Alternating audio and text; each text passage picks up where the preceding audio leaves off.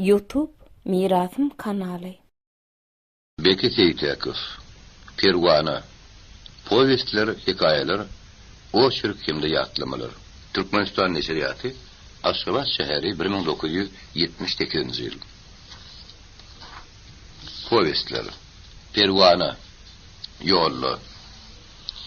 Aşgabat'ın Sögdetiyen hukumun yan zavutlarının uğradığında sarif, işlemeli yerine. Uluktaki şerkede golay rayon merkezine giyeceğinin yarına gelip gitti. Yolu sıkıtına diyen maşin oblast merkezine yer sıkıttı. Şoförün saklamağına uğra akşam saat 8'de alman rayon merkezine gelip gitmeli. Yolu ortala verenlerine sürücü maşini bir çete sıkırıp sakladı. Kabineden çıktı. Müyünlü yar olup yolu sürücülerine.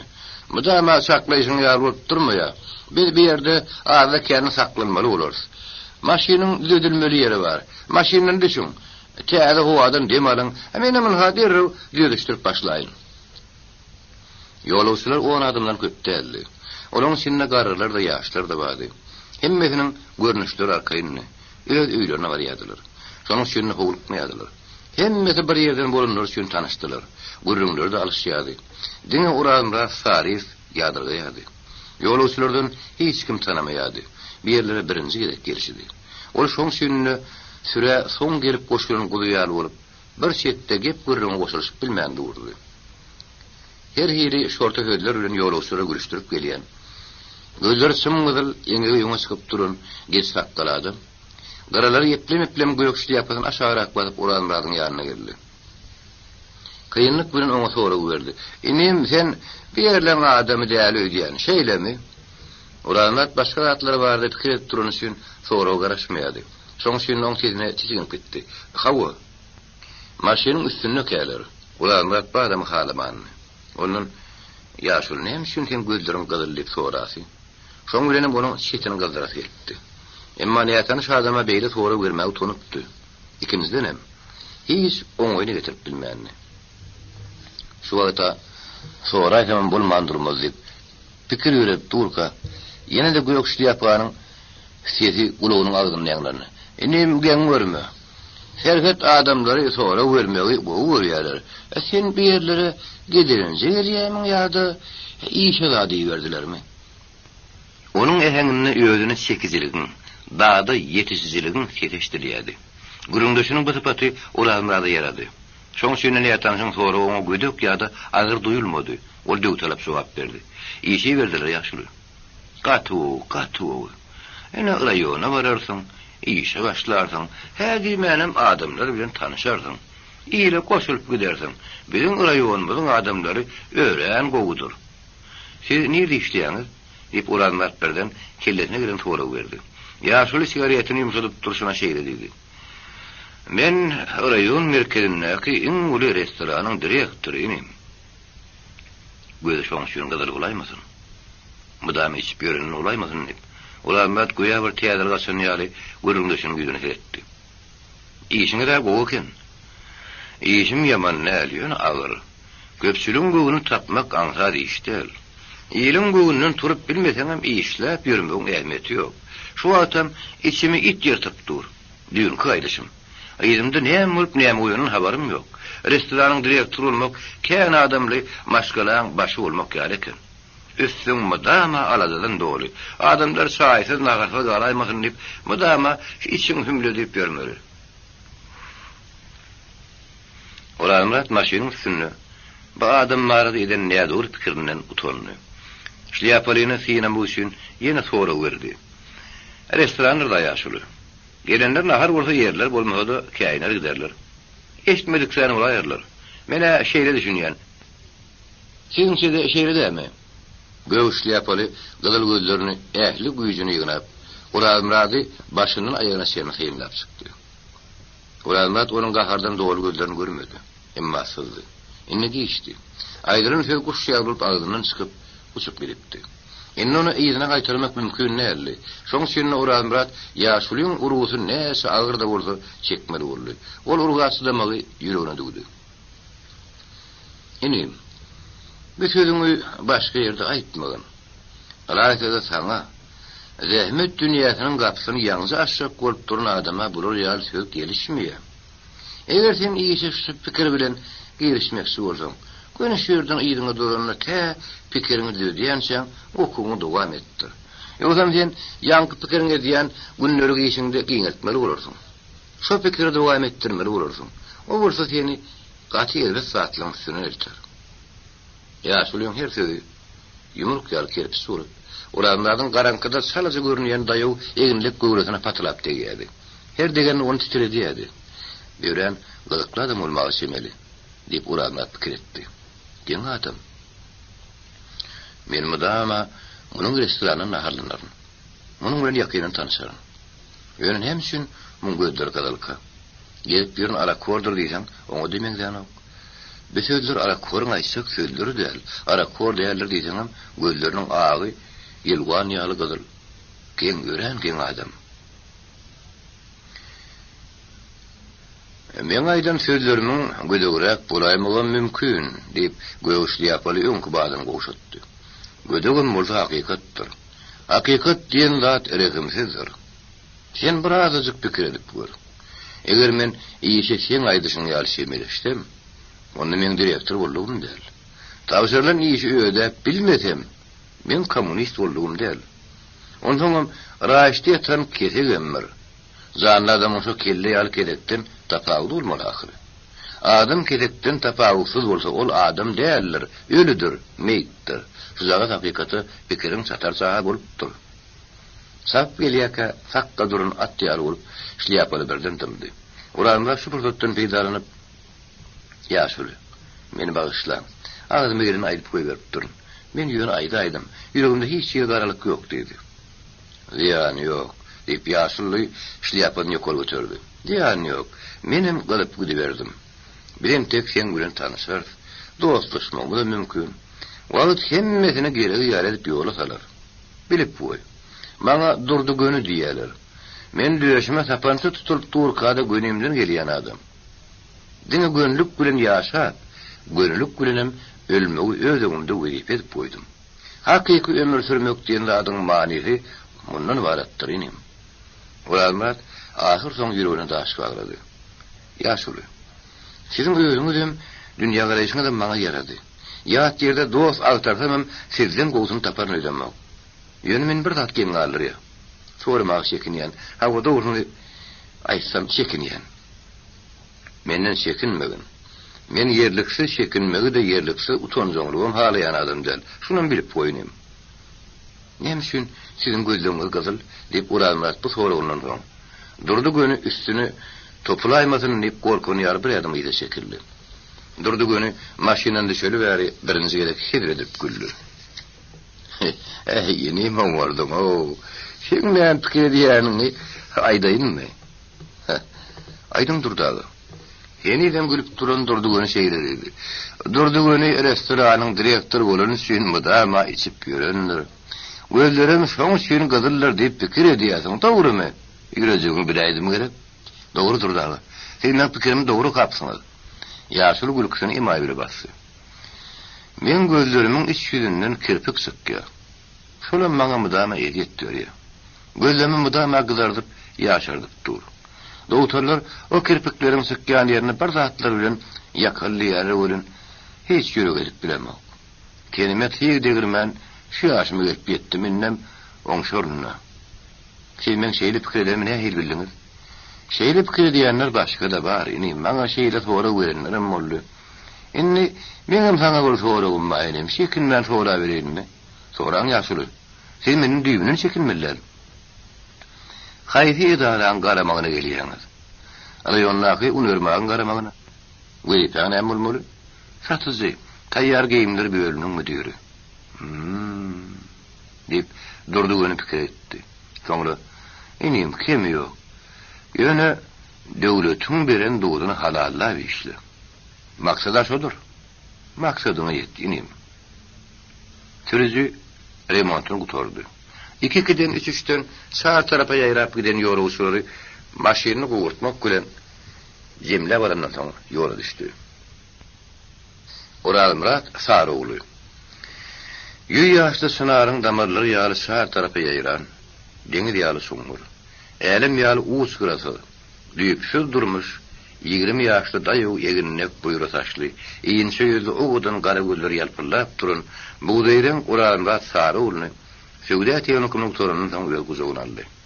Buğda kaýonlaryň birine başlanan durmuş, meherliýine ýaly bolup ýumşak mulaýym eli bilen onuň maňlaýyndan typalamady. Oňa gödök hemde sowuk taraşdy. Durmuş oňa bir kravat, bir stol, iki oturguz, bir geyim şkaf ýerleşer ýaly kiçik saýjagaz berdi. Garagyş äpet bir ýytyz ýar bolup, ağzına açıp uramragyň üstüne golylap gelýärdi. Bu jaga zaýyň ýakar ýaly oňly pejem ýokdy. Düýnüň ununy ýagan ýagyşyň keçme ýaly gatyjyda damjalary petig geçip geçdi. Ingerbedi. Ulamrat işten gelenine, iki dağını lafsan köynüğünü lewik suwun içinde gördü. Köynüklerin garba barly. Odal gar ýaly a köynüklerin häzirin beleme sarmy, gaýsyryň pedigin haýgary ýaly. Durmuşy ýangadammasan, 80 manat aýry galýan ýigit üçin bu aýry galçy urgudy. Gahar bilen köynüklerin silkenine, köynüklerin biriniň öýleýän stoluň garasyna duran käsäni bar bilen ekitdi. Gatpolun üstüne açan käsäniň her tikerden akýary boldy. Biratlaň üstüne de köynükümiň birin tuflysynyň aşağı deşilipdi. Şeýlelikde alınýan 80 manadynyň xyridary gün geçdigçe haýyn köpelýärdi. Zaýry remont etmeli, pije täzeden bejertmeli. Ýelim gözüne skar ýar geyimler täzelemeli. O bolsa magazyny bulan üçin mudama ýelim sinnedi. Bokurdoklarym her gün 3 gedek bir zatlar geçip durmaly. 80 manada garaşyp duran zatlar bir-birinden derurdy, bir-birinden gazypdy. Diňe bulalım däl ahir diýip, ularlar stolun çetinine elini kellesine dira oturka pikir etdi. Diňe bulalım däl. Täze kiň oldum görüp durmaly. Hiç ulmany hepde de bir gedek geyim ýudurmaly. Öyle işikli olmagyň uğruna çykmaly. Mudama beýdip gelip görmegim bolmaz ahir. Behepine ýyly boldy. Ýa-da ýene de tiýenokma dolanyp baraýsamka. Näme seňe şeýdiň göre nagargany bilen ýatakkany bolan öň kokugymy dikeldiň diýip meret garry üçin öňüne baryp ol gowşuryp oturuverdim-ka. Akyna aranna haşonan gowşy ýok. Tiýenokum direktor meret garry student ýollaşdary ýalyny düşündi. Onuň ýüregi ýiti tyýy bilen dilinip gitdi. Gözler nemlenni. Ne azaýyp adamlardy. O günler ne azaýyp günlerdi. Studentler bir ata bile bir eneden öňüne ýalydylar. Bir üçün hiç tatdan gaýtmaýadylar. Gara murtly, sal saçly meret garryýys studentleri öz sagat ýal gowurýardy. Nahar wagtlary tä uğrunlar naharlaryny ýyp guturýan sary naharhanada bolardy. Ýyp gysardy. Ýydirmen goý görmezdi. Diňe studentler däl, mugallimler özleri de ondan görülen ýadylar. Hem işgärler meret garryýys şal bolmagy çalışýadylar. Tenkumda bolsa bir waka edil, düýün kurt geçen bir iş ýaly bolup, ýa-da uranlaryň ýadyna düşdi. Studentlerden bir elbet niyet alırdı. Onu derhal kederhana yerleştirdiler. Meret garryýys her gün işini gutordy oň ýanyna gidýärdi. Gecerini kederhanada geçirýärdi. Şeýlip hemme ýerden dogtor getirip kederhanaň dogtorlaryny da öz gününe goýman direktor o studenti 10-njy gün ýerine aýak üstüne aldyrdy. Hey şu zatlarym ýatdan çykarmy? Hey meret garryýys şalym o adam bolarmy? Ularına suratlar vardı pikir edip, şu oturuşunu bozman uya oturdu. Ol, bu pikirlerin içine bütün durkuyla sümdü.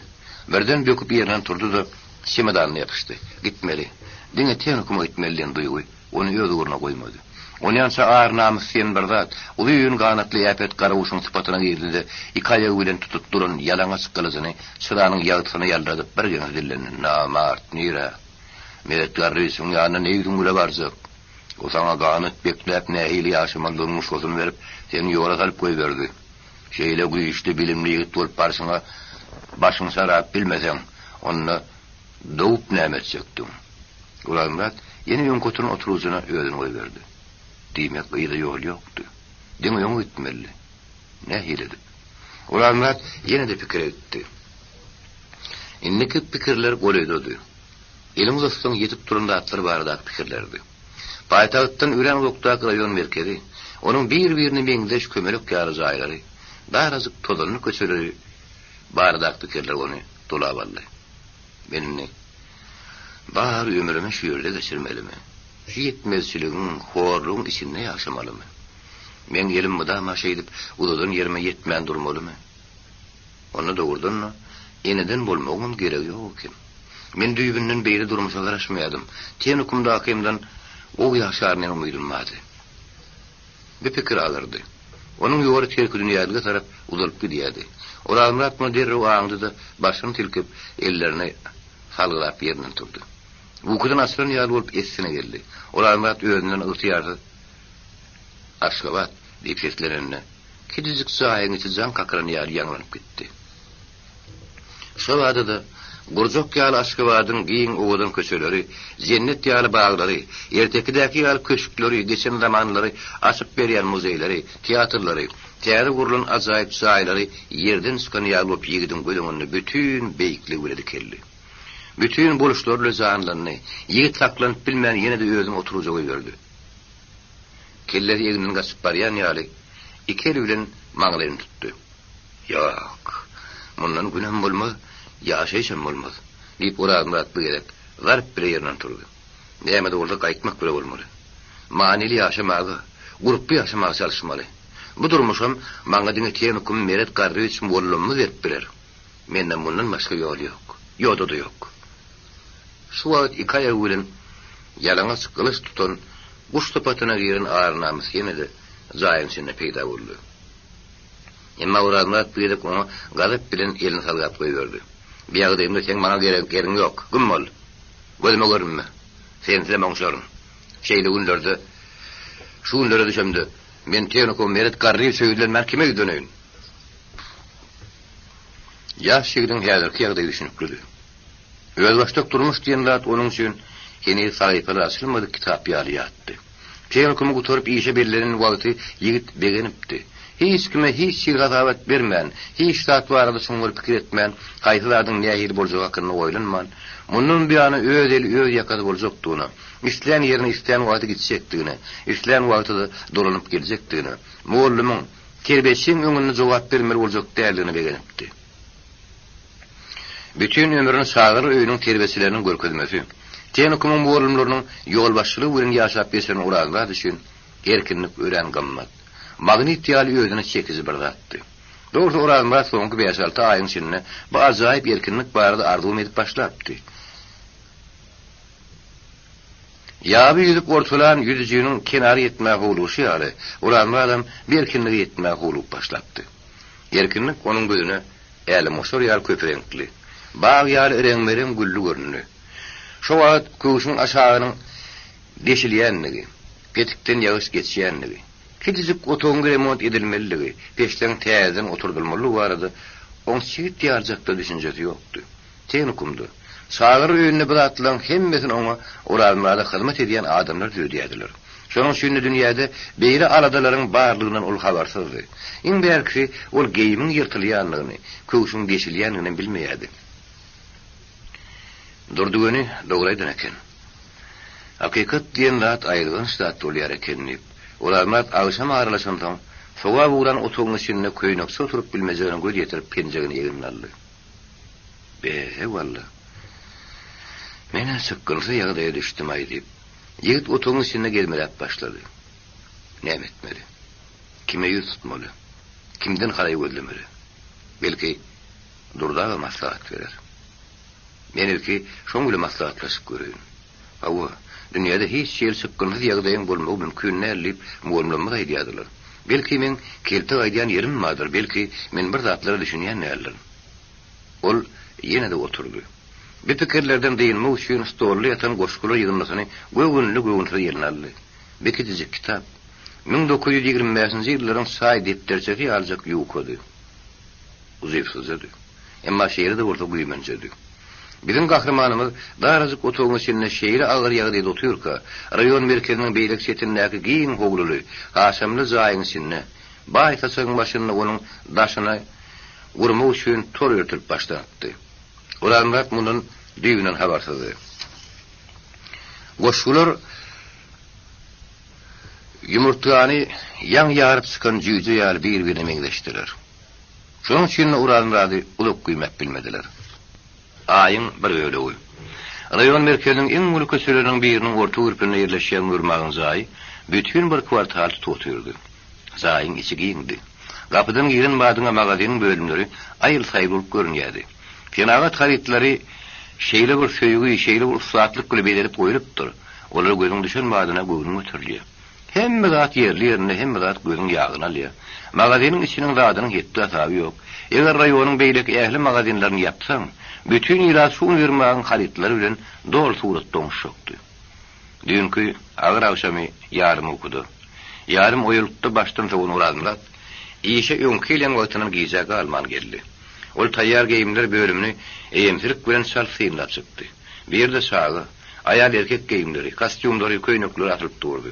Olaň üstünde tozanyň kirkimiriň adam ýokdy.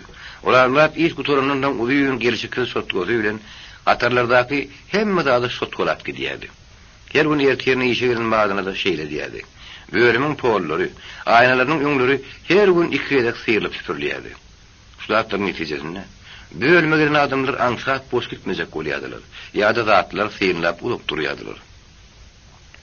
Olar bölüme ýaşan gözüň geçirenden soň uzyň 100 metrini boýundan assy. Çek kağıddan taýýarlady. İki tane galamyň ucuny çykardy. İşe başla bermeli boldy. Magazin açylyp bir saat geçenden soň ulykan turistik maşyny olarlaryň bölüminiň aýnasynyň edil ýöňünde saklandy. Ol maşynyň içinden ulyň boýly görmegi ak ýüzli ýigitler we gyýrlar ýat dille wagyrdaşyp gepleşip çykdylar. Şo gepleşip gelişlerine de magazine girdiler. Hemme edil komanda berilen ýary olarlaryň bölüminiň öňünde jemlenişdiler. Edil şu wagt magazina ulyň boýly ak ýüzli surat ýaly bir ogodan gyýdym gelip girdi.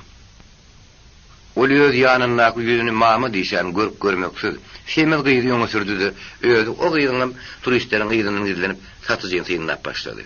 Ak ýüzli gyýdy satyjynyň buýra taşlaryny, güýçli daýy göwresini, meherli ýylgyrýan görmegi ýüzüni turistler bilen ýokdy, ýürekdeş gepleşişini. Umumyň onuň hüner edilip ýasalan mermer heykel ýaly sypatyny öwrenmäge. Onun ilmi iş ýazmaga geleni meňzeýärdi. Daşynyň tereden adama bir şeýle bolup görünýärdi. Sebäbi magazyna öz keypine gelen gyýdyň satyjyny beýle syýnlamagy, onu da gizliňlikde onuň özüni bildirmän syýnlamagy mümkin däldi. Gyýyz bar ünsüni satyja berdi. Ondan häzir öz adyny sonra aýsaň aýdyp biljek däldi. Onuň gözüne satyjydan başga turistler de beýlek alyjylary görünmýärdi. Olar turistlere aýal erkek kostyumlaryny görýärdi. Giydirip görýärdi. Gyýlaryň eline kostyum ýa-da köýnek berip olary tutuýynyň aňyrsana goýberýärdi. Kostyum ýa-da başga geyimleriň gitmez ýerlerini, ýagny ölçedip durana laýyk gelmeýän ýerlerini, olaryň özlerinden öň aňşyryp aýdyp berýärdi. Daşynyň teredende bu satyjy zadyň geçmegini islemeýän ýaly. Emma bol onuň bar pikiri, maksady alyjyň göwüni tapmakdy. Ak ýüzli öňünde duran hemel gyýdyň egine elini goýdy. Şeýle ýeňillik bilen, şeýle sypaý işlemegen bolar eken o. Gol işitmän, gaýtan keypini oýnap durana meňzeýär. Hemme işini el uzuny bitirip dur, diýip olarlar bilen nazarnyň kaklaşmagyny gorkdy da kellesini ýerine çekdi. Şeýmez gyýyp duruşyny ýetmän, kellesini bir tarapy ýörüp ýoşy etdi. Aýdyşlaryňdan görmegi eken. Adam sürgide oňa durur şemeli. Görýämiň edil ýaz-ýar ýergirip dur. Ak ýüzli gyýdy, şemel gyýdyň böwrüne salaz öldürdi. Ýuwşrak gyýdy, birden işdämedin. Ondan o maskarasylyň aşagyna çykyp bolmaz. Duruşyňa ýetmä, görür. Görde görsin, magazyna gelýän gitmenäme. Bir geyimler syňlap dur.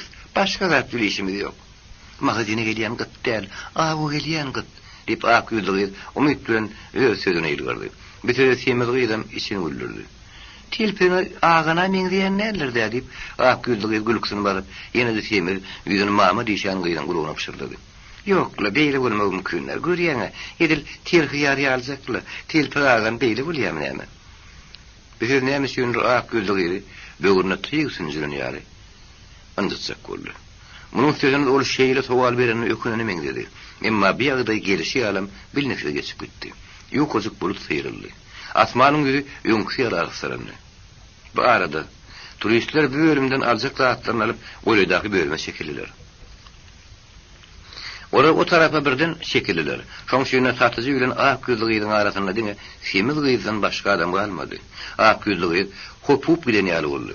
Emma uralmadyň şeklerini tertipleştirip başyny galdyrman duruşynyň peýdalanyp boýdaşynyň ýeňinden çekdi de bölümden arany ýagşy açdy. Beýleki bölüm bilen aralyga baryp iki bölümiň zatlaryny syýrlaýan kişi bolup durdy. Ular Murat kagazlaryny bir çete düşürüp galamyny täzeden eline aldy. Inni kim var diyen manede başını yukarı kaldırdı. Mağazenin içinde adam bara köpülüyedi. Ama hazırlıkçı onun bölümüne taraf geliyen yoktu. Urazmat hiç bir manisiz maksatsız komşu bölüme taraf yüzüne vurdu. Tenine köy basılan yali titkin bitti. İki bölüm arasında projektör yali bar yere yalkın saçıp duran kıyıdan adar düşönüne yigit gözlerine ananmadı. Gözüm kalmasın olaymasın deyip ıyırlı yüzüne garpıp gördü.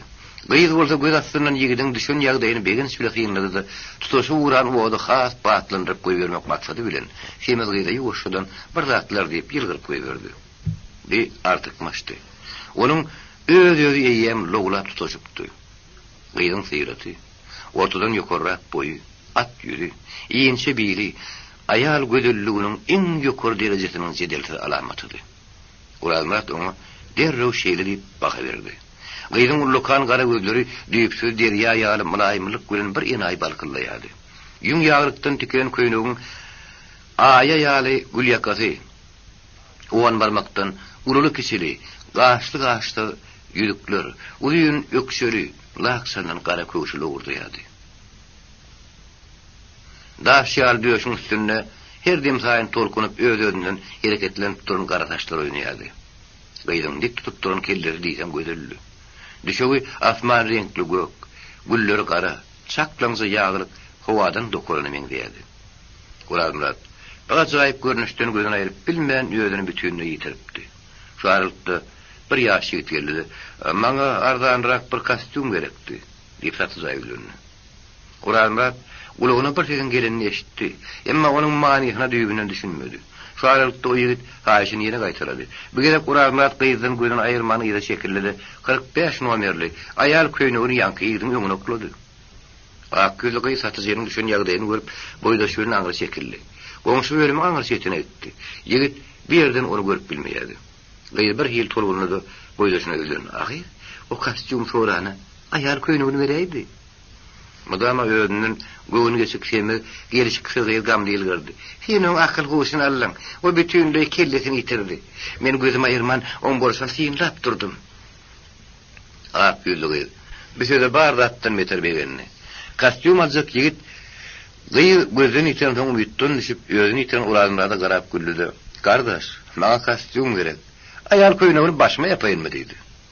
Bir şey uğradımlarda kuşuna getirdi. O yigidin yüzüne bakıp güne alıyla gördü. Kardeş bağışlı. Ziyan yok. Size ne hirre kostüm gerek? Ardan ravi. Değer geçin yine şu kadar görüp sıkın. Uğradımlar bir yigide İslam kostümünü tap verip onu uğrattıdı. Başka karışıp turna adamın yoktuğundan peydalanıp ak güllü gıyının giden tarafına uğradı. Gıyı onun önünden çıktı. Gıyı gözünün ağaçını yetir edici bir sıfatta oynattırdı. Bir de sen bölümüne var yadık. Siz nire uğradınız deyip soradı. Bugün özüne haber katar deyip Urazmat asla fikrim etmeyedi. Şon şirin olu özünü yitirdi. Onun şirinlerinin baldırlarının ıskını kaçtı. Ama bir yağdayla da olsa gıyızın sesinin oğudun hem yakımlılığını belleme başardı. Biziz Mağtumul tiyatrının sahnasının bedevi olurdu. Urazmat tenine galın bar gücünün bir yere yığınıp oradan gelin deyime başardı. Derrew ýerine öwürlüp öz iş yerine geçti. Gözlerini yekici minudam ak güldü gıyızın ayırmağa yigidin gurubat yetmeyedi. Ak güldü gıyız, başka da diğerler tapmadık olmağı çemeli. Siz neyme bana ken gözleýäňiz deyip kereşmil etti. Bilemok. Bir hiç surmaniyası, hiç sur uğursuz yönü aydırıp koyuverlen söz ak güldü gıyızı bahar şemali al yaradı. Bize kostüm gerekti. Menne sizi bedep bilecek kostüm yok. Sonra sana yılgırdı da asla böyle kostüm badır müydemok deyip öňsüzün üstüne koştu. Olar näme deyip gıyır ayal kostümler durun katara sagelini tuttu. Köynüğün yeni azıcık iyide çekildi. 4 barmak iýinliktäki altın bilezik äle moşor ýaly uğurladı. Urazmat dilini işläp sordan perin deyip gıygırmaktan saklanyp bildi. O kostümler size yaramaz. Size altın sapak gülen howadan dikilen kostüm gerek. Ak yüzlüğü hediredip güldü. Belki sizin diyen kostümünüz ertir çıkar. Urazmat'ın atı çıktı. Mümkün. Ertirim gelip haval tutun. Bolýada hamyň ýer kaýdaly. Boýdaşy gitmäge dew talapdygyny duýdurdy. Urazmat batyrlandy. Ama bir ýerden güýç gelip goşulany ýaly boldy. Hiç bolmasa adyňyzy berin aýdyp gidin-de. Adımı ne etsektiniz? Hiç yönü deyip Ulanmat utanıp yere baktı. On kuluğunun uğuşları ilguan yalgılardı. Güya kıydın ona rehim gelen yalı oldu. Adım Aybölük. Şeyledirler. Benim şeylidir deyip sak ediptim. Öz adı bir gidi tanışmıka deyip ihtiyacı etti de gıyti sınıp bitti. Ular da öyle soradı. Siz neymi beyli diyeniz? Aydın bölünüp düşünümün diyeniz. Yerde sizin yalı gözülün dörümü mümkünler. Gıyı yengillik gülen uludan demin aldı. Aybölük yar nefes kıydı. Şu günün akşamını uzak güz giyeceğini Ulanmat sarı ulunun ne hilyagdaydı geçirenlerini. Hurmatlı okuzular gözüne getirip bilirler. İşten çıkıp öyüne kaydanına on gözü hiç tat görmedi. Ulu köşeden, beyleki egrim uğram kidizik köşelerden ödünün bir ut gözlerini sağ tarafa karadıp dine Aybölük altardı. Ödüğünün deninden iki edek geçip, iki edek meydana durundu. Ahırdan kidizik soğuk otuğun kapısını açıp içeri girdi. Aybölük onun bütün yerkini yerinden alıptı. Aybölük onun için bütün bir dünya, uç kırıksız elime uğurluptu. Şu dirarlı bir kidizik, soğuk otuğu yigidin gözüne sıçanın kürümünden inay görünmedi. Yigit zayıf olmadı. Oturura yer tapmadı. Koridora çıktı, içeri girdi. Koridorda köçe sıkken aynalan hem bezinin önüne bir nesi otlap vurup gördü. Köçe seyretti. Aybölük geçmedi mi ki? Onun şahsıpatlı yürüyüşünü yeni bir gedek sıyınlap olmadı mı ki diyen fikir onu bütün durkuyla muhkelim edip taşladı. 3 metrlik otoğun içine. Sonra düşen yollar siyahlı olup gelip görüşüne uğranmaz, öğrenin sahnada değerlerin. Deklamasiya aydiyanlarını ütmeyerdi. Şimdi ben hiç yere gitmen. İşimin taşından kerpiç kuyuzu vurup günümü gören yankı peridat veren bir huvadan demaların. Ey Huday, on sesini, on siratını, sıfatını, bu kuvar yer şarına doğup düreni men demeye. O sahibi hep bilin asmanın üçün periştedir. Onun yulku doğduklarını, egir kaşlarını, hıtayı parmaklarını, derya yal düyükse gözlerini işenirler. Keyem bıdatlar gözümden ayırlar mı? Keyem bıdatlar hıyarlarını sıkar mı? On aydır şialım oldu. Yatsak olup düşüğüne geçenine, ukluzuk olup gözlerini imanına Aybölük peyda oldu. Bütün giyecetiyle o yoruğunla da uka edenle de hıyarlarını Aybölük sıkmadı. Ertesi sonra da Aybölük deyip samırap oyunlu. 20 yaşlı olan Murat ayal görmedi diyecek neye doğru olur. Ayallarla yakıyında daşlı, doğruyun doğuşlukları oluptu. Ama hiç bir ayalın fikrini Aybölük'ün çekişi alıyorduna çekmeyenini. Onun hıyarı, ardığı fikri hiç bir ayarlı Aybölük'te zemlenişi alı zemlenmeyenini. Aybölük'te saklanışı alı uzak saklanmayanini. Birinci gedek gözüne girin. Düğünün neye tanış kıydın özününe şeyle tiyatır galdırınından Ulan Murat fikri aslan vakti korkmanım durmadı. O hiç vakit dine anınmayadı. Anınmanını.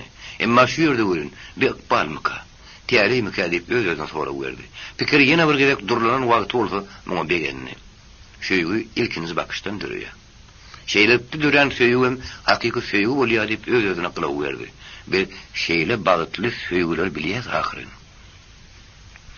Güya Aybölük mağazin asıl manka gelip gidecek yali. Olanlar şoğulun erteri işine bir sağıtta uyunlerli. Oğulda kapıdan girip bölümünü tertip saldı. Bazı atları kısamlaştırıp tozunlarını tüpürüştürdü. Hatarlar rezeledi. Sonra ayna kapının önüne varıp köşeden geleyenler sıyınladı. Mağazinin asırına karıştı. Kapının önüne cemleyen adamlar gözlerini geçirdi. Onun arasından köşe göz yettiyen yerlerden Aybölük akıtırdı.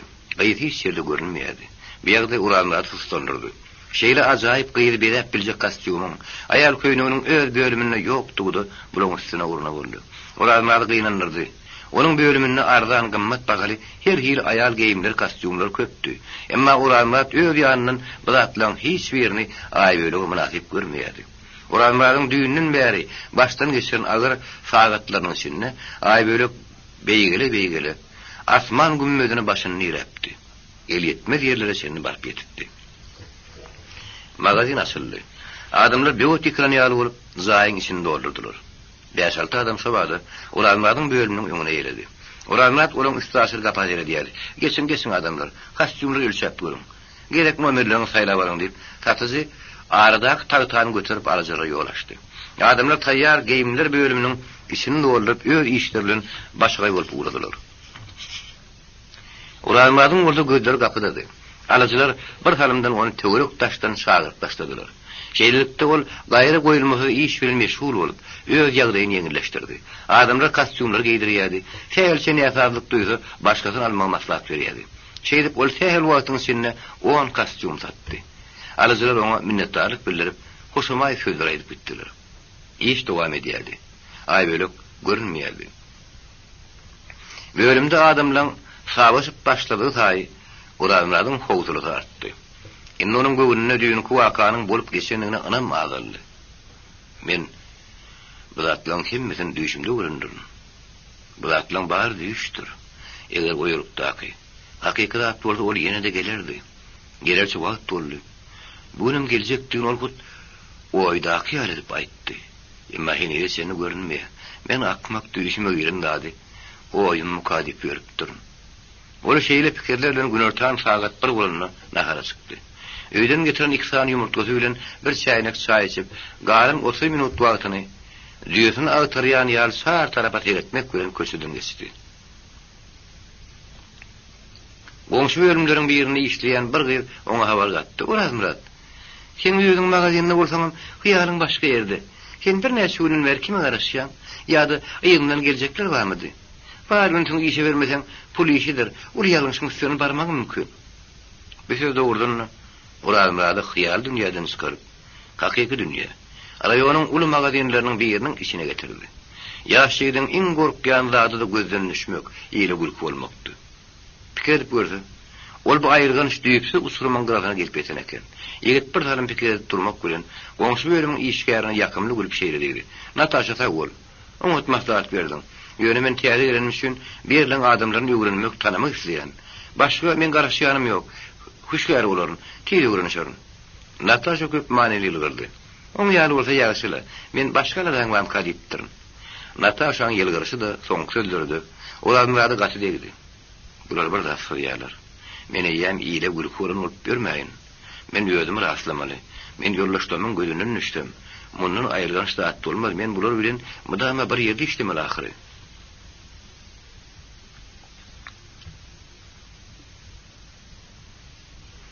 Saat 2'de magazin açıldı. İş täzen başlandy. Indi Ulanmat magazinin gapyny aşaklyk bilen gögünlüğünsü anamly seredýärdi. Alyjylar bilen has asnaşykly ýürekdeş görleşýärdi. Olar ahlas bilen hyzmat edýärdi. Natashanyň sirli ýylgyrşy, aýdan tözi, özüniň bolup geçen duşuwy düýüşüm mükellef sak ediş ony azra köşüşdirdi. Düýünden bäri ýüregine diýinman duran baatly halaty belirtdi. Olenni öňkü sögürüne düşüp diýeni aldy. Emma saat 3 golüla berenne garagat täzen gupdy. Ýakasyna bir garaş giňligine guştarnak nags çekilen, düýün kagararyna has ullokan, gök gyzyl guşly gül ýakaly keteni geýnen, başyna düýünküden düýünden ýütgeşip, kasinka atynyň aýbölek hemir gelişikse gyýy ýerine tirkep, edil şagy ýaly bir dawary bilen magazynyň gapsyny girdi. Ulanmadyň ýerine galamy gaçdy. Onuň ýaňy çykarlan uwuz döwüldü. Ulanmadyň göwnüne magazynyň içi öňküden köp hisse ýagtyryp giden ýaly boldy. Ýaly zatlar täzen ýuwuşkun alany meňledi. Bugünkü aýbölegi göz düşenden Ulanmat ey Hudaýy diýip ýakadan elini ýetirdi. Geçen ýyl Samarkandda 6 aýlyk kursa gidenne, ýygyny bolup geçen ören gelişikler bir wakadan diýýünden bir habar ýaryn epes. Gyýry aýbölegi bütün atalyk mährulle söýýärdi. Onuň 2 sagatyndan öýünne ýaşaýan diňe aýbölekdi. Oğul Atenepes 2 ýyl mundan ýoň aýrylşyp başga raýona göçüpdi. Şo ýerde işe ýerleşipdi. Bir şeýle bolupdy. Ýaryn Epes'in oğul Atenepes içmegi, ýollaşlary bilen restoranda, nagarxanalary keyip etmek gowurýardy. Ýollaşlaryň köpüsi biýigide halaýardylar. Ol degişkenni, degişmäni öterýärdi. Emma bir näçe ýollaşlar ony halamaýardylar. Şoň üçin sähel işler oňa kapdyryp eplerdiler. Baýyň ogly. Bular ýaly adamlar biriň bilen oturmagy halamýar. Diňe bir ýalylar bilen göz üçin oturýarlar. Sebäbi baýym bolsaň, garybym bolsaň ýokman ýollaşyň bolmaly. Ýeke gelmek bolmaýar diýip, oň gaharyny getirmäge çalışardylar. Bu sözler oňa agyr degýärdi. Sebäbi ol hiç kimiň göwünde degmeýärdi. Göwünde degmek islemýärdi. Gış günleriň biridi. Şeýle oturuşmalardan Yarnepesiň ogly öňkülüne garanyna ören erbet serhoş bolup geldi. Onun bugünkü içişi hiç tadyň şaky däldi. Yarnepes onu ilki wada urmakçy boldy. Emma giýjäniň sinne wagyrdy çykaryp ýörmegi uslayıp görmedi. Oglyny düşüne getirip ýatyrdy. Ertel şaýynyň başyny ikidem oňatça göňerleşdiler. Yarnepes süýüşjek öküz ýaly bolup kelizip kellerini sandalyp öňümdedi. Ata sakkaly ýeňine çykypdyr. Indiň soň beýdip ýere gülkü bolup görmäk utanaň okmy? Biziň tohum tejimizde beýle beýgepde beýle maskara adam bolanlar. Ata nepes günäkär. Şoň şün oň dili gysy. Ol häzir men aýdynlamy sesini çykyrman diňler dip Yarnepesiň eden umydy çykmady. Ata nepes kakadan ýüzüne de bakman onu ötünjem soraman gyzykçy ýaly ters wagt söýledi. Başga näme diýjek? Onun sesi demir ýaly sowukdy. Ähňinde her hili derejelere baryp ýetmekden gaýtmalyk duýulýady. Şu wagtga diýen hereketlerde ýakymsady.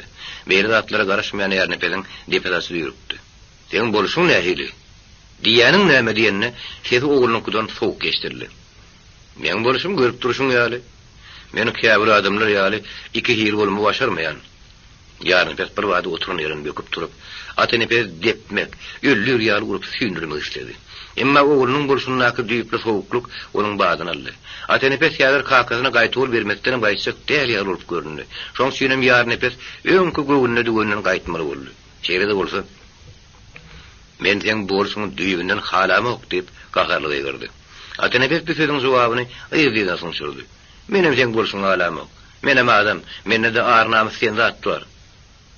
Menem bolşum barmyş. Arnamasyň birde näme dahaly bar diýip Yarnepes kizip kellerini saňgyl etdirdi. Atenepes käsedinden çaý içmän, başyny aşağı salyp, bu ýaly çaý syňda oturuşyna, öten aşam oturuşmany. Onun edilen gurrunlar baştan aýagyna sen ýatlap çykdy. O ýerde edilen gurrunlar edil, häzir aýdyryp durulan ýaly onuň ýüzüne, tenine, ýüregine gelip sanjyldy. Ol bu awlary sıdaman gaçlaryny sıtdy, ymjady. Eller titredi. Käsedi gaçyp, gymmat bakaly täze haliniň üstüne saýdy kullu. Muňa Yarnepesiň gözi hanasyna çykajak boldy. Halini daýrama. Onu ýöne ýere bermeýärler. Beýudyň ýarylmagyna sebäp tapyldy. Atenepesiň demine ýetmedi. Ol gözlerini gorkuly agdaryp, aýlygyň sesine gaýyrdy. Bisen halin däl. Bisen zähmetiňden gelen saat tulalan hallal. Eýsem kiminki? Diýip Yarnepes beýüdiň üstüne galdy. Bir ýere getirip berin diýemin. Atenepesiň ýüregine gaýnap turan gahary haňlap taşyna çykdy. Näme saýly galýan? Sen meniň üstüme gelen deriňe üçünmi? Diýip Yarnepesiň berin soragyny onuň ogly zordan düşündi. Eger Yarnepes gahardan ýaňa sözler böýürip aýtmak ukybyna ýitiripdi. Üstleň deriňe üçü. Onna ýollaş deriňe üçü bilip goý. Men 200 manat aýly galýan. 200 manada munça zat ýygnap basmak, maşgaly eklemek mümkinmi? Ol sen işiň däl. Men işime goşular ýa sen kim bolupsyň? Atenepes ýerinden turdy. Oň bütün göwri titreydi. Magarhanada. Ýügram ara içen adam sen gurrun edýär. Sen gary nebisiň geral ýollaşlamyň ýaryny meňim dilim keldi. Ýelim ýüzüne çykarlygym galmady. Her adamda kakaň magazyny ýyp ýatyr diýip ýüzüme gamsylap durlar. Munyň aňyr beýip ýaşamak mümkinler. Garaşmadyk bu zatlary Yarnepesiň haýnaldy. Ol zordan ýöňüne aklamak sorunýaly. Men seni öýü hor etmezlik diýip başlady. Atenepes sözüň hakwaly. Goý. Maňa sen zadyň gerekdir. Şu günden başlap şöýden 1 gram çörek ýesem, o çörek haram bolsun. Bes, men şudak bilemok. Öýüňe özüň kıladyňam. Atenepes şäýne bilen käsedin dep goýberdi döwdi. Olaň her tikes sıçanyň gulagy ýaly boldy. Ýoluny duş gelen zatlary basyp ýenjip garap bile çykyp gitdi. Öýüň içi boşap garany ýaly boldy. Şo günden meýer 2 ýyl geçdi. Şo wagtyň içinde Atenepes büýe ýeke gelip garatalmady. Ol goňşy raýona baryp, öýkünler boýunça elektrik monteur bolup işläp başlady. Yarnepes başga adamlaryň üstü bilen onuň ýagdaýynyň nähilini bilip durýardy. Olar raýondan gerin gidenler Atenepes bardy, oňa gurrun berýärdiler. Gerini çykdy bolsa ata ýüregi dözmedi. Oňa kömek etmek istedi. Şu maksat bilen ol raýonyň gelen bir adamyň üstüne Atenepes'e 500 manat pul berdi. 2 günden soň pul poçtaň üstüne ýyndyrılıp geldi. Bu waka, ýagny Atenepes'iň dogulun öýüni terk edip gitmedi. düşünen adam üçün, onun atasy üçün sapak bolmaly. Uniwermağın direktori ýarny pede köpden bäri ýörep gelýän egri ýolundan ýyra döndürmeli. Emma ýarny pes muňa özü düşündi. Özü baha berdi. Mesleği götürüp bilen ok. Ol oğluna olan söýgüsini ay böyle bagyş edip bar zadyny, bar okuýuny onu gurzak ýaly bedemäge sarp etdi. Ýöne bir zat görüp ýarny pede giýje de günlüde rahatlyk bermeýärdi. Ay böyle 20 ýaşapdy. Emma şu wagtlar için ýarny pedin gapsyndan ýekije de faus gelmänni. Babyň dowamy. Öýle ýargylan seni iň owadan iň görmegi, gelmäge çykanyna 4 töweregi bileg beren ay böyle üçin fausy gelmeli elbetde. Ýarny pedin gözü bilen seretseň de başgan gözü bilen seretseň de ölen geňdi. Bu mesele ýarny pedi oğlunyň öýüni terk edip gitmeginden emmeter howsara salyp ýynjylykdan gaçyryp başlady. Soňky bir ýylyň sinne bolsa, agar dert ýaly bolup ony gün saýyn yskynan gaçyrmak derejesine seni ýetirdi. Her gün iş wagtynda da, gün ortaň nahar wagtynda da, beýle wagtlarda da ýarny pedin gözü we gulagy gapydy. Geljegi, gelmejegi näme halim? Näme tanış adama takallar guşokluğunu yetip durun 3-4 garra, ömrünü fausulup güle geçirin, maňly ýere degip durun garra ýaly aşýady. Eger şeýle bir ýyla belli aýal gelýärse, ýarny pes onu ýüpegsulap goýberdi buçydy. Ýokarky teterli adamlar ýarny pedin bardygyny unudan emin diýärdi. Ýarny pes muny ýödüne kemçilik bilýärdi. Aşağıdan çıkıp bolmajak maskarasy kalaplaýardy. Munyň sözüne de 50 ýaşynyň depeden dyrmaş barýan adamyň göwüni alty hisseýärdi. Atyny pessen alty garaşmaklyk, el uzadyp gökden ýyllar aljak bolmak ýaly. Muň gözi ýetdi. Atyny pedin ýem 2 sagat bolupdy. Emma ýarny pedem, onuň aýaly täzgülem alty beýlede dursun. Ene de sen gelinleriniň adyny, onuň näme hil adamlygyny bilmeýärdiler. Sebäbi ony bir gelem görmänler. Bagyrdy. Alaytyda ýarny pes ýaly, diňe özünden başgany dogry bakan adam hadaplamaýan, aýalyny dogry manily adam sanyna goşmaýan, tekep bir adam üçin has agyrdy. Bederdi başga adama aýdyp, ýüküni ýeňletmek mümkin näli. Ol bu arada diňe aýaly bilen iş döküşip biljekdi. Emma ol beýtme özüne kişilik bilýärdi. Sebäbi onuň düşünjesine görä, aýal diňe öý işlerini etmeli adamdy. Başga iş bilen aýalyň iş bolmaly. Käwatlar aýbölüň ýürgürleýän aýnanyň öňünde beden duruşuny, sar tarapa ýalkym tasyp, köçeden barşyny görünni, ýarny pedin gözüne ýaş aýrynýardy. Bir ýerden şatlanyp gelýän bolsa şu wagtda ruhy ösýärdi. Inni onuň bar pikiri aýbölüň durmuşyny ýoly salyp goýbermäge jemlenipdi. Malyňa xaridar bolmasa, özüňe xaridara tarmaly. Oğdan gyýyz hökmünni aýbölük ýigitleň pikirini hemmedenlik özüne çekmeli. Onuň kereşmeli näýerleri, boý tyratynyň öýde bir näse gyýyr degýärdi. Özüne saýusy gelmediligi onuň soňky wagtlarda ýynjylyklandyryp başlady. Asmanyň ýüzüni ýokozuk bulut örten ýaly bolup, onuň aýal ýüzüni gamlylygyň, kemsinmegin ýokozuk perde örtdi. Bu zagat perde onuň görmegini 2 artdyrdy. Emma gülün akyl huşuna hiç zat goşmady. Aýbölük bilen kakanyň durmuşy teredişi bir alman 2 öýreni almeňdeşdi. Olaň ikidem günne 3-4 ýeri geýim-geýip köçe çykmak, ba ýaşamak, gyýydy bagyt etmeliler diýip düşünýärdi. Gyýydy durmuşynyň manysy şunu diýip ýöňün bütüne ýanandypdy. Şonuň üçin ol geýime bat berip, durmuşyň beýlek hemme ýol ýoduryny görmeli bolsarly. Äsgermedi. Atasynyň da gyýdynyň da bagytsızlygynyň diýip sebäbi şu näde o düşünjedi. Ýigitler aýbölük ilki wada göz gallyp başladylar. Onuň uğruna perwany dep köýüp ýanýanlar da boldy. O hakda pikir edip ulanmak ýaly giýdesiyle ak çekip uklamaň çykanlarym boldy. Emma olar aýbölük bilen beýaşaltyň terkeşenlerden soň onuň tiýrek arany asanlaryny kim görmeýärdiler. Sebäbi aýbölüň agzynyň kitap kakdy, täze kim olur hakdy. Ýeşe hemde dämete bagly meteller hakdy. Ýaňylyp ýalyp ýekesi agdan pöz çykmaýardy. Biratlaň derine mata, geyim, baýryk, altyn biledik, altyn ýüzük, ýuň ýaglyk, berent ýokşulyk köwüş diýen ýalatlar. Her demde segsen gerek gaýtaranýardy. Aýbölük 10 ýyllyk zordan oturtdy. Şonuň bäri kitap sahypasyny açyp gören adam däldi. Gidici karplar gözümi gamaşdyrýar diýip gülüp gürrüň bererdi. Näýere de bolsa bir ýerde işlemek, köpçülüge peýdady bir zat etmek diýen ýalatlaryň sözüne ýokdy. Kelledine mihman bolyan pikirler däldi. Atatı bilen gayır döwür hakda. Onun mani hakda azıcık da bolsa pikir etseler, kelle ağzı kän adam tarsalar, öz boluşlarynyň, düşün ýagdaýlarynyň sebäbini bilerdiler. Öz ýalňyşlarynyň köküniň näme tapardylar. Emma olaryň ikidem pikir bilen iş tarşýan adamlar däldi. Geçen ýyl ýigitlerin biri Aýbölekden, "Sen näme üçin okuwyny dowam etdirmeýärsiň?" diýip sorady. "Ýetim ýüňümde, iýmesem arkamda. Men aňyň okuw diýenlerden näme geregini bilemmek. Mudamat ýa atan eklep ýörmeli bolmaz ahyryn. Ermekler. Seni beýle beder ýaly. Palu bilen börek bilen bakar ýaly ýaryň pulyny ýerden alarka. Pulsuz adamdan ömür eğer bulurmy. Bu zatlaryň hemmetine boyun burjak ýigit meni aýal edip alar. O ýigit ertesi de beýrunam duşa gelmedi. Aýbölek, "Alýana aýlyk ýyjek söýlegini ýetýän näler" diýip öz ýanyny onu maskaralap güldü. Geçen ýyl ýarnypes Samarkanda 6 aýlyk kursa gidendiň.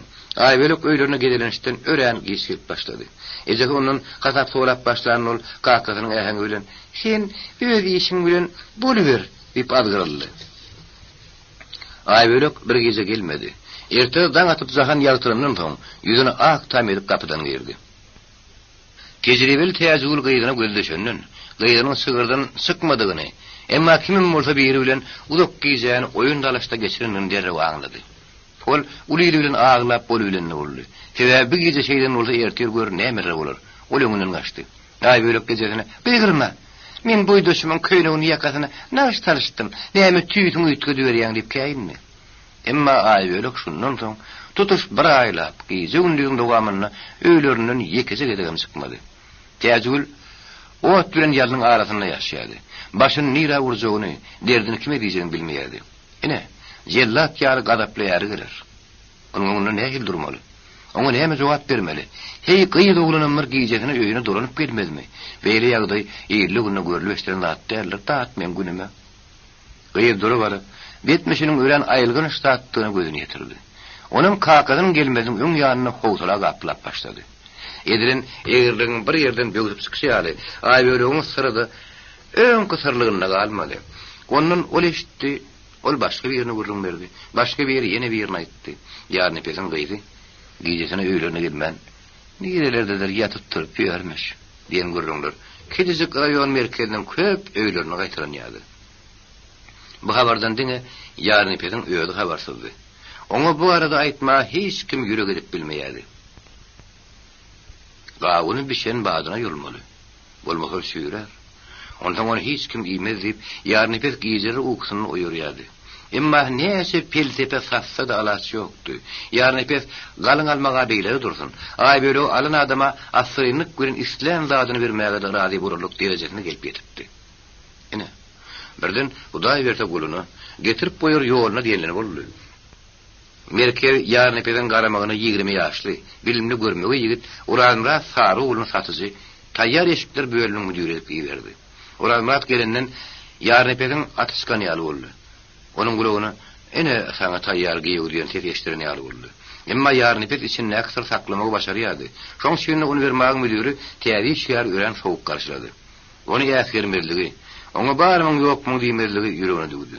Yaş ýaňy gelen eşgäre berdimeli kömegem her hili bahana tapyp bermedi. Ýa-da bermegi ýetesdirdi. Onuň bilen görleşende de ören ulumsy, gowy ýetmezlik görleşdi. Goý ýetmezçiligini ýa-hildigini görsün. Şoň men baý durmuşymyň gadyryny biler ýaly. Şunuň bilen bir hatarda da Uranmadyň syýyndan berk ýapyşyp pikir etdi. Meniň pikirimçe, indi bir şeýle bolan bolsa gerek. Munyň aňyry gynasam bilip bolmaz ýa şoğlunlar bu. Bir gün şemedanyny götürüp aşybatdan çykaýmasyn. Ondan men giýýüsü galaryny diýip gorkdy da erini şermep işe girişdi. Maslahat. Akşam saat 6 bolýar sonra ýarny peziň öýüniň içinde gök güýrdäp ýyldyrym çakan ýaly. Äpet tüle turun ýaly bir ýagdy emele geldi. Ortap täzgül tow beren oýunjak ýaly bol ýüzüniň uğuruna algaýady. Zaýlaryň içinde turýardy. Keçeriň üstüne gyla gyrylmadyk hallar getirip düşýärdi. Olaň üstünden düşükşýärdi. Düşükşäniň iki tarapyna da 2-den 3den ýassyk taşlaýardy. Ulylegini gapynyň aldyna goýup, onuň içine mylaýym ýyl suwdan doldurýardy. 2-3 sany ýyl suwly künnügi leginiň goýunyna goýup, Täze el yüz süpürleyen yağlık getirýärdi. Bir işlerin arasında da aşhana algap gazyň üstündäki lakırdap turan çektirmeden buğa yatırılan parawdan habar tutýardy. Aýbölük adam moýly ýülgürleýän aýnanyň öňünde turup gara galam bilen gaşlaryny bilýärdi. Soňra bir işlerini guturup şuňky getirilen goňur hem gara berent ökseli köwüşlerini geyip görmäge başlady. Ol watal hiç zady ýetip bilmän dere basyp ýören ejesine ýüzlenip "Eze köwüşleriň goňury gowmy garasy" diýip soraýardy. Täzegül bir şäher onuň ýolap berişini "Ikisem" diýip öýden zorlap gygran bolýardy. Sagat 6 boldy. Dergülerin öňünden maşyn kereşdirildi. Täzegül gorkun sağa ýaly ýygyryldy. Ana geldi. Soňra ýarny pediň öýde gelendigini bildirmek üçin dergülerin iç ýüzüni üsgürünü eşitip, algap baryp oň öňüne gapyny açdy. Tegelip galyň ýüzlü, sakkaly ýaňza seýirlen, gara murty ýaldyrap durun, kelleri kizik, aýaklary iýinçe garny uly, ortadan ýokarrak goýla daýaw ýarny pes, dabary bilen içeri girdi. Täzegül öňküden nebeter ýygyrylyp bir çete çekildi. "Hany men oglum, hany men ýekeze oglum" diýip ýarny pes hiç kime ýüzlenmän elinde kagazyny sormuşsyň oklady. "Kaka, men munna gel bäri, men haýdy köşmegedin." Ýarny pes gyýdynyň otagyna girip, işiň ýanyna gidijek. Muzeýiň ýaly taňa oturguzy agar göwresin goýberdi. "Hany gyýdym görke köşleňe." Aýbele köşleriniň bir ýerini geyip, halynyň üstüne ogluk ýaljak böksekledi. Soňra beýleksin geyip şeýtdi. Allana gyýdym, ne diýetsin? Hey, meniň gyýdym sultanydyr. Beýle köwüşler senden başga hiç gyýdyň aýagyna degenlerler. Bu köwüşler diňe saňa laýykdyr. Soňra ol ýa-da adam ýaly bolup bir çetde şoýun ýaly ýygyryp oturan Täzegülüň ýüzüne seretdi. "Çykar bulary." Täzegül gap berip ýarny pediň köwüşlerini ýapyşdy. Olary göýe ýeriniň aýagy ýaraly ýaly emaý bilen usulluk bilen çykardy. Soňra onuň zuraplaryny çykardy. Ýarny pediň balaklarynyň agzyny dyýdyna çermäp, ýeli suwullegen onuň ýanyna getirip goýdy.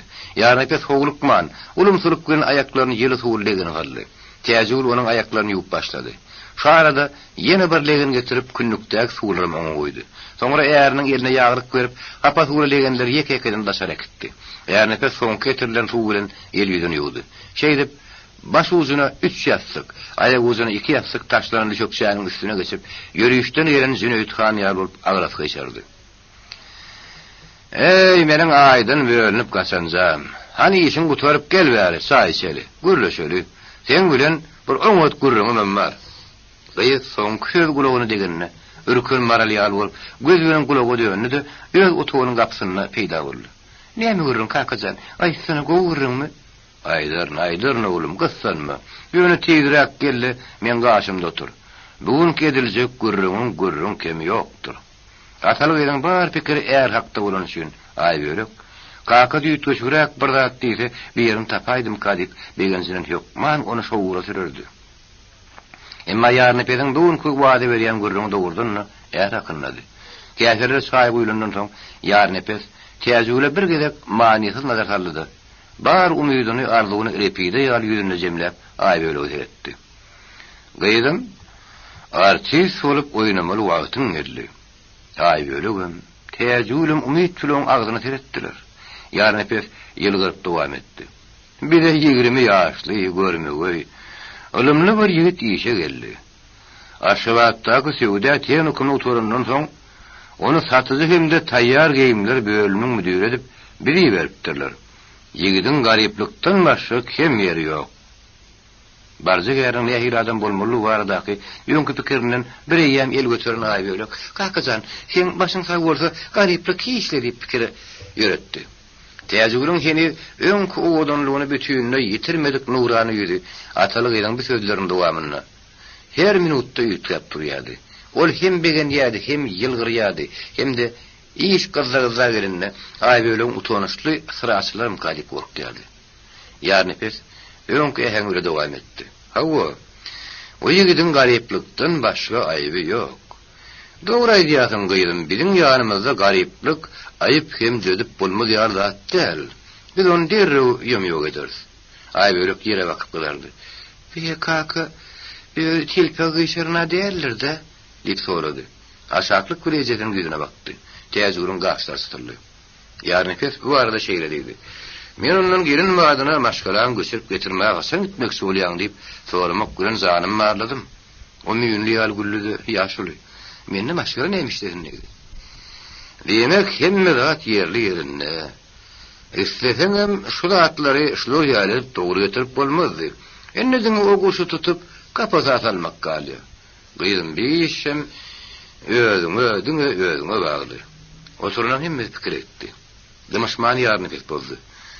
Gyzym ata bolup öz gyzyna şu zatlary barada aýdyp oturmak elbetde men üçin gelişiksiz. Men muň şeýledigini gatga bolýan. Emma 20 ýaşa senin beýdip ýekset görmäň hiç da meňzemeýär. Ve onu da gelişiksiz. Şoň üçin gerek deregi ýykypdyr diýilşi ýaly men saňa aýtmaly bolýan. Bir ýerde ýa-da adam ýok. Gel ýigri oturup dogry sözleşeri. Ýurdunny gözden nişönlerip bagty daşardan gözlemeli bolýarlar. Pikir edip otursam bizine şeýle adamlaryň atana geçip barýar. Eger bir ýagda ýene bir ýyl dowam etse, dogurdan bir ýurdu terk etmeli bolarys. Başga ýonlara göçüp gidip sen bagtyň şo ýerlerden gözlemeli bolarys. Bu gata agyr bolýar. Şoň üçin her edip petip edip emma spaýçylyk ýerlerini bermän, bir mümkinsizlikden peýdalanmak gerek. Gurrun dowamyna öýden ýekece gerek, salasalynmadyk täjegül. Kakyň dogry aýdýar gyýdym, dik kapdyryna toşdy. Aýberek eýem işi bitdi gata eden ýaly bir ýagdaýa düşdi. Kaka, meni näme etmeli? Näme etmekden Hudaý hakladyn gyýdym. Etmeli iş belli, onu ýerine aýagyny daňyp, özüňe ýeşir etmeli. Magazyna köprek gör. Her baranda täze geyim geyip bar. Altyn ýüklüňi dakyn, biletliňi gerekleşdirip dakyn, oňa köýüşlerini köýnegine laýyk edip geyin. Menen ýanyňa da tanyş gyýlaryňdan bir ýaly bet ýerşirek birnal. Onuň bet ýerşikligini sen görkün artdyrar. Şular ýaly özüň oýlap tap bermeli boli. Näme üçindir garrataň adara goýup oturdum. Her demde bir dürlü köýnük geyinip, ýerim gözüne görünmegi. Köçe çykmagy halayan aýbölüň göýekdäki dilegi ýerde boluşdy. Ol gop berleni ýaly bolup ýerinden turdy da kakadynyň boýundan ýapyşdy. "Bolýa kakajan, men ýokman şeýderin, kakajan, teň şu kelleň ýaly kelle, başga adamda da barmyka?" diýip aýbölü kakadynyň zamsy ýaly kellesine bagyryna basdy. Ýarny pet gyýdynyň üzerine hondan berdi boldy. Kelle kemi ýokdurlar. Eni tutulmadyk goşu ütmek meselesi täjegüli agyr aradan aşagyna goýdy. Kirne oňlusy bolsun nagarat. Ýene bir maskara sürüň üstüne eltip, ýigidin özü raýonyň ýok bolaýma bilse ýagşydyr. Ýarny pes täjegüliň ýüzüne zeretmedi. Sözüne häde bermedi. Emma oň pikirine jogap berdi. "Oň gideri ýeri barmy? Diýse sagyr raýonyň şöre bilen çykypdyr. Dogan awgasynyň haýsy raýonynyň nuran bilen ok. Men senim sen burada onu bize Hudaýyň özü ýollatdyr. Mene şeýle sak edýän, başga ýer bolmagy mümkinler." Täjegül aýdyrym gelsin. Agdyndan Hudaý eşitdim diýip elini gözüne ýetirdi. Bu sözlerden soň aýbölek göýüň 7-nji gatyna çykdy. Ol guş bolup uçajak bolýardy. Ýarny pes täjegüle deretmän nahar götür diýdi. Täjegül ýeňillik bilen turup gitdi. Ýarny pes gyýdynyň başyna diýip bolap gyýdym. "Men saňa ýene bir tabşyrygym bar" diýdi. "Magazyna baranda sen, men gyýdymdyň oňa bildiräýme. Şeýle wagtdan ony öýe mihmasyga çagyrar, goý şonuna gelip bardym. Başga bir aýdaýsa, hiç kim aýtmaz. Bolýa kakajan, bolýa." Nahar getirildi. Beýim adaty boýunça orta çüýşe çykarylmady. Ýöne täjegül dolu bir stakan arak getirip äriň öňüne goýdy. Öýüň içi bahar görnüşine girdi. Göwnler göterildi. Nahardan soň ýene de çaý içdiler. Telewizor seyretdiler. Soňra är aýal öz oturulyna ýatmaga gitdi. Hyýary göýek ýüzüne uçan, ikiri sağ tarafa atsalyan, damarlarda kanlary dıňdap soşýan, göterimli aýbölek hem ýatmak üçin öz oturulyna bardy. Emma onuň häzirki ýagdaýyna düşen adamynyň uku bardy pikir etmek mümkin näli. Şonuň üçin aýbölek uklajak bolup bir sagatlap gün baryny görenden soň ýerinden turdy. Tördäki üstüne goýulan aşamly çemedanlardan birini getirip, boğulun üstüne goýup açdy. Bir çemedanyň içinde 30 goly dürreňdäki gymmat bahal köýnep bardy.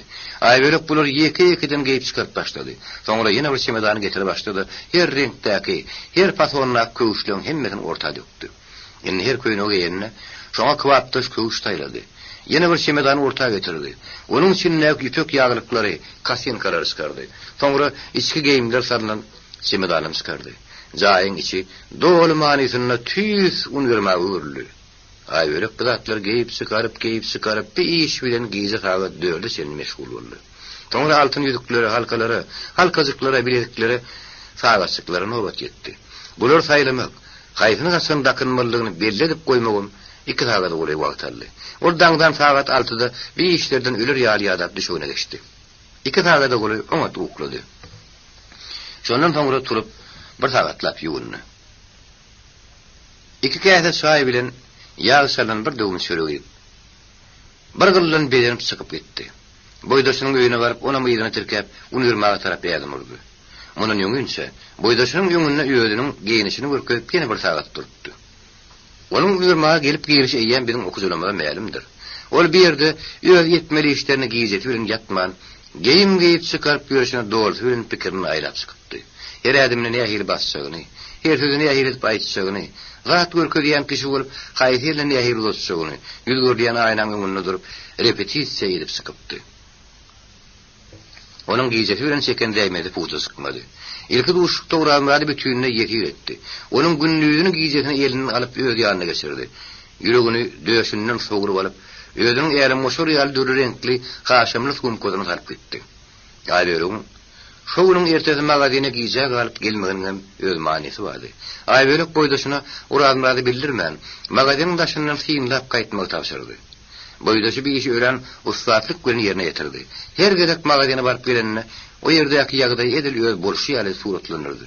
Oň gözleri ýorly. Tezrek barmasaň boljak däl. Ol aýna gapydan gözüni aýyrmak. Tas meni görüpdi. Olynny sen ýetirin. Oň tezrek halyna ýetiş. Durdy göni. Aýberek bilen bolan ikinji duşuk urazmadyň depedinin basyp duran agyr ýüki alkem ýeňleden ýaly boldy. Üstünin basyp duran 1000 sany kerpijiň 5-10 sanyny aýyrdy. Urazmad gyýdyň adyny, magazynlary aýlanmagy gowurýanlygyny, käwatlarda raýon medenet köşküne barýanlygyny, köçede gezmekli onçokly halamaýanlygyny, boýdaşy beýbuli ähli gyýdardan gowurýanlygyny onuň öz agyndan eşitip bildi. Urazmadyň ýerinde kän zatlary belirledi. Bu ýerbarda kän maglumatlar aralylýady. Arman Aýberek ýokarky maglumatlar berenden soň herkeli bir gereklikçe dowal suratda ýatdy. Şulardan ne aňry, ne bäri bir ýadym geçmegen gadagan boldy. Boyun bolmakdan başga alaç kalmady. Urazmat ýene de sanlyk diýip hırsyny işläp, başyny ýaýkap, kezik otuň gapsyny açdy. Dapasylan bada zaýyň içiniň damyk agras howasy ýüzünürdi. Uşşok kuş ýaly bolup stolun gapdyna oturuşda turdy. Edil işin ýakynyn ýaly. Ol gelen wagty alazdan üstümiň dogry bolaýşyny. Adamlaryň bir hili we başga wagt tapmadyk ýaly.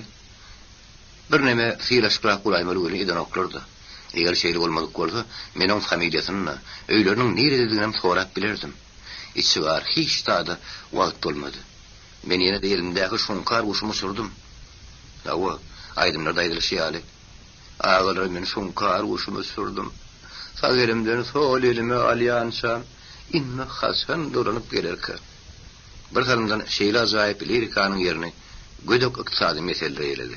Onuň eýlene düşmeli bolar. Hiç bolmanyna onuň geýnişiniň ýartysy geýinmeli bolar. Bir şeýle. Hani pul? Anoň gapdalyna gelende utanma diýär oňat geýim.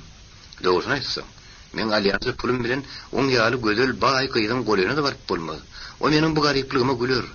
Dogry onuň men gülüme garap gülmedi mümkün. Emma öz ýanyny güler. Men oýnatdy bolarym. Näme etmeli? Oýnatdy bolsa adamyň iň soňky baryp ýetýän derejesidir.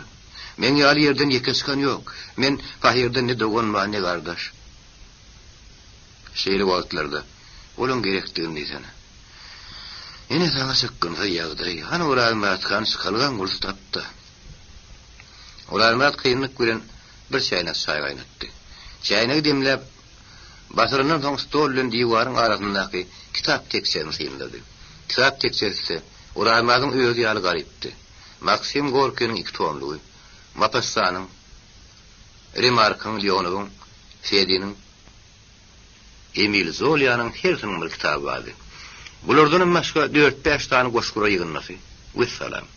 Buların köpsi bir neçe gerek okuluptu. Doğru okulmadı olmadı. Olar Mapasta'nın ölümden ne güçlü diyen romanını açtı. Onu göğünlüğümüzü okumaya erişti. Yeni de kıyı, yeni de ezeti, yeni de gabanzanlık. Elbette, bunun öyle şöyle durmuş diyen rahattır da.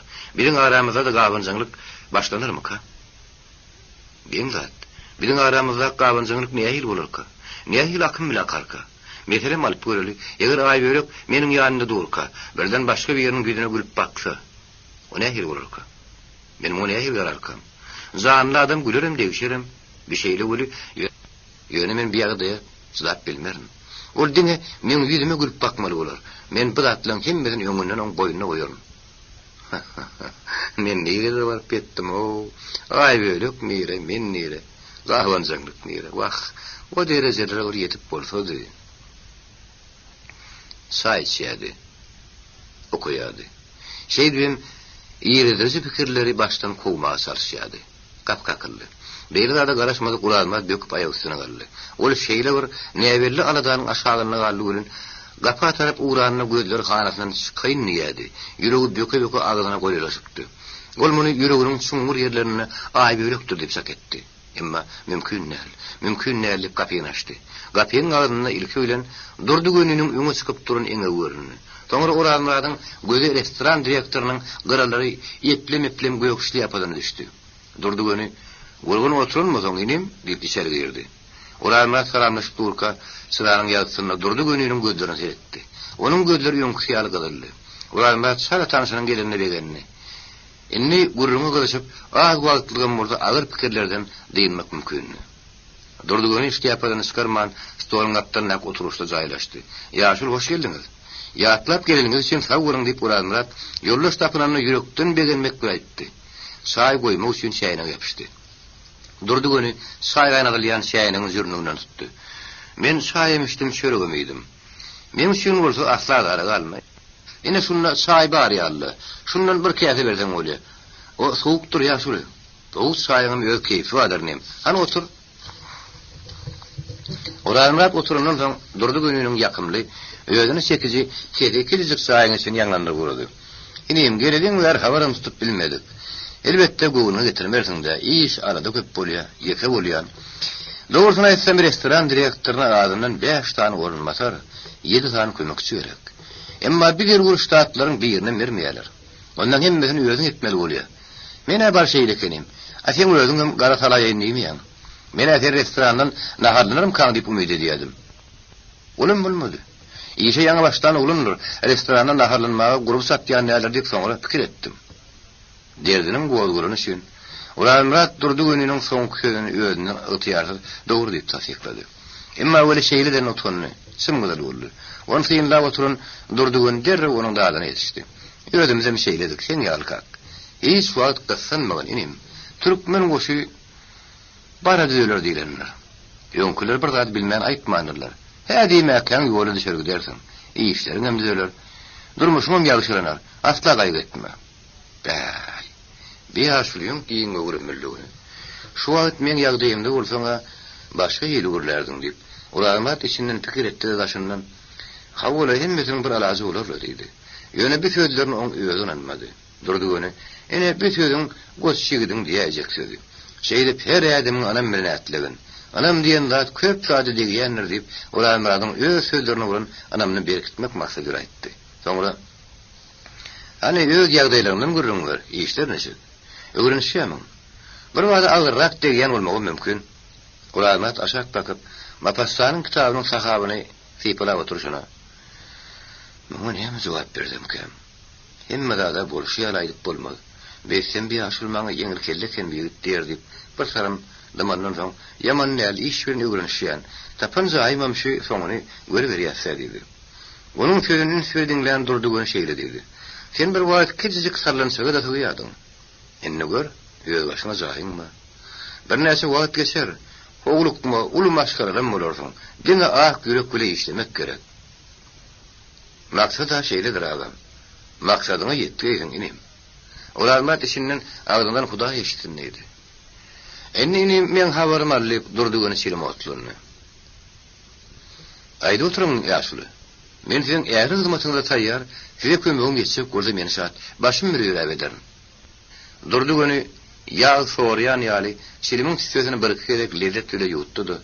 İneyim, sen boş vaktin bolya mı deyip soradı. Urarmat on yüzüne sonra ol etti. Deyin sünnem var. Her günüm akşam 7'den kalmış. Kara boş vakitten kendi adım yok. Gatı o deyip, durdu günü aşağı bakıp bir tarım fikir etti. Sonra Urarmat'ın yüzünü bu yana bakıp sözünü devam etti. Bize bir sahanın kömöksü bu oltaya gerek. Baş bu oltaya yerimden öyle 6 aydan pensiya sıkıyor. Eğer meylin olsa men şu işi dedin, yani ömründen aydayın, korkma. İş kenler. 6 aydan sonra bu oltaya yerli uyuyordun alıp bararsın. O işem kıyınlar. Akşamlarını işlersin. Sabah işlersin. Gününe 3 vakit nahar. Hazırlıksa 60 manada aylık. Men aynim sen şu işe gülerim kan dip çak ettim. Akşamlarına boş oturanından güymenzeri bolanın goğudur. Ondan aylığın geyim gezim almağına kalır. Ya şiirsin geyinmegim gerektir bedenmegim. Bir vada Urarmat'ın beğeniz yürüğüne sığmazık gali oldu. Ol yerin döküp turup durdu gönüünün edil alkımına geldi. Men sizden öğren minnettar yaşılı. Men yağdayımdaki adama beyli kömögüdün atat edip bilir. Men her gece dağdana seninle oturup işlemerim olsa işlerim.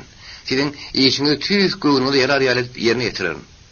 O bütünleri şeyle bir anam hormetula etti öyle. Durdu gönüünün garrı yüreğim sarsıp gitti. O yigidin ehenine, onun sözlerine cevap verdi. Men seni ilk öğrenmadıma haladım. Pekimli, asıllı gidekenin. İlki şoňa bir aýdyp göreýin diýip gelişim şu. Sebebi tanamasan şeýle bolýar. Seni görse bir görümden tanadım. Sağ olun ýaşuly. Men öýren minnetdar. Urarmat ýerine geçip oturandan kim bolsa birisi on gapdyna dürtüp goýuran ýaly boldy.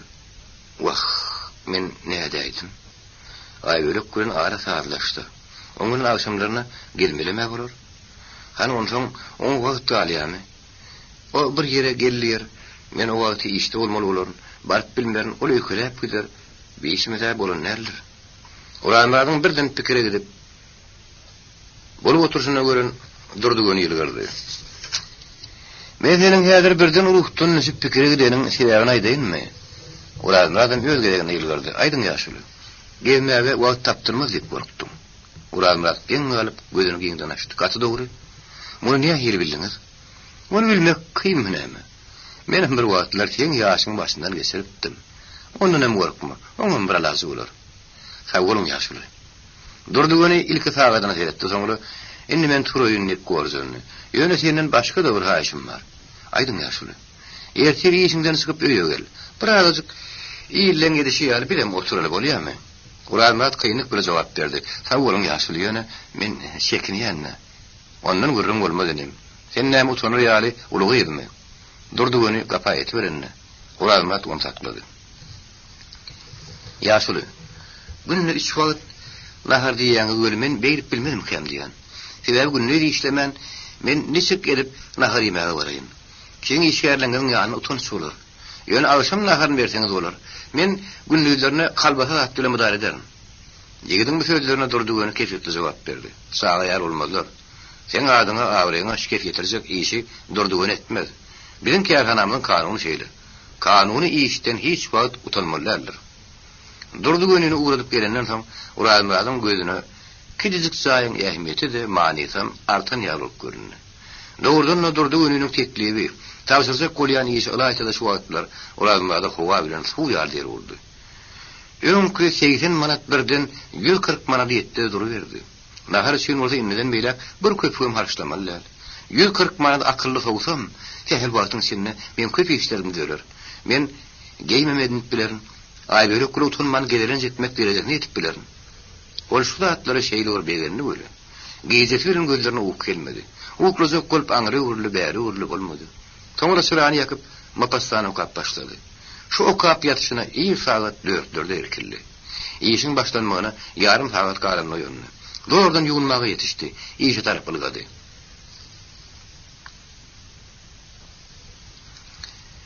Ertir saý söregi men işe gelende garamazdan Urarmatyň şuňy ýeňildi, göwüni şatdy, ruhy berintdi. İşleşine gödilmeýärdi. Şoňa birlikde de gözü gapydady. Aýbölek bugün magazyna geljekdigini düýün gelende sazarpdy. Ýöne haçan geljegini belletmäni. iş köptü, alıcı hümördü. Olanlar onları iyiliğine içeri koyuveriydi. Kasçum köynük balık köynük başka zatlar saylaştırıp almağı onları kömek ediydi.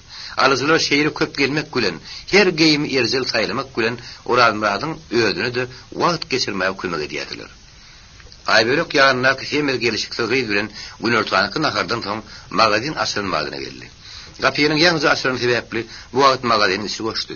Şu sebeple Murat gıydı magazinin daş işine girin madına gördü. Bir edek gıydı görmeye göz gerekti. Nağışlı yaşıl mahmur köynük, her güllörle bedelen yaşıl kasinka, yaşıl gaçlı altın yüzükler, gıydı göğü asmandan bölünüp düşünyalet korkudiydi. Yengil hareketlerini, dimdik edip lepetine yıgınan saçını, kara kalem bir öpüne eredinip becerilen kara gaçlarını, her demde oynuklap yılgırıp durun düyüpsü kara gözlerini bıratlığın üstüne koştum. Ol başka bir elimden gelen erteki gözlerine salim ediydi. Aybölük yılgırıp yanına gelenine, Uralmad iki ellerini stoğla bir yapışıp zordan yıkılman taklanını. Gıyır bir gezek Uralmad'a köyüne tanışıyalı haber gattı. Ağırmağın, ya diyanız mı? Uralmad, gamasının gözlerini kırpırladıp, 5-6 sekunddan sonra oradan dillerini, sağ olun Aybölük. Gatık yan güyüş tarp edilenden sonra yüğünü daş bağladı. Sizi görsem, ehli ya doğrulmuşa vardı, ımdiyat olay ya. Aybölük göz karşını oynadıp Zorat'ın gözüne seyretti. Ve boğulunun diyenini. Zorat'ı şu vaatın gözüne köp mani yılgırıp aşağı baktı. Yine de gamlı yılgırdı. Uların bağdı o ot kısımlarını yarı bir yağday kapla varlı. Benim göğüne de gaydım mı ki? Bir yine de kahredip ötevisi. Bey menem göde o. Şeyle deyip fikir etmek kulun ol. Ötünüş doğramak için ağzını açmak sorununu. Aybölük göğe onun fikirin yüzünden okan yali. Yür kaydallayıp Zorat'ın gelini tuttu. Ulanmat öğren oňoýsy ýagdaýda men sizin göwnüňiz degeýdim öýdýän. Eger şeýle bolan bolsa men sizden ötünç toraýanlydy. Beýle häzir öz urwanyň saatlyk gün ýerine ýetirýärdi. Ol diýsem uwdan gaçlaryny saraza stanoldy. Ýokla. Gaýdyň bu soğukly uranmady buğdy suwuň içinden çykaryp lowurdap turan uwdan içine atdy. Bağışlan, Aybölük bağışlan. Bu sözleri aydınlak eheni Aybölük'e diýsem ýarady. Ve bugünkü yerine getirmeli işlerin doğru söylen bir izah etti. Şoň sünne ön körnüşine geçti. Garaşılmadık çakılık. Şeylik uranmadan günleri iş bilen arada bilen, ke şahatlıkta, ke gamgırlıkta ýygyna geçip başladı. Daşının feredeminde bu günler bir-birine meňdeş bolmaly. Magazin, restoran, öý. Munyň öýü şeýle ýarly. Her gün şu 3 buruşluk gaýtalyp durdy. Emma iş gününe hakikatte öyle. Uranmadan her gününün mündürlü aradası, her türlü manisi vardı. Onun söýgüsi gışın günlerine meňdeýärdi. Gün käte görünýärdi, käte bulutlu aňyrsynda gizlenip gözden ýetýärdi. Belli bir derejede tutardy, durulgasy ýokdy. Aybölük kakaryň tawşyryň roluny kemini goýman oýnaýardy. Eger ol hakykatdan artist bolan bolsa, ýerine ýetirmek üçin oňa şu rol tawşyrylan bolsa, rejissor oňa halk artisti diýen ady bermeli, teatryň direksiýanyň öňüne mesele goýurdy. Bir gün Ulanmat restoranna ýeşini oturup, öýüne gelýärkä awşam ara medeniyet köşkünden geçdi. Şu wagtym ol Aybölük gülen semiz boýdaşynyň klubynyň kapysynyň çykyp gelýänini gördü. Yigit günlüğün bunu ay görünýär bolup geň almakdan ýa-da agdyny açdy. Gyýdyň ýoluna durdy. Aybölük gelişine göz atsaryny seredip, ýöňde durun garanyň uragyny atdygyny anyk tanady.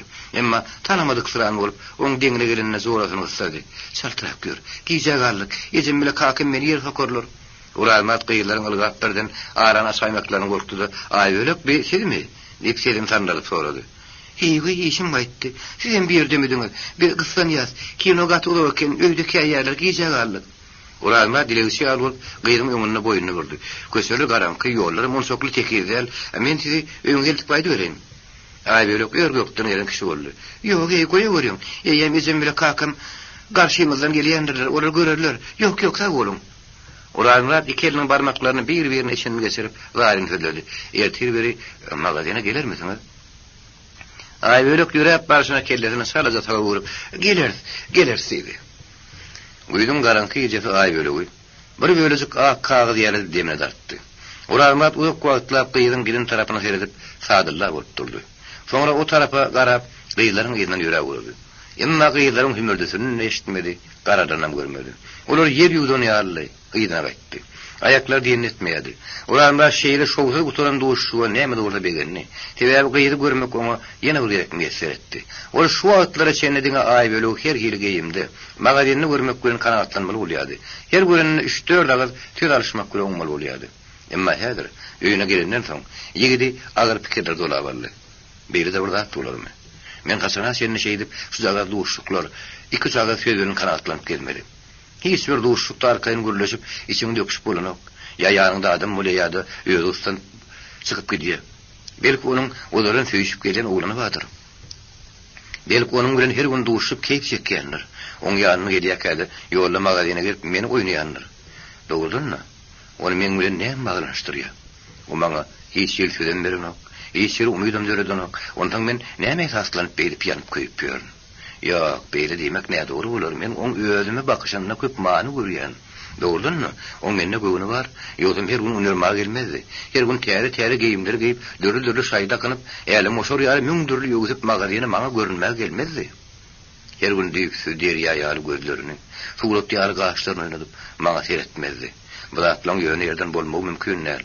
Bu zatlan aşağınına dağın daşı yarım yaknet fikirler yatır. Şeyle olayan olsa onun eme, bir işlerde hiç şeyden gülüşlük yok. Bir adımım yona adilin yok. Şu başka yağda yeniden devam edip dur. Oranlardan kıyıda bulun tüygüsünü, bir tüygünün gün sayın ötüşünü hiç takdir edin yerlerle. Son sünne hedir, şu allım verdim limi mutlardı, onun hem de daha yağışlığı yorufayırlı. Şeyle detti. Öğlenmek, onun son kudurmuş vardı fikirler onu, tek yiyeceğinin yatını seni kuymadı. Ol bu aradaki ehli işlerin vekilliğini durdu güne tavsırmalı diyen cikmecikleri seni barp etti. Bir fikirlerin rahatlık verdi. Şundan goşuttu. Ol aýyly duşuly bäri birinji gerek giyjek halatlardan erteli günni onu käşenni ýeke gerek oýanman rahat uklady. Günni saat 12'de turup aynanyň tutusyny açdy. Göçäniň görnüşi ýadyňdan çıkaryp galyran bir günni ýadyňa salýady. Asmanyň ýüzi ýuguran şüşe ýaly ýiti gökdi. Tüýürde päskan günüň nury arasady. Gözüň deşip barýady. Bugün din sunudy. Restoranda da magazinde de işlemellerli. Çay koydu. Düşöwüni ýygnady. Ýugunny öýüň için tertip edildi. Onu bugün görmek müýesser bolar mukaddiýan pikir bilen çay oturtdy. Şu wagt kapkakyldy. Olar Murat müýtüle sırap ýerinden turdy. O elbetde ağlaşyp tozaşyp aýbölük geleýdim kädip intizi kumyd etdi. Emma aýbölüň ýerine 10 ýaşlaryndaky bir oglan salam berip şerik girdi. Sen mi Oral Murat diýen adam? Oğlunun güdük soruny Oral Murat ýylgyrdy. Hawa Oral Murat diýen adam men. Sen bolsaň al. Deyip oğlun ikiplerini kağıt Oral Murat uzatdy. Aýbölük iýberendir diýen pikir Oral Murat'yň ýüregini sarstyrdy. Şoň üçin ol birden hataşmakdan gorkdy. Oğlunun men ona gitjek diýen dedi Oral Murat'y aýngatdy. Bolýar ötäýt, sawol. Ýogsa da jogap gerek dälmi? Ýok, jogap gerek däl. Oğlun çıkıp ýeşigi ýapynmadyna Oral Murat jan oğlun şonu ýal bolup ellerini tanladyp gataşdy. Onun garaşan çykmady. Hat ýarny kessenni. Uniwermağın direktori öýre işgärine şu günni sağa düşdü, mehmançylyk sagyrýady. Oral Murat ahmar bilen hırsyny işläp, haty stoluň üstüne oklady. Dünya hili boldy. Men bugün aýbölüň guruna çykjakdym ahyry. Meni mehmançylyk sagyrmak näme gerek bolduka? Badam hem işgärden sagyrýamka. Olar bolsa wagtda bu pikirde däl. Hiç kim bile gatnaşmaýar. Hiç kime dogry baky bermeýär diýip mydamam gurrunny diýerler. YouTube Mirasym kanaly. Umuman alanda geňdat. Wagt bilen o ýerden gaýdym bolmaz diýip öýle sesli gepleşdi. Soňra hiç bolmasa üçeçeni köşe raýlanaýyn belki bir ýerde duş geler diýip umyt etdi-de, mehmançylykdan ýöň öýe gelmeli üçin oňa geyinip daranyp bedenen soň köçe çykdy. Sovet Soýuzynyň gahrmanlarynyň biriniň adyny kanýan köşe, Kidjik raýon merkeziniň ortadyny ok kestirmek edip ilerden gaýralyna uzatyp gidýärdi. Köçe tep-tekizdi, omut asfaltlandy. İki tarapda bir etajly, kükürdüň gawy garaden. O godunda jaýlan hemmesi bayramyň öň ýany bolan üçin ýaňja agardyrypdy. Olaň hersiniň öňünde kidjik bagzalary bardy.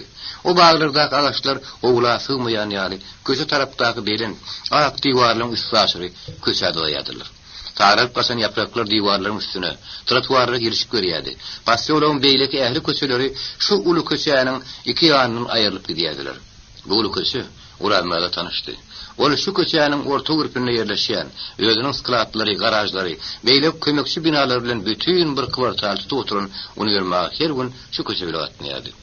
Uranmat ýaryş köçäniň bir sepinden ýerinden gaýra tarapdan sazyň owady eşdilip başlandy. Uranmat düýünden başga datlarda oýlanyp barýan üçin bir kefe ähmiýet bermedi. Asla ol häzir hiç tada ähmiýet bermeýärdi. Onun gözleri de häzir hiç tat görmeýärdi. Onun bar pikiri, bar ünsü, ýeti nazar bir ýere jemlenip şu owadan köçäniň boýundan diňe aý böyle agtarýardy. Sazyň owady wagt geçdi, sagy goýlaşýardy. Güýjeýärdi. İki tarapdaky jaýlaryň gapylary goýa biriniň komandasy boýunça şarkyldaş basyldy. Elküren ululu kiçili şagylar trotuarlary köçäniň ortalarynda doldurdylar. Olar başga ýerden ürküp gelip şu ýere gonan kuş türsüni ýatladyardy. Olaryň eýýänden ulular kiçiler, aýallar, gaýlar ylgaş çykdylar. Köçäniň şep tarapynyň barýan Urazmyň arada tartdy. Olyny her topardan, her gapynyň öňündäki adamlaryň, ýerin ýyllaryň arasyndan aý bölük agtarmak göre boldy. Köçeden beýle kızatlar adamlaryň ünsüni çekýärdi. Üstü palty ýüklü 50 tane agyr. Yük maşyny edil ýüpedidirini ýaltyp bile köçäniň ortasyna gelip getdi. İň öňdäki maşynyň üstüne şäher orkestr çalýardy. Onuň ýerinden gelýän maşynyň gapdyl tagtary ýatyrylyp üstüne hal düşüripdi. Haliniň üstüne ýani 4 gyzakçyly bagyş aýdym aýdýardy. Maşynlaryň hemmetiniň öňlerine gapdyllaryna Lenin kolhozy, şanly oktyabr bayramyny plan 120% dolduryp garşylaýar diýen ýazgy bardy. Olar edil keşte çeken ýaly owadan lap ýazylpdy. Köçedäki häzir görnüşli ilki görän adam agnaşykdy. Bu görnüş güýz aýlaryň däl, baharyň ilk günlerini gözüňe getirýärdi. Köp türlü gurasyp oturan bagy meňzeýärdi. Täze ýük maşynlary, olaryň üstündäki paltar ganatlary, gapdyllaryna owadan ýazgylar. Trotuarlar doldurup duran her hil geyimli, şaýly şaýhy gyýz gelinler öňdäki maşynlaryň gepedinde pasyrdaýan gyzyl elwan baýdaklar erteki dünýäsini ýatlaýardy. Trotuarlardaky adamlar maşynlary ura sesleri bilen güýçli ýer çarpyşmalar bilen duşlardan geçirip goýberýärdiler. Urazmat platlar görýärdi, emma hiç birini pikir berip bilmeýärdi. Gıffanýardy, salt ýörýärdi. Gözlerini elekçeli gelip o topordan beýlek topara geçýärdi. Ol bir topara gole gelinne il sarpışmary has güýçlerini. Adamlaryň sesleri onuň gulagyna geçeri getirdi. Ol öýdi ýaly bir ýetden "Berde näme bolupdyr?" diýip sorady. O ýet Urazmatyň ýüzüne geň almak gule etdi. Lenin kolhozynyň gyzyl kergeni. Bu kolhoz her ýyl oktyabr bayramyny plany arty bilen dolduryp garşylaýar. "Sen näme häzir samolyotdan düşdiňmi?" diýdi. Urazmat utanjynyň hiç tat diýmetdi, beýlek topara tarap gitdi. "Benim üçin hiç ýerde ýokka. Evladım köçe çıkanına onu hemşin çıkmaya kalip, içinden öyle tükünüktü sonra görmek bilen maşinlerin arasından köçenin beylek tarafına geçti. Onun şerine de maşinlerin önü palta bağdasın tarafı uğurlu. Adamlar öyle yerine giyirip uğradılar. Şon şirinle uğradımlar yürüyüşün saltlanırdı. Yürüyüşün ne saltlanırsa da toparların arasını inne avtaryan yağılıp neyse sine sıyınırsa da ay öyle hiç yerde görülmeyedi. O men öğden avtarp görünümü görünür. Bana görünmezlik olam gidenenler diyen pikir kellerine gelenine. Ol öğüdüne karşı gelen iki tane adamın edil yunglarına vardı da hakka durdu. O beni bilip etmedi. Dine kellerine gelen şu pikirin teatiratını etti. Ol iki adamın bir yavşı git. Yaman iyi başlapsın o deyip bir tarafa kavurlu da onun duşundan geçti. Yollaşan şeydenden sonra onlar yollarını devam ettirdiler. Olarında duşundan geçip gidenlerin sesini eşitti. Ama onların ne mi diyenliklerini anlaşılmadı. Baryan yolunu devam etti. Köçäniň aňar çetine çykdy. Eger meni görüp gizlenen bolsa, onun meni oýnap ýörenligidir. Bir kuşullar. Men oýnatyp boldum. Şeýle gamly ýagdaýyna saagatyna seretdi. Saagat günlük 3 bolmagy 15 minut galypdy. Ýakarany bejerişdirdi. Uşagyny garastyny çekişdirdi. Ondan ýene ýerine görüldi. Ýarny peziň öýüne tarap gitdi. Ol öýüniň bu bolup barşynyň hyýalydygyny, hakykatdygyny bilmeýärdi. Ay ölük men oýnap berdiýän pikirine doğru inanypdy. Şu ýarly häzir hemme zat öz ähmiýetini ýitiripdi. Gamgyňlyk özüniň agyr elleri bilen onuň biýilinden, kellesinden gaýym tutupdy. Başyny ýokary galdyrtman ýarny peziň öýüne tarap alyp barýardy. Urazmat biratlyň sözüne de bir mehmançylygy düýbünden islemeýärdi. Onuň bu wagtda köçeleri aýlanyp, ay bölegi agy taraf gelýärdi. Başyny galdyrman gapyny kakdy. Gapy bir wasylly. Urazmatyň gözüne ilki bilen ýalrap duran berent öksöri gyzyl köwüş görünýär. Sonra yukozuk kızıl mahmal köynüğün ete görünü. Şarılıkta onun göğününü. Böyle yolun kıyılarının himmesinin inayi geynayişlerinden fikir geldi. Ol yeniden başını alırına oktu. Birinciden gamı güçlönüyedi. İkinciden ol oğudun köynüğün eteğinden göz ayırmak kıyınlı. Yeniden ayvölük vardı fikir ediyedi. Bir sebeplerin onun gözüne sımgıdıl gaçlar yallırap durun altın yüzükler kaklaşıp gitti. Ulanlat kaptanından biri diyen yağlı olup tiskinip başını alırdı. Gözlerinin uçunuklap gitti. Burnunun alyan hovası yetmedi. Ağzını açtı. Bir adım iyice çekilip düşündeki alfamardadı. Bağışlan men yalmışıp durun. Ayvölük kündüz yarı akçılı işlerini yalırdı. Girin, yalınsanız yok. Yarın ipedin öyüşü deyip kapıyını giyinden açtı. Deyin günü yarın epes ulanlat yali. Saat 12'den yatmadı. Kedicik kellerin yastıktan götürüp yeredenine divarda saat 6'ın körüyedi. O derri hovula sıktı. Daşki işi açıp koydu. Şu vada da onun işiğine avtılar maşin gelip saklandı. 40 yaşlarının akı gara yetli ağında yine dördül Garamrat gastağıl içeri girip yarın epes bir elleş salamlaştı. Onlar hovulunun ortasına şirim çekip hovayı gürrün edip bir saram durdular. Yine dördül Garamrat sağıdan seyretti. Men ir günümü giycelip durman uğrayın. Bolya, yaşık şoyon kıyırınedir.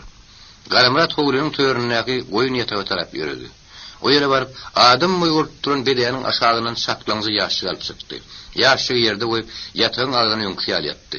El yaşıklı gelip yarın epedin yanına taklandı. Yarın eped yuvaş yepledi. 100 sağını gata sılmadık yumyağılıktır. Altının manıdı sağını apsıgal. Galanı öz karnına. Bolya yaşılı, idil ayısın ederim. Pulu ağışan sağa 8'den giyize koyman getir. Bolya yaşılı. Yağılıkları maşinine 10 sögüldü kaydığında pulunun berkildi. O zatları kaydetme yaşılı. Birinci gerek değil ahırı. Tabi sonra ki suat artık maşlı etmez. Onun doğru yaşılı. Yaşılı götürüp barışına Garamrat önküründen kişi görünmü. Yarın hepes onun gulup barışını sıyınlap yılgırdı da kapıyını guluplap yine dövüğüne girdi. Düşöğüne geçip iki elini kellesinin aşağılığına koydu. Petke terep yattı. İşler yaman nel. Daha eşik görü hemmeti uğruna. Eğer şeyle, sonum şeyle olurdu. Şu yatışına Garamrat yadını düştü. Yine şu işi tiyirlemek gerek. Deyip yarın hepes sağ elinin tirteğini yaplanıp Polun üstüne oturun bir yerine gipleşip yatan yağlı bir sıfata geçti. Onun bu tutsak koluyan kuşu elleki değerli. Şon suyunna onu öğren siret hapta araşmalı. Tegel söködek gerek edefsen, on uçup gidiverme mümkün. Ya, men senize gayda şu gelip konun yerinden gaydıp uçmu ziyal ederim. Sen bana dine giye olup değil, seni öğüt forma haramdan son, sen bana kılmaz sökümünle de gerek. Bu da manna zağanının aryalı adım az. Sen olsan. Ay böyle kuyeni kanğıylandan son. Edil burnu deşiren köşek olup nira çeksem şu tarafa karşılık görkezmen gidersin. Çök değilsem çökersin. Tur değilsem turarsın. Senin bir ölümün en goğdu şoğuntlu bir ölüm. Gımmat bakal kastiyumlar öğren seyrek tuğuşlayan her yıl ayar deyimleri. Bulur sen Garamrat'ın edişiyar berk yerlere ona da adımları sindirersin. Ondan bir de iyidi dilmeyen pul yağıp başlar. Hava. Ondan pulleyen forfuza kağıdlar. Boğula su ol vakıp başlar. Sen yalı bir adam bana zerur gerekti. İş ona düşte şeyle olur eken. Sen bir yerlere öz ayağın bile geldin. Şeyle bir gıydı söydün. Bana çiğit yağılacak dayı yok. Öylünün. Gaynatan hırmat edip başladın. Bu neyme ayı varmışsın. Demek hem mi zat onuna, hem mi zat iyilledir siyali. İnni kâlini içmem gülen. Ay böyleğim etmeli işlerini edeydi diyen. Şöyle tamdıra kılınmadı yapmalılar. Hava ehli işi men edişim yal etmeliler deyip, öz akılına güğün yeteniz yön yarın epes rahatlanmak güle verin. Güya oralında çemedanını götürüp o adalı var yani yali. Iyerinden yetip onu yolundan saklamak isteyen yali yarın epes saltlıkla yerinden turdu. Geyinni. Teyazurun köme ulan yılı soğuyuğunu. Yönünü sayaranın son teyazurun gözünü seyretmen. Şuun fağat 3 doğru alımı atıyorlar. Serin ona tiyğin açtır. Ehli rahatlan yaldır dursun. Ýa-da hoja aganyň ýerine adam ýeber, saat 2-de gelip aýak toklaryny soýup başladym. İlki çektirmez, soňra kelle başayak, ondan börek, soňundan palaw. Bular ýep doýup bolmaz ýaly dip beşer. Eger ýetişmermeyip gorksaň, Garamradyň aýalyny çağır, o palawy ören gowy beşeriýe, diýdi. Erniň soňky sözi täjüri taýak görüp degdi. Ýene-de senni birin eden palawmyzda iýmen giden adam ýoklu. Erne pet gaýrlandy. Tor ýeteriň aşyryp oturmady işe giriş. Awa, ýene barda ýadyndan çykypdyr. Eň gowy gymmat bahala hallar, geýimler, umuman birin baýlygymy görkezýän ýaly zatlar otoglaň içinde çaşyp ýatsyn. Goýa kim bile iş talşýanyny görsün. Men razy bolsam, o ömrüm ýerden razy bolar ýaly bolsun. Täjül bir şäher ýerinden turup gapa tarapy urdy. Ýarny pes onu ýene taklady. Aýböle teýdire goýot. Ammamy düşdün, oňat geýimlerini geysin. Sagat 3-e gowy taýýarlansan. Belki Hudaý halap şu gün bagtaşylaýatdy. Täjül bolýa diýip işikden çykan netsine aýböle gapsaçyldy. "Uy kaka, men bir ýam ýönüm ahir men köýnüklerimi geýip görpýärm." Gazal mahmul köýnükli, gazal belent öksü köwüşli, gazal kasin kala gyýsylgyn ýal patardap kakadan ýanyna girip oturdy. Eger nepedesinden şeýle gyýda saýşy bermeýän akmaklara men göz görkezernip gyýdyna gönüldü. Tüweleme, ýedi gyýzagalym diýip onuň bir hatar synlap çykdy. Tüweleme, bu gyzyl gaşly ýüdükleň gözelligi, köýnügiň, köwüşligin gözelligi bilen garşyp gidýär. Ey tüweleme, özüň geýinmeligini bilýän o, gyýdym. Berekella. Bu sözlere begendim. Hepden bir kere şahit olup şeyle dedi. Bugün goýun öldürecek. Ulanmadım yıkmaçlığa çağıracak. Sen ne etmeliğini gecen aylandın. Gıydısını çekti. İyi kaka, ne edeydin bunu? Yarın hepet sana bilen görülüldü. Gıydım, ne medyanım olsam, sen peydanı suyun ediyenlerin. Men bağıran adam senin bağıt etmektir. Gıydı aşağı bakıp, sağ elinin suyun barma ulen, halinin üstünü çalıştırıp oturuşuna. Vah bileyenle kakacan, yönü birden men utun yanına, dedi. Yarın hepet ayberoğun sen mıdır kulağına seyredip gelgirdi. Utanma. Bu zatların hemmesi adatı zatlardır. Bu zatların bari edellenir.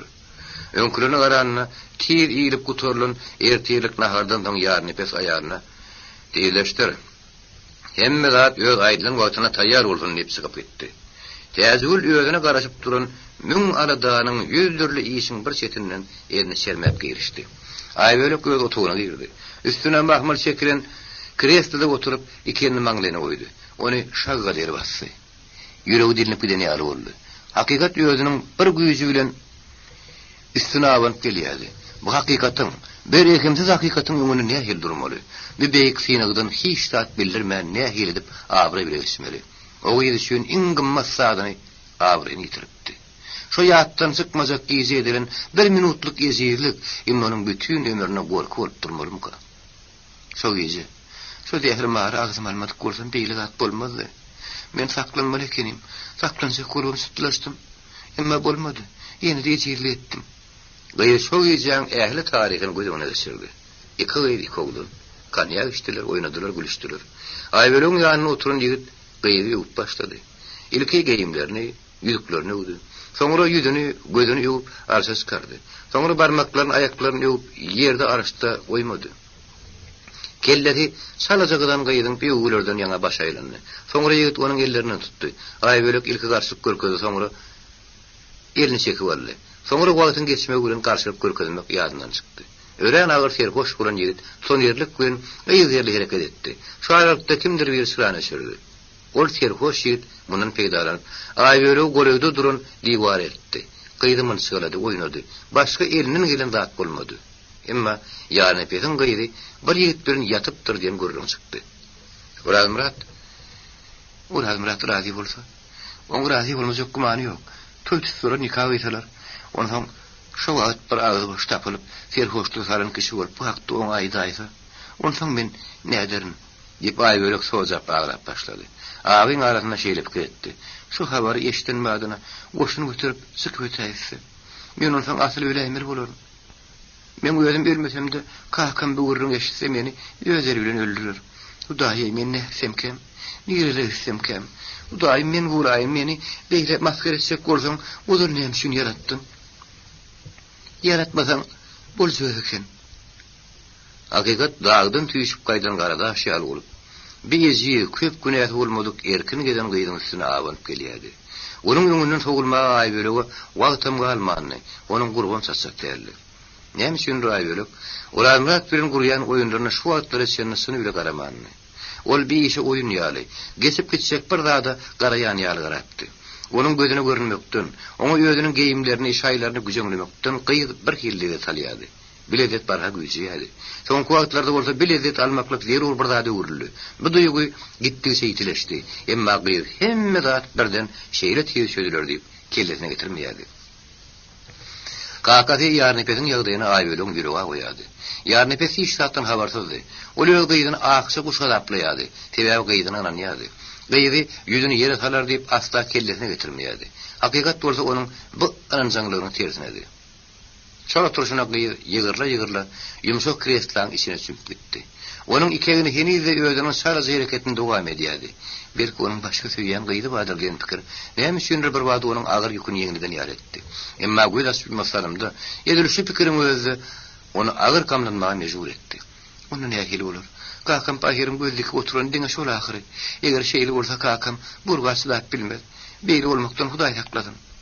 Sonra gülsörüp görmeye başladı.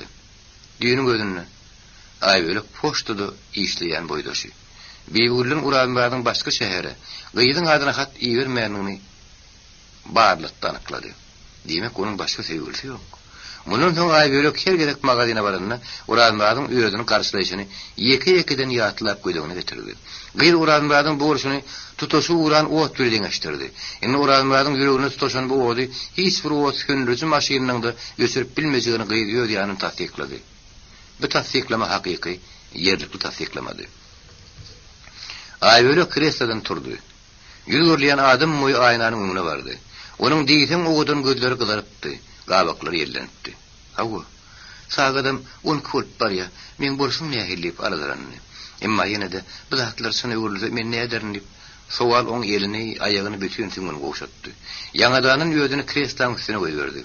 Bir fikir hem medattan üstün çıkıp, giyece karankısının meydanının üstünü örtüşü yali, li fikirlerin araların üstünü örttü. O liyadır kör kuya kasıp, o yerden çıkmanın yoğuruna ıtırayan adama benzeyedi. Ne semkem deyip, daşyal buğutlarını mağrına şappatlıydı. Toyu adam ha çağırmalı.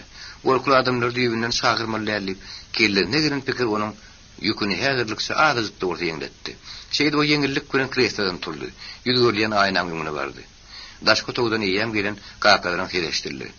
Oğlum, edeydim ne ettin? Ona tayarlandın mı? Ay böyle kaka hazır yanına varacak deyip seslenedi. Yönünü tercih alıp başladı.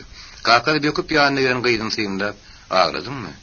Gülür mü hemşe gıdarıptır deyip arada soradı. Kıyı utanıp bir yere baktı. Havu. Yarın epet onu köşüştürmek kula oldu. Ağlama, kıyınınma oğlum. Sen bizden ayrılıp hiç yere gitmerdin. Bir işimiz yerine düştü. Biz onu ödünü şüyre getiririz.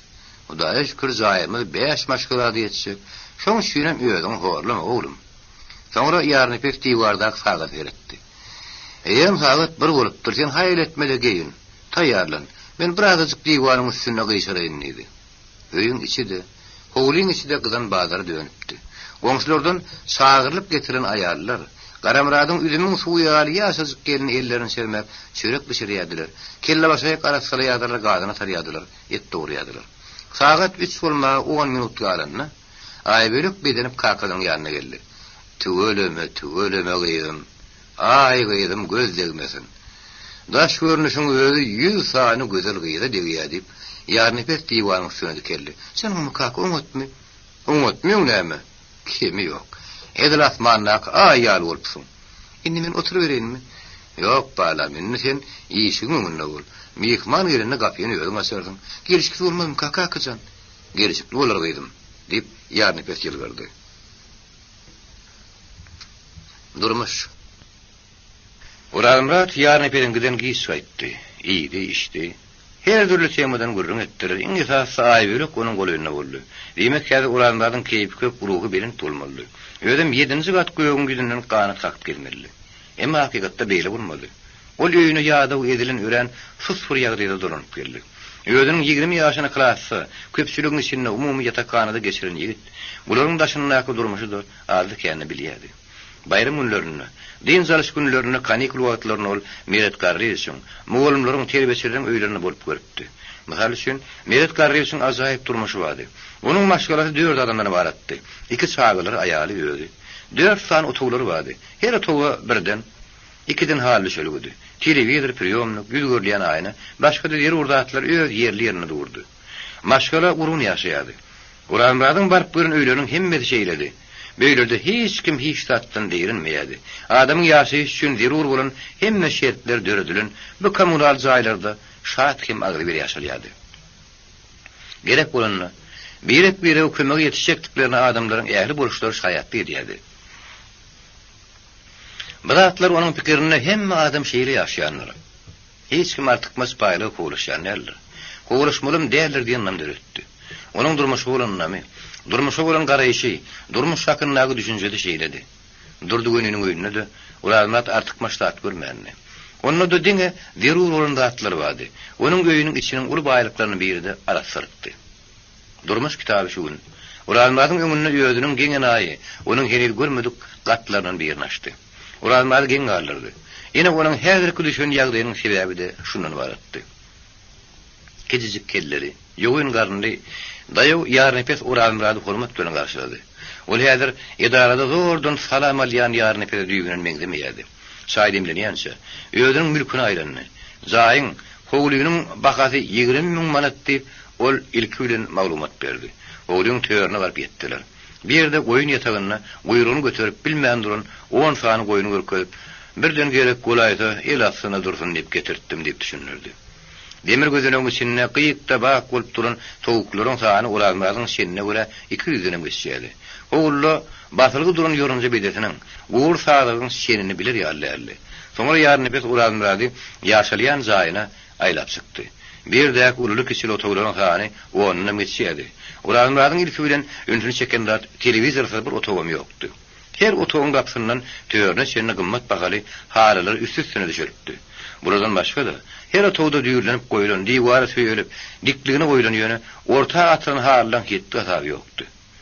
Şeýrady, dara, suur baganalar, ýüň ýüpek ýaglyklar, daşynyň ýüpede çözülmedi kostyumlar, bagana paltolar sanardan känni. Awut pöňleri, transistorlar, kümüşden, altyny ýataran her ýeri ownukly ýerlatlar her otogda saşyp ýatyrdylar. Ýarny pes bir öňüp ýörüşinden utanyny näme gara käýnen boldy. Ay bölük 2 saagamy şoň şüýüniň oňy edeniň däerliýem zok. Ine bu ojaýlardan bir zat agtarypdyr. Soňra ursa zatlar ýygyna man çykyp gidipdir. Iň soňunda ay bölüň otogyna girip çykdylar. Bir de ay bölüň bolýan jaý. Ýöne togyny oňly ýynaşdyrmandyr, hey saaga bolýardy. Köp renkli, köp sanly, ýakalar nagyşly köýnekler, beýik ökseli köwüşler, her renkdäki bagana paltolar, altyn biledikler, gaşly ýüzükler, halkazyklar, sagatlar, bar ýere kreslerden krawatyň diwanyň, poluň üstlerini, aýna gaplaryň ýüzgörleýän aýnalaryň öňüne tutup ýatyrdylar. Olar köpdi. 10-20 adamyň da gereginden artykdy. Ýekejegi ýedemeden raýnyk muzak bolýar diýip ýaryny pes ýene dillenni. Näme gerekdiýse ýogumyzy bar edip alyp berýär. Koý sagajygymyz bizden närazy bolmasyn. Ýene bir de durmuşdy. Ýöne ulanmra düşün nätanış. Şonuň şeýle maniýetsiz gelişekdir gerekmejek durmuşdy. Bir görün durmuşy oň başyna aýlady, gaharny etirdi. Şonuň şeýle beýle durmuşda ýaşaýan öýden tigre çykyp gideri geldi. Bir ýerde demalma howa ýetmeýärdi. Açyk howa çykyp erkana demalata geldi. Emma diňe aý bölüň şu ýerdeli on saklaýardy. O gitmelimi, oturmalymy diýen iki sözi teresine garap ölçäp gördü. Tereziň oturmaly tarapy öýren agyr geldi. Mehmana başdan ayak aý bölüň öz hyzmat etdi. Çay getirdi, ýydydan nahar çekdi. Oramada üzlüm taplam 20-30 minutda onuň bilen iki çäk gürüňleşme we mesele boldy. Emma bu agyr durmuş ýigidin gözüniň öňünde aý bölüň ähmetini çigip ýarjygy artdyrmady. Onuň öň kıyagdaýynyň üstüne hiç tat goşmady. Oramadaň aý bölüň sadaja çit köýnekli görüp gelýärdi. Ine de ol ahyr soň çykyp gaýtdy. Böýüň durmuşy barada köp oýlanan üçin ýigit ýarny pesiň her gürlüňini öz gyýdyna, onuň akyl huşuna edip ekramyna getirip diýýänligini oňla aňşyrmady. Yani pes bolsa şahir hoşalına ýüregindäkiň hemmesini ortaga döküpdi. Diňe ay böyle gal. Men size umutturmuş kurap bereyinip bunu aýtmak galypdy. Şondan başga aýdypdy. Berip. Ularmyat ikinji ýüzüne salyp aňyrty bärdi, üç adam otomobil içine gelmelep başlady. Şeýerçe türsi ýaryp sağ tarapdan gugulap usup gelen pikirler kelle sığmaýady. Olar känni her dürlüdi. Bir-birini meňdeşdiremmädi. Bir-birini üren ulukduram känni. Ularmyat iki pikiri alyp galydy, galanlaryny kellerinden çykaryp kowdy. Birinji pikir, ýani biriň baýlygy hakynda pikirdi.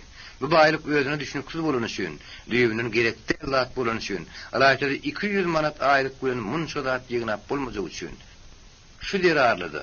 Bu baýlygyň öz eýetine haram bolan üçin uranlar bu pikirim kellerinden çykarypdy. Şu wagt onuň ýadyna bir bolup geçen iş düşdi.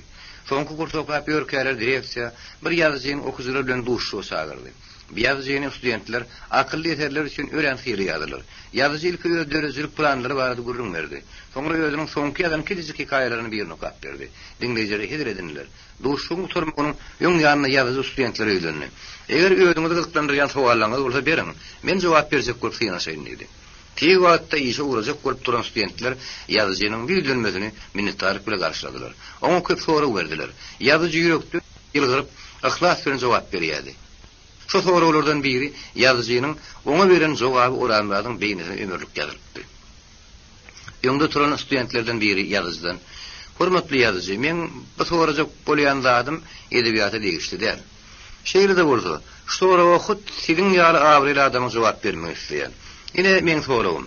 Siz şahsiýetiň baý bolmagy amtylyşyna ýa-da amtylmaýyşyna nähir garaýaňyz?" diýip sorady. Ýazyjy bu sorawa şeýle jogap berdi: "Her bir adam ruhtaýdan baý bolmalydyr. Özüniň şu baýlygyny artdyrmagy bütün ömrüne çalışmalydyr. Şundan berin, şundan güýçli, şundan manily baýlygyň bolmagy mümkin nädir? Ýaşamak üçin näme gerek? Ýaşalýan za ýatmagy krawat, nahar stoly, iş stoly, garnyň mydama dok bolmaly. Geyim mydama bitin, hem daratsa bolmaly. Zat ýygnajak bolmak bidereklikdir. Munyň dereni her bir adam öz watanyny baýlaşdyrmagy, onuň kuwatyny berkitmäge çalışmalydyr." Studentler bu jogaby uly kuwatlap el sarpyşdylar. Şöýler üçin uranmadyň ylgap sakna çykyp ýazyjyny uzoklady geldi. Uranmat häzir şol studentlik günlerini, şol duşşu ýatlap bir ýaş ýigdiren ýaly boldy. Emma onuň biledikli ýagdaýy uzağa çekmedi. Onuň gödüňini, hyýalyny bütün durkuny ikinji pikir, aýbölük bardak pikir eýledi. Men onu söýýän. Meniň onu ýaşap biljek däli. O zaýyň çynlaýlanyp ýörüşine belli bir netije geldi. Aýdyran söýdi, göze görnýän zada baha bermekde, uranmat hus etdi. Şu wagtlara senni, öz ýoluny duş gelin, hiç bir gyýda, hiç bir gelini, şu töýlerle öýlenmäni. Hawa men onu söýýän. Söýýän dip, bir söýdi aýratly ähňde şöpdügülen ýalyp zarp bilen gaýtalady. Birden taklandy. Men bir garyp diýdi. O wagtda tütsar baýyň idi. Kimin ýaşyny düşürmek. O meniň durmuşymy, ýagny feýguli ýazyjynyň maňa belläp beren norma boýunça ýaşamagy rady bolarmyk? Men bolsa şu normadan başga tarapa sowmak mümkin näl. Men diňe şu norma boýunça ýaşajak. O muňa rady bolmazmyk diýen. Sebäbi men öýlerini oturkam, 6-7 tagadyň içinde 3-4 türlü köýüne köwüşleýip geldi. Eger o meniň bilen geçirjek ömrüne de şeň gamyny ýazdyrmasa, onda nähir bolar? Muňa aýryk getirip bolarmyk? Ýok, muňa aýrygym ýetmez günnügem. Puly özüň çykaryp oturan bolsaň, ýetirip bolmaz. Sen näme ýatlanyp eýentirýärsiň? Sen onuň bilen oňuny gurrun edip bilmedin ahyry. Sen onu tanaňy, sana aýal bolmagy radymy dälmi? Ondan sen habaryň ýok. Ondan sen näme üçin beýdiýärsiň diýip, ol öz-özüne soraw berdi. Ulanmat bu sorawyna jogap agtyrmady. Gaýtam, men onu söýýän. Men onu öýlenmelip, şöpdügülen ýaly edip meseleni söýledi, oturuza geçip oturdy. Aýöre öýlenmedi. Öldürmüşünde köp ýetmezlikleriň, näfarlyklaryň boljakdygyny ol häzirden bilendi. Hemmesiniň bir alazy bolar diýip, bu pikirde o kelleden çykardyrmakçy boldy. Emma bolmady. Bu pikir bagyra ýapyşan dağlyk ýaly bolup, onuň beýniniň dokumalarynyň üstüne gelmeşdi. Eger onuň karkasy jaýken, aýarym kimde hiç tat gerek däl, biz ýekize towda doňuşup geleriz. Toýum şu ýerde tutunda, şu mülküň eýesi bolup ýaşaý beriň diýse, o meni salajatyrdy ahyry. Gepiň salgyna görä, onuň plany şeýle, o şeýle etmekçi. Bu nähili bolar? Nähili bolsa belli zat. Ondan men onuň hyzmatkär bolmaly bolarym. gören kiçilik bolar. Beýsem o meni dura bara öz batyrygyna görür. Adatda beýle zat edilýänlerdir. Aňrud içinde zany bar adam, ýaş adam guzurly adam beýtmez. Onuň zatlary özüniň kydal haram zatlar. Aýbölüň her halatda çalışýan geyimleri de, bilerikdir altyn ýülükler de haram. O zatlar derde körüp gadarlan zatlar däl. Vesselam. Men öýe barman. Men gözipem o öýden, o haram öýden pek aýböly alyp çykmakdyr. Men onuň bilen duşşoýun, gürleşeýin. Ol bir meselede haýty ulukdan geçýär. Onu bileýin. Belki onuň pikir düýbünden başgadyr. Belki olam durmuşy men gözüm bilen garaýandyr. Belki ol ak yürekli, sap, zäýmetkeş adamyň durmuşyny isleýändir. Şol durmuşyň arzuwny edýändir. Eger meniň aýdanlarym, eden hyýarlarym iş ýüzüne geçmese, muradym hasyl bolmasa, men bir ýer terk etmeli bolarym diýip, Uramrat göýe bir işleriň hemmesini bir demde çöläýjek ýaly bolup, zarp bile oturan ýerinden turdy. Emma onuň häzirki ýagdaýy ören agyrdy. Çykalga tapmasy diýsen kyn ýagdaýdy. Aýbölüň ilk örenini, ondan soňky sagatlarda, günlerde, hepdelerde, ol gök güdünni, haýbat bilen ganat kakýan güýçli bir güdemegden bolsa. Ol häzirin bir gütdi, emma inni garran, agdan galan, gaýalan arasynda kökleň birine erkilip oturan bir güde salym edýärdi. Aýbölüň başyny geçirýän durmuşy, o hakdaky tükönüksü, gaýry bilmeýän soňy nämälim pikirler ony şu ýagdaýa getiripdi. Nahardan adazyk içkiden ýaňa bedeniniň agyrarynyna, ören ýada udugyna garamazdan uklap bilmejegini göz getirip işleýärdi sümürgeydi. Bulaşyň ýelbegi ýaly da köçe çykdy. Rayon merkeziniň köçeleri dymdyrslykdy. Töwerek taşda ýekisi adamym görünmeýärdi. Diňe bir çetdäki elektrik stansiýanyň motoryny hileşdirýärdi. Uzaklardan maşin sesleri gelýärdi. Howa salkyndy, jany ýakymlady. Ay özüniň uzak enlikli ýoluny ortalatdy. Şeýle de bolsa, älimiň güýdüne nuruny goşawuşlap dökýärdi. Ulu köçe giýindi. Aýyň ýagtyna asfalt çalaja garalyp, owadan görünýärdi. Ol häzir duru suwly derýany ýatdyrdy. Ulanmat bir sagada olay gedenden soň öýüne gaýtdy.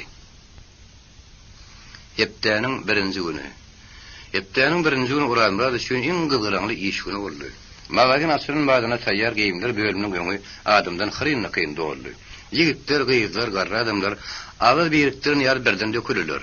Şuň ardan bahaly işdegi ýer kostyumlar, aýal geyimler çykjakmyş diýip, düýün rayon merkeziniň ýaşyjyly eşitipdiler. Gammat bar kostyumlar, plaşlar, ýun köýnekler barada eşitilipdi. Ulanmat gelenleri güler ýüzle garşylady. Her kimiň derdine ýaraşak zatlar tapyp berdi. Ölçetdi. Bir näçe gedek ölçetmelerim boldy. Şeýle ören gyzgalaňdy gitdi. Adamlar tapyzydan hoşaldy. Tapyzam adamlardan. Ol seher wagtyň içinde aýal erkek daşky geyimleriniň 60-dan gowran tapdy. Saat 11-lerde rayon merkezine fiilen ýan adam bolan pensioner ýeten Murat hoş wagt geldi. Enne goýunça Murat birinji gerek görýän adam bolan hoş wagtyň daşty patan ýynady. Biýaşul kostyum sorusy näçe gerek bolarka? Öyle gelişikli bir adam eken. Garny uly ýagyna sarıjy görüp dur. Beýle adamlar züpleşip durar ýaly geyim saýlamak gaty kyn bolar. Belki bu kostyum soramaz diýip Ulanmat işin ýepde turka hoş wagty. Ýönem, meni Hudaý işle ýadan wagty ýatan bolmagy şemeli. Şeýle de bolsa özüň bir gaýrat edip maňa gowra kostyum tap bermesen boljak diýerlik ýylgyryp aýtdy. Hani bir ýere girdim diýip Ulanmat ýöňündäki tagtany aýryp ýaşulyny şerip goýberdi. Hoş wagt bilen ýarym sagatlap meşgullandy. Emma hiç tapmadylar. Ýagny kostyum saýlap bilmediler. Alyzynyň möhümini bitirip bilmediğini Ulanmat gynandy. Ýaşul siz ertir şu wagtlar gelin. Oňa sendi men isklatlar barlap görün. Belki siz kanagatlanlar ýaly oňly bir zat tapar. Sawulynym gaýrat et. Men hökmany tergelerin. Bir wagtlara basmaçylardan oljalan geyimlenmedem geýere ötä ederdik. Ýyl geçdigiçe öwel göwüne yaramagam kynlaşýar öýdýän. Ulartan naharına çykylmadyň ýanyna Aýbölük geldi. Onu gören madyna erteden wer gyzgalaňly iş bilen meşgul bolup, Aýbölük bardy ören az oýlanyny, ýöňkülerine garanyny onuň ýoluny ören az garaşanyny Ulanmat geňaldy. Öz ýanyny utandy. Benem şün beýle bolduk. Näme? Men näme şün beýletdim käm diýip, ýüregini pegida bolan bir soragylar jogaby magtyrman. Eýem ýylgyryp ýanyna giren Aýbölük bilen içkin meherdanlaşdy. Indi olaryň ikisiniň de ýüzleri açylypdy. Olaryň köýneden gelýän tanışymy diýdiler. Urazmat aýbelek özüne garap gelýär. Soňra taranlaşyp saglyga manlyk soraşyp duran wagty gyýdysyň ýsyndy. Gyýy agyntyk melek köýnük geýnipdi. Kasin kassa gaşdy altyn ýüzüklerde köýnük gülek wapdaşdy. Birinkin aýbelek ak gözüne gelişýändiginden mi garap, aýbelek onuň gözüne öňkülene garanda bir näçesi owadan görünýär. Şonuň bilen birlikde de öňkülene garanda has salihatly görünýär. Ýöne ýigidi bir zat hayran galdy. Buň aýbelek ýanyna boýlaşy ýokdy. O ýeke gelipdi. Saglyga manlyk soraşylaryň hem aýbelek ilkidillerini. Bir ýerden gyssaly gelýärdim. Seniň bilen talanyşaýyny soğulum. Men ören minnetdar sawulyň aýbelek. Aýbelek bir zat ýadyna düşýänýäli, düýün sizi ýadydaýdy diýen. Şeýle ýady olu Hudaý maňa hiç wagt köp bermesin. Oğlanın bir sözü gyýda ýarady. Bir söz biri göwünni duýup gelen maksadyna laýyk gelen bolsa gerek. Oň ýüzünde şatlyk alamat peýda boldy. Sawulyň gowy söz adama ganyk bekleýär. Günörtan naharyň öňe syrasy bolan üçin magazynda adam ýokdy. Beýleki bölümniň işgärleri de zatlaryny tertipleşdirmek bilen meşgullar. Azazgym bolsa gurrun edişmäge wagt bardy. Mümkinçilik bolmady. Siz maňa sözsizem ganyk bekleýäňiz. Bir sözüňiz şeýle sawulyň. Men asla beýle ötmeýärdim. Özüňizem kimiň ýyzyňyzy çalaja duýduraýmadyňyz. Şeýle bolup çykanyna ökünýäňizmi? Siziň bilen bagly bolan hiç zady ökünmejegim hakdyr. Aýbelek, siz meni ýeli bagly guluňyza öwürdiňiz. Dogry bolaýsa, diýip aýbelek ýöne ýetir edici bir suratda ýylgyrdy. Men öz wyjdanym öňünde diňe dogry sözleýän. Öwre laýykklyk. Ýok, ol hemmeň adaty gyla bolmaly, tebig häsiýeti bolmaly. Gyýyz geplemedi. Geyim hasarlaryny tyýynda boldy. Ýigidin kellesinde iki pikir saklaşdy. Aýdaýynmy? Aýtmaýynmy?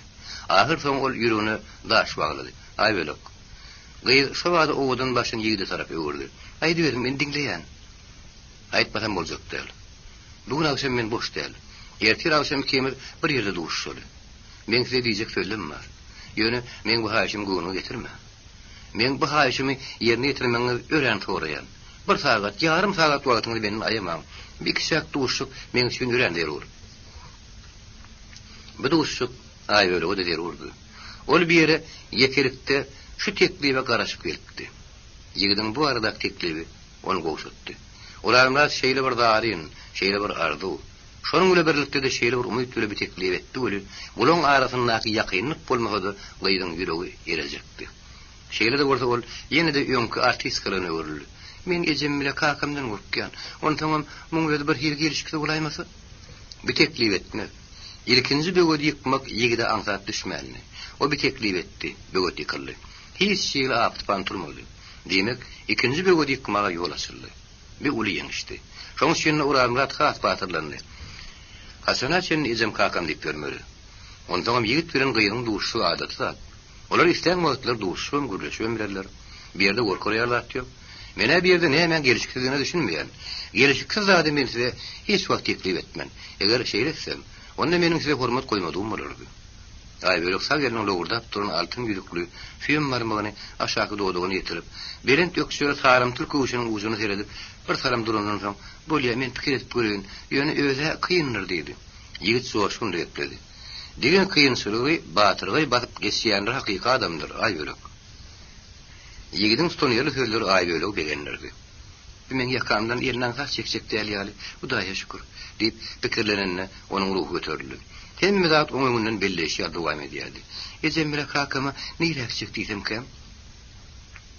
Uramrat bugun şödürün nuna dol goýdyran soň, bibi ullen kino diýip ýürekden ýylgyrdy.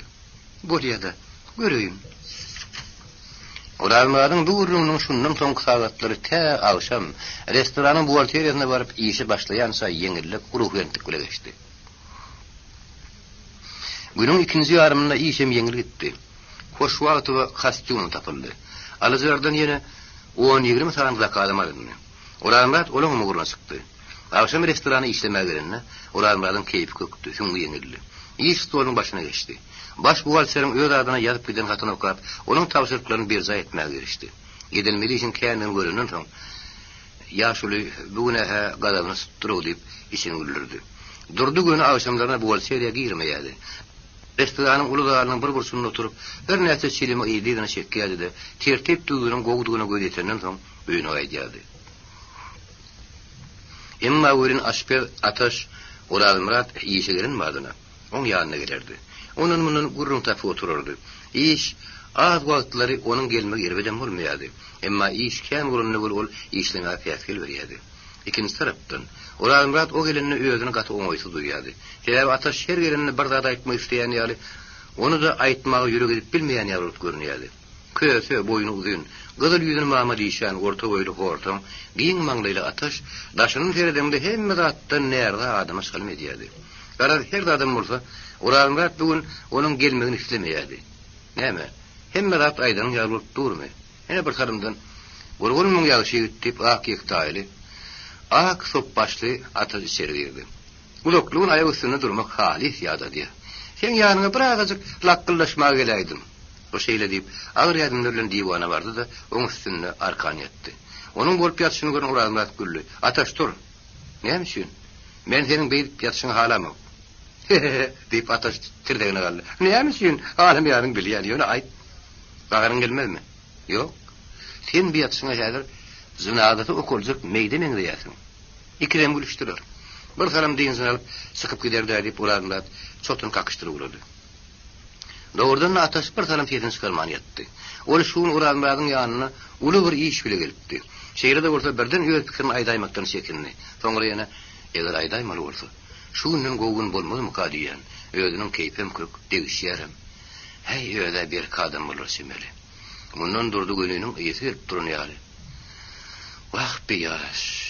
İşi ýaň geçdi. Ýene diýişdat bilen o. Muny ýoşdan ýögredip bolsa, öz hor bolmaz. Bir de adamdyr. Alzyny görýärse, bäý şotlar döder. Ben tek hamirdir. Mundan böyle emesse bolar unaşam diýen pikirler Ataşyň kellerinden iki başa atşap ýady. Durdugana meňde de muny ýola salmak, ony ýola salandan satdyr diýip öň pikirlerini üstüne goşdy. Edil şu wagtlar Urazmratyň Ataş işler neçe? Hey menne giýişiň barmy diýip beren soragy Ataşa güýçe manam berdi. Onuň gökdäki dilegi ýerde goşdy. Diýwanyň üstüne dikilip oturdy. Senin işin maýaw şeýit. Onu aýdy otur. Ataş Urazmratyň ýüzüne syýmdaýjylyk göndir näçe wagt serede oturan taş ýerdi. Galam jedeli. Näde? Aýdaryn, aýdy otur. Ataş yksamdanny ýöndür söýdi. Özüňe goýy gidemeň diýersiň. Sen ýaşyňdaky ýigitler baý ýaşamaly. Gyýlar oňa görünmek üçin ýaşy geyinmeli. Olar bilen tanışandan soň olar restorana gitmeli. Ozyk-kuzyk sowgat alyp bermeli. Bulatlaryň hemmesi pul talap edýär. O pullyň gurbany etdim bolsa, ýoruň üstüne tolap ýatan toprak däl. O şowuşdan alyp gidiberýär. Onu köp hile tapmaly. Muny özüne koýun. Ahir ýaryljakda goý ýarylsyn diýip, Urazmrat şotuny aňyrak ýüşürdi. Şeýdip menem oňoýsy ýagdaýyny diýenin, bir de ýüregini näkin aýlyp işini uzatsyn. Ana etçek boldan aýtsan Ataş. Sen hasaby işin desseň bolar. Bir pors katletden ikisini ýasamak men bilen. Hasaby işin nähil dötmeli. O sen ýaly bolteriň işi. Onu kasirde bir işe goşmaly bolar. Onsa boljak däme? Ýasamas şek etmelek bolmaz ahyry. Sen oňa ýasamas şek gör, özüni goşma. Onda hani men de pikir edip görün. Wagtda pikir näme gerek? Pikir etmeden bolmaz ahyry. Mene şoty işlerip bilýän bolsam, onda da pikir etmeli bolardyň. Bolýa pikir et. Ýöne durdugyny bilmeli ýaly ýolun tap. Onan Hudaý takladyň biläýse ikimizden derimde saman nykar. Bizim saman nykran derimden zaýa bolmasyn. Muzeýinde goý diýip mektep müdürine tapşyrar. Bir direktor olup geçeli ber doğrusuna etsem elimiz ağzında yetanap. Öňkimiz goýdy. Onu näme goýdy? Görmedik süren ulay ýady. Paýyn bersen kaýyldy. Durdagy näme paýyna kaýyldy. Ataş gaharly güldü. Şekip berip, şekip alýar. Özüm iýmeýe, ýyle diýdirmeýe. Beýle döwür ýeri tolar eken. Köpçüligiň zadydyr da 5-den 10 etseňem bolar. 15 etseňem bolmandyrmy? Biz döwletiň jüýüne el salamyz ýok. Ýylyň restoranyň çykmaly ýöründen jüýüne ýapyşýar. Olar 100 gram ara içenlerden soň katli diýerlermi? Ýa-da içine dyrnak ýaljak et sallanan gowurlan şerek ýerlermi? Onçan aňşap durnakly ahyry. Ataşyň her biri Urazmratyň ýangyna şappa bolup degýärdi. Bu sözler näçe agram bolsa bolary diňlemek näçe kynam bolsa ol diýişini gatçylady. Gurundaşyň düşen bir ýagdaýyň habarsyz Ataş indi sözlerini elden hereketlendirip başlady. Ha goýagy şeýle. İşler şeyle kıyınlar. Uramrat yüzünün kızarını bildirmeyecek bolup ayna tarap baktı da oradan gitti. Bilnaysen etsi. Bilinmez. Sen hata için dersen olur. Beylek sağınsat. Her gün her yemir 15 manatta kazanıp bilersin. Bir pulu kim veriyor sana? Hani bir yerinin 5 köpüğünü alacak bolup gör, nehir köpüğünü turdur. Uramratın kanaat kâseti doğru. Ullukan oğudan gözlerinin uçkun tısırap baştan yer oldu. Dişinin şakırdamağından korkup ağzını berk yumdu. Güya ataşın tekliği vardı pikri diyen yali. İkerinin mağlayına direp aşak baktı. Şey diyorum tolunmanı bastı. Ey şeyle de o neciklik olur mu? Ey şeyle de o akmaklık olur mu? Şeyle acayip. Fakat dağın kayası yal berk zemgetti. Bular yalı gemiriciler neyden dörüyakı?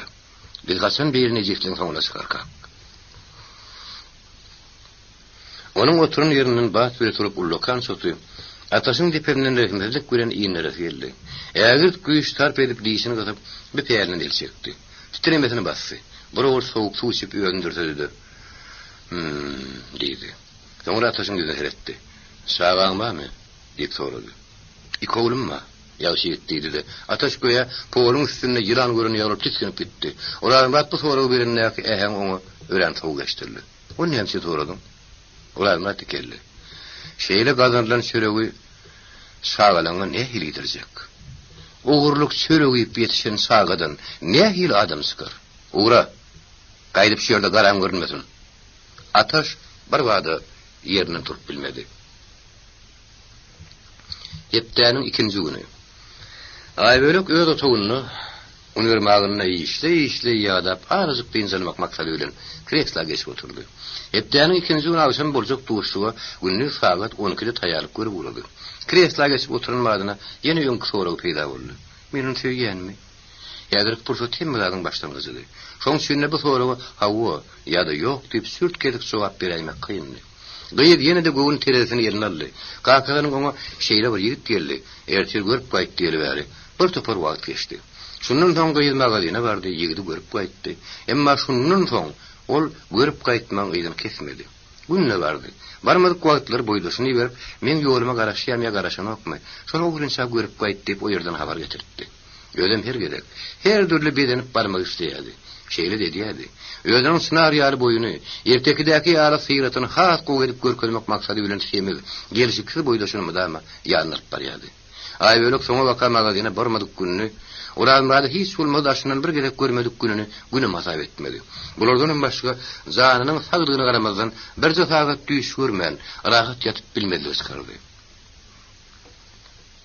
Erkelligi düşünne Uramrat peyda bolýardy. Uramrat mehmançylykda bolup gideli bäri geçen sagatlara hatam kıyım etýärdi. Bu şoň çaýşyn käsesi, bu şoň sorbiyen semçesi, bu şonuň tutan sarşagy, bu şonuň peýdalanan pysagy diýip aýbölük bıraklar her gün elleýärdi, tipalaşdyrýardy. Uramratyň içen käsetinden çaý içýärdi, kaşygyndan sorby. Hiç kim onu buları şeylet diýip aýtmaýardy, aýdan biljekdi. Sebäbi zatlaryň ýigdiň peýdalanan zatlardygyny aýbölükden başga hiç kim bilmeýärdi. Bu zatlaryň hemmesine belli geden oňa öýredi. Şeylekde göğün teresinin hawa süýýändiň tarapy barha agyrylýardy. Barha ýere gorelaşýardy. Bir. İkinciden bolsa äri çykmaly. Bir tebigi zeruriýetçilikdi. Ýaş ýetipdi. Diňe ýetmegenler geçip barýardy. Bir şert köp zat bilen maşgalanyň awry bilenne, ömürniň maniyeti bilenne düýpli suratda baglanşykly. Şeýle bolandan bir mesele aýdyndy. Demek iş şeýle bolsa Uramrada çıkmalı. Uramrat hiç kimden kem yigit değerli. Boyu sıyratı da görmeğiyliydi. Akıl huşam bir adamın kadar kem değerli. Emma yigit garipti. Mektebi yan oturup gelen ödeyse öykünü görünüp durun yigitti. Yok, bir hiç diye bayverok yenildirlerdi. Bir hiç. Kalkamızı ansa olsa, menem Uramradın sağlamadığım zada zar olacak manımız yok. Bir kalkamın sağlığına durmuşun eseretini görmeli. Onu aladas etmeliler.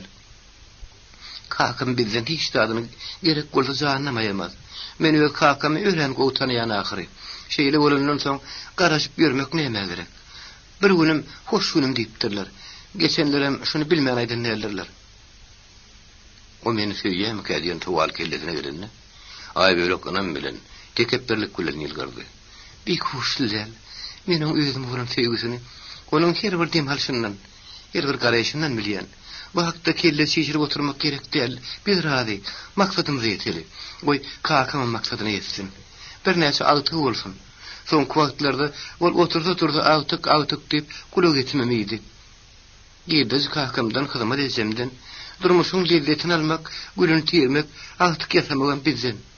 Dip Aybölük, ketendin patırdadıp, ürkün sülgün yağıl olup krestadan turdu. Yüz görleyen ayna taraf bir adım etti.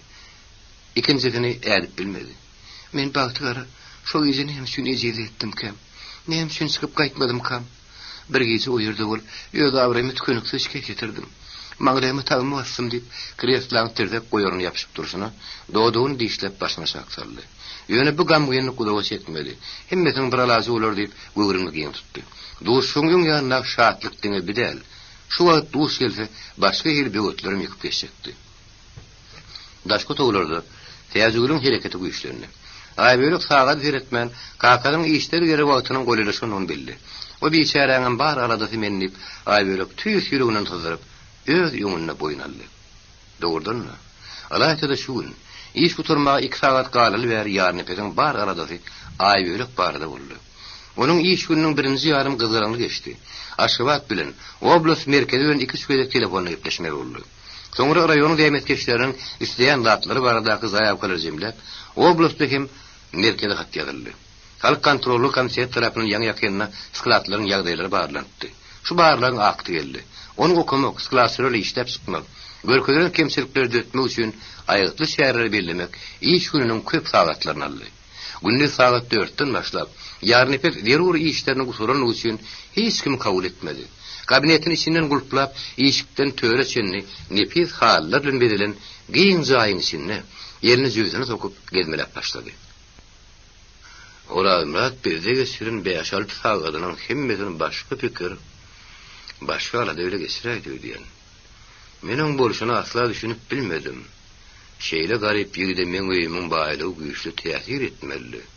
O bu zatları göründen soň maňa göýe peýgambere tereden ýar etmeli. Ağzyna çykdyň almaly. Beýtmedi. Men baýlygym ünsüre syýndymady. Görmedi o sarly.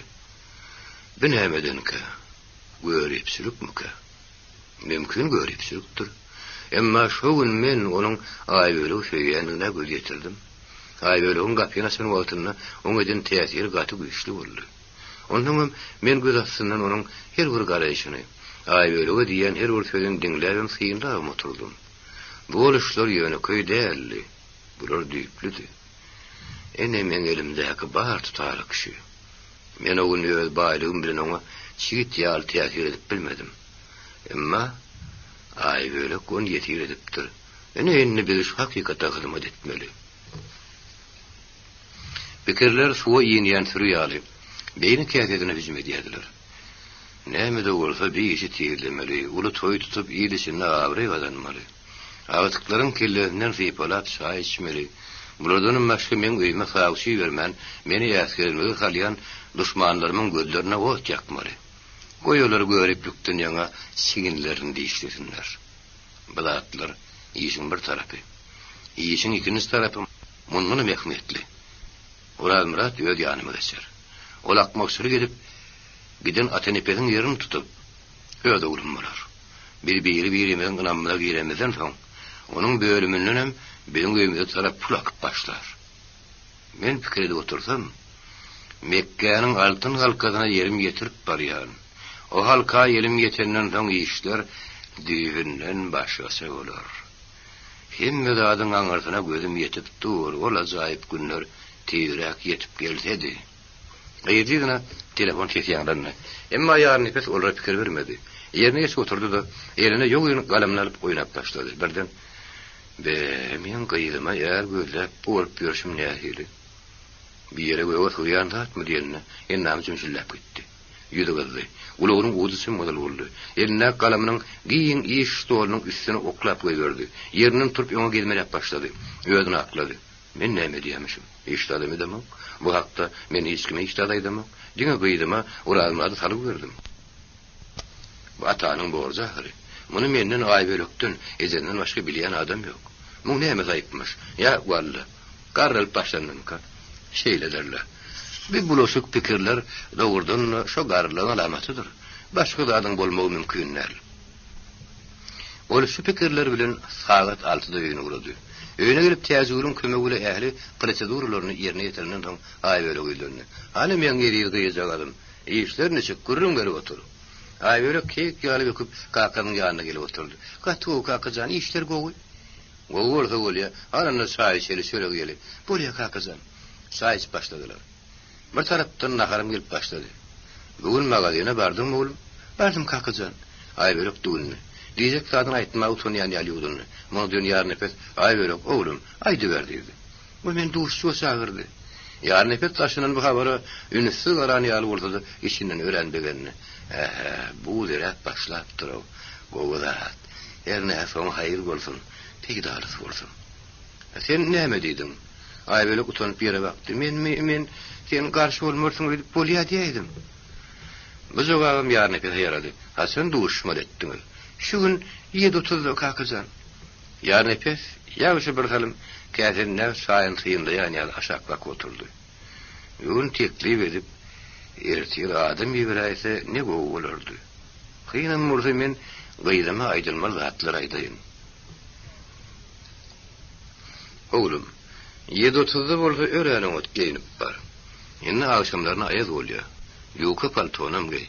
Bular hiç. Esasy zat özüň salihatly hem akyllar bar. Gyýda ulunyň daşy näçe agyr bolsa şonça da gowy bolýandyr. Aýtsak her bir söýdüňi içinden müňgedek gaýtalap ondan soň aýt. Özüňe ýerk etmek başar.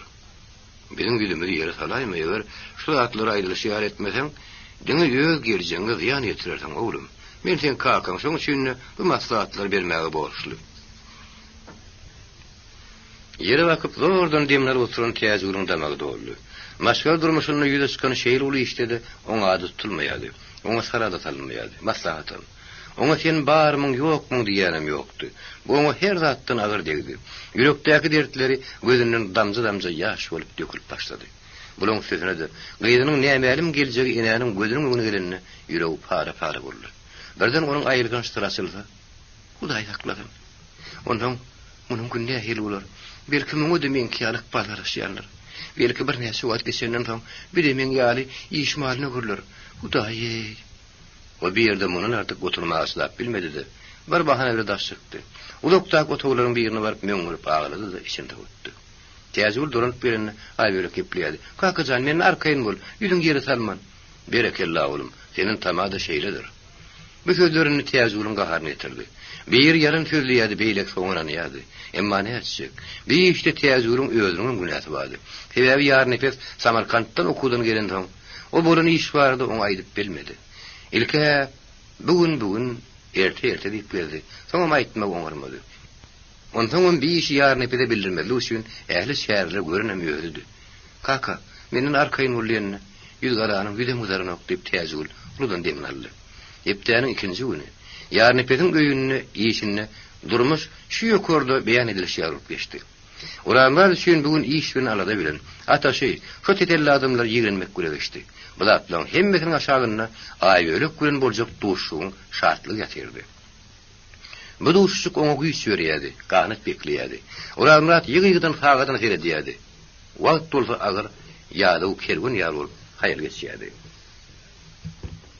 Uğuruna kovmak. Eger de biri akşam saat 8'in töwereklerinde rayon merkezinden Günota çetinäki beýiklige çykyp, ulu köçeden özüne garap, gaýdýan kidizik asfaltly salaja ışykly köçädir. Teredip durun bolsa. O iki tane garanyň ören goly ýöre, ýygyny bilen gürleşýändigini, hem radiýatdan çykaryp, diňe ýödürlen meşgullygyny görerdi. Bir iki gara Ulanrat bilen aýbörekdi. Ulanrat edil bellenen wagtda geldi. Gyýyny gelmänni. Geler ýokman geler diýip, Ulanrat durun ýerine gozun mandurdy. Men onu daşyndan müňgidiň içinden gözüm yum tanap berjek. Ýöne uruhy dünýäsiне aýyrky. Içki baýlygyna aýyrky. Ine şonu bilmek gerek. Bir hemmesine derur. Gyýy utanjyrak feýkin wagt berenini. Ulanlar şu pikirle meşguldy. Gyýy görüşmek üçin ilkinji gelip Ulanrada elini tutdy. Atay barmaklarla urdap turun altyn ýüdükli. Ak oğudan ýel ýöne tarap ulanna, Ulanradyň huşy başyndan uçdy. Asanna binedik ageri özünün gödök erkek ellerlen tutanını yigit yalaňaç elektrik siýmin tutanaýaly silkinip gitdi. Onuň daýa göwresi başyndan aýagyna çen titredi. Huşy başyndan uçan adam o näzik el wagty bile goýbermedi. Gelişikdi. Emma ol häzir nämenin gelişikdigini, nämenin gelişikdigini taýgaryp bilmeýärdi. Bu wagtlar öz aýatyna gysymlap duran közüniň arasyna saraja soğukluk duýdy. Bagşam talkynyna bu ýaly bolan altyn ýüzükleriň soğudy. Şundan soň ol gyýyň elini goýberdi. Başyny dilkep, gyýyň elini tutan eli bilen ýüzüni sypap, öňkü ýagdaýyna geldi. Gyýygynyň bir düşen ýagdaýyny bildi. Oňa begenni. Emma ol şu edip, Urazmyrada elini tutmak bilen ägir ul ýeňiş gadanyny bilmedi. Urazmyrad gyýyň elini tutup durka, şu eller üçin dagy armylyda ýararnyn netije gelipdi. Gyýyň mundan habarsızdy. Öz soğukluğu bilen onu huşunu getiren magdany Urazmyrad näret okapdy. Aýbölek mundan habarsızdy. Damaşma da çekdi. Soň şeýle aýbölek geplemän bir zada garaşýan ýalyp durma uslyp görmedi. Sizi köprek garaşdyraydymy diýip meňli ýaly sorady. Guşun ýüregi ýaljak gol salaja titrep duran eli ellegenden soň Urazmyrad üçin dünýäde durmuşdy. Bütünli täze manaýy boldy. Bellerden tägan ýanşan tuturdyň diýip argy etdi. Soňra bolsa olardan ganmak ýok ahyry diýip öz-özüne garşypdy. Ol şeýdip durşuna aýbölüň aýdan sözüne düşünmedi. Öýde yedirip oturulan gurrun üstüne giren adamın ehenginde siz burada diýdiňizmi diýip sorady. Aýbölek lezzet almak bilen öz suwalyny aýtdy. Sizi köprek garaşdyraydymmy? Diýen ýok. Geliniňiz üçin ören minnetdar. Ularmyň häzirki düşen ýagdaýy köpden bäri aýal mehrini suwsan adam ýanyň göz açyp ýumaz salamlyk ejizligidi. Yigit bir ejizlik kıyınlık güneň geçdi. Suratdaky ýalydan arasy iki tarapy agaçly köçeden ýürep başladylar. İşiniz köp bolýarmy? Ýadyňyzmy diýip ýene-de aýbölek ilkidillerni. İş ara däl. Ýöne zähmete ýaňy başlanan adam ýeýenden ýadasa 5-10 ýylyň ona ýer bolar. Ýadamy. Gaýtam işin köplügi wagtyň tiz geçmegine kömek edýär. Siz näme üçin wagtyň tiz geçmegini isleýäňiz? Oňa sebäbi? Meselem siz şu magazyna gelýäňiz. Ertesi gelecek wagtyňda senin näçe sagatlary bar? Ene şu wagtyňda hiç bile geçiräýmesen başga hiç şeýle alas galmıyor. Aýbölek güllü. Olar ýaly bolsa menim öz ýanymda kömekçi bolaýyndy. Edenlerini edip bolýarmyň? Bolýan bolsa şeýdermidim? Görüňsiz. Bütün iş wagtyny öňüňize gol goşup geçirirdim. Onu alıcılar näýärdi bolardylar. Olara da jogap okardım. Öyle turup baştan isaatı görüň olalapşýar diýip aýbölek kanatlanmak güle belledi. Edil onuň bir pikirini aňan ýaly Urazmyra şeýle dedi. Aýbölek, siz meni bagyşlaň. Meniň siz baradaky pikirim boly. Şoň üçin meniň sizi dol tanatym gelýär. Magazyndaky duşluklar bolsa, muňa hiç şeýle mümkinçilik bermeýär. Eger kyn görmeseňiz, gysky söz bilen görüňiz. Meniň ijtimaý sykyşym öýren gyfym sada. Men kakamyň ikinji sagasy. Urazmyrad geň almak bilen ýarny pesalan sizin ulsanmamy diýip sorady. Asen peşen oglumma? Ony ýerde. Goňşura ýolny işleýär. Näme üçin şu ýerde işläp seň bilen ýaşanyp? Aýbölek gümürtük sowap berdi. Her kim öz işleýişçe ýaşaýar ahyry. Munyň sebäbini bilmek gerek diýip, Urazmyrad öz ýanyny özüne tapşyryp görüp soragyny dowam etdi. Ondan okudum, 10 ýyllyk oturdum. Soň näme okumadyňyz? Ejemmile kakam okuy bermediler. Bir senti ýeke galyp biljekdiler. İşle geçmediňizmi? Ýok, işlemek özümem halam yok. Ejemmile kakam halam yok. Seninni biziň ýeke sagamy, şoň üçin öýde bolýdylar. Ine bolany. Inni sizin özüňiz barada aýdyňda, meni mingen bileti gelsidirin. Aýbölüň birin maglumatlaryň bir näçesine gaty geň galan Urazmyrad. Oň soň sözüne gysgaça jogap berdi. Men kişiniň kiň tersine, ören ýaşlykda atadan eneden galypdym. Soňra şagyr internat, Sewdet ýen okumy. Ine häzirem sizin gapdaryňyzdan ýürek barýar. O gyýdyň aştymagy sykyşyn diňläriniň soň bermek isleýän soragyny berdi. Siz zähmete näme hil garaýaňyz? Zähmetsiz ýaşamak mümkinmi? Öz pikirime göre aýtsam, adam ulaytydy, ýaş wagty zähmete baş goşmaýa bilse goşmolýarlar. O ýaşka durmuşyň ähli tagamyny dağıtmalydyr, lezzet almalydyr. Işleýän adamlar bu zatlardan mahrum ahyry. Men ýagdaýymdaky adam zähmetsiz ýaşapdylar. Hakamyň jany sag bolsun, o ýene bir kada meni garryan şabakyp biljek. Ondan işlejek görüp ýörmek näme gerek? Adam bir gedek ýaşaýar. Onuň oňurup bilse, ýerini ıssy suwdan soğuk many ýaşamalydyr. Ene sana Aýbölüň ruhy baýlygy, içki dünýäsi diýip, ara düşen damışma wagty Ural Murat pikir etdi.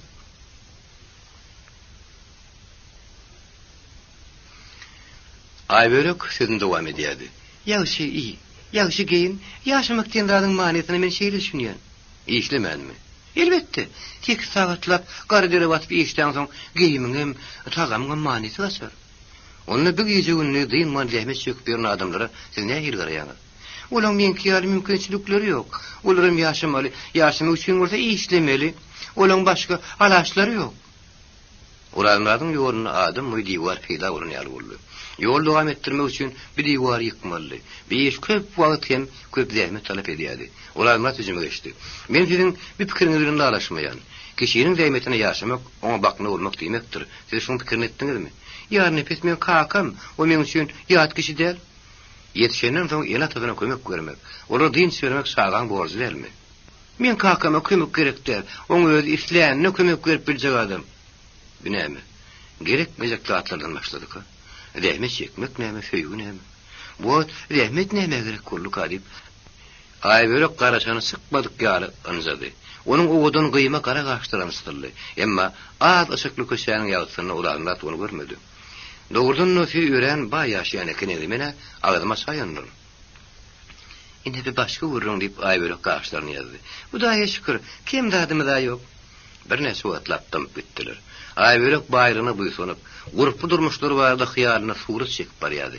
Ulanlar pikir edýärdi. Nowrzy garşyýyk. Mun dewmek gat kyn bolar. Emma dewmeli. Bu pikirlerinden mun sowmaly. Azaýyp goýdy. Men sen bilen näçe görüşmeli bolsa görüşürüm. Seni ýol masalan, seni başga adyma bermen. Başlaň Aýbölük. Men şu ýene bir soragym bar.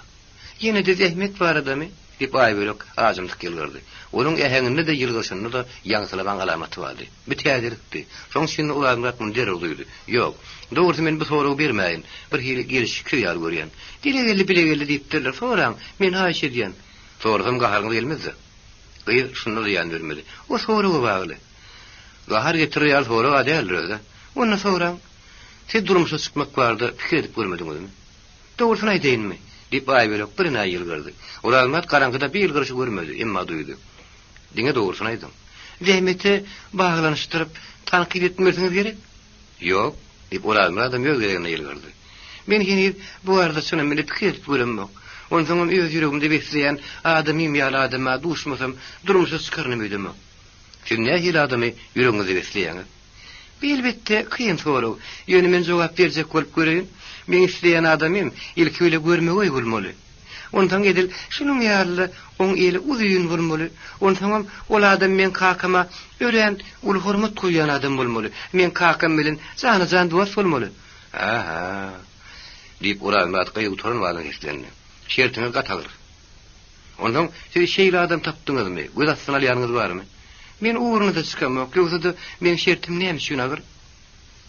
Adamy görmegi edip ýatamak tebigatyň işi.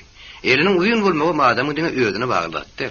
500 manat aýlyk alanda da akylly uzatmasa onuň ýeri hiç ýere ýetmez. Kakan uly hormat goýmagam diňe onuň özüne baglandy bolmaly. Bu hormat iki tarapdan bolmaly. Meni synaýar.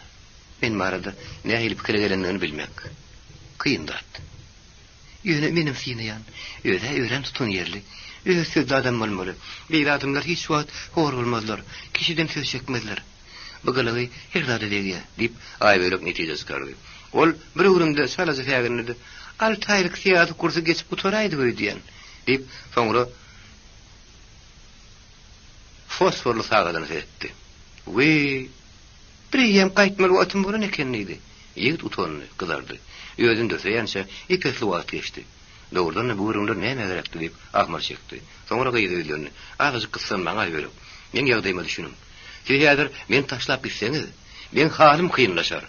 Hani sagadyňyzy görkezin. Aýbölük sagatlaryny ýigide tarap ulutdy. Ýeň ýyda şekilli. Gamak ýar owadandyky, goşordan emaý bir tutan oranlar ýene de tilap gitdi. Oň bir ýagdaý eliniň üstüne Aýbölüge barıp gitdi.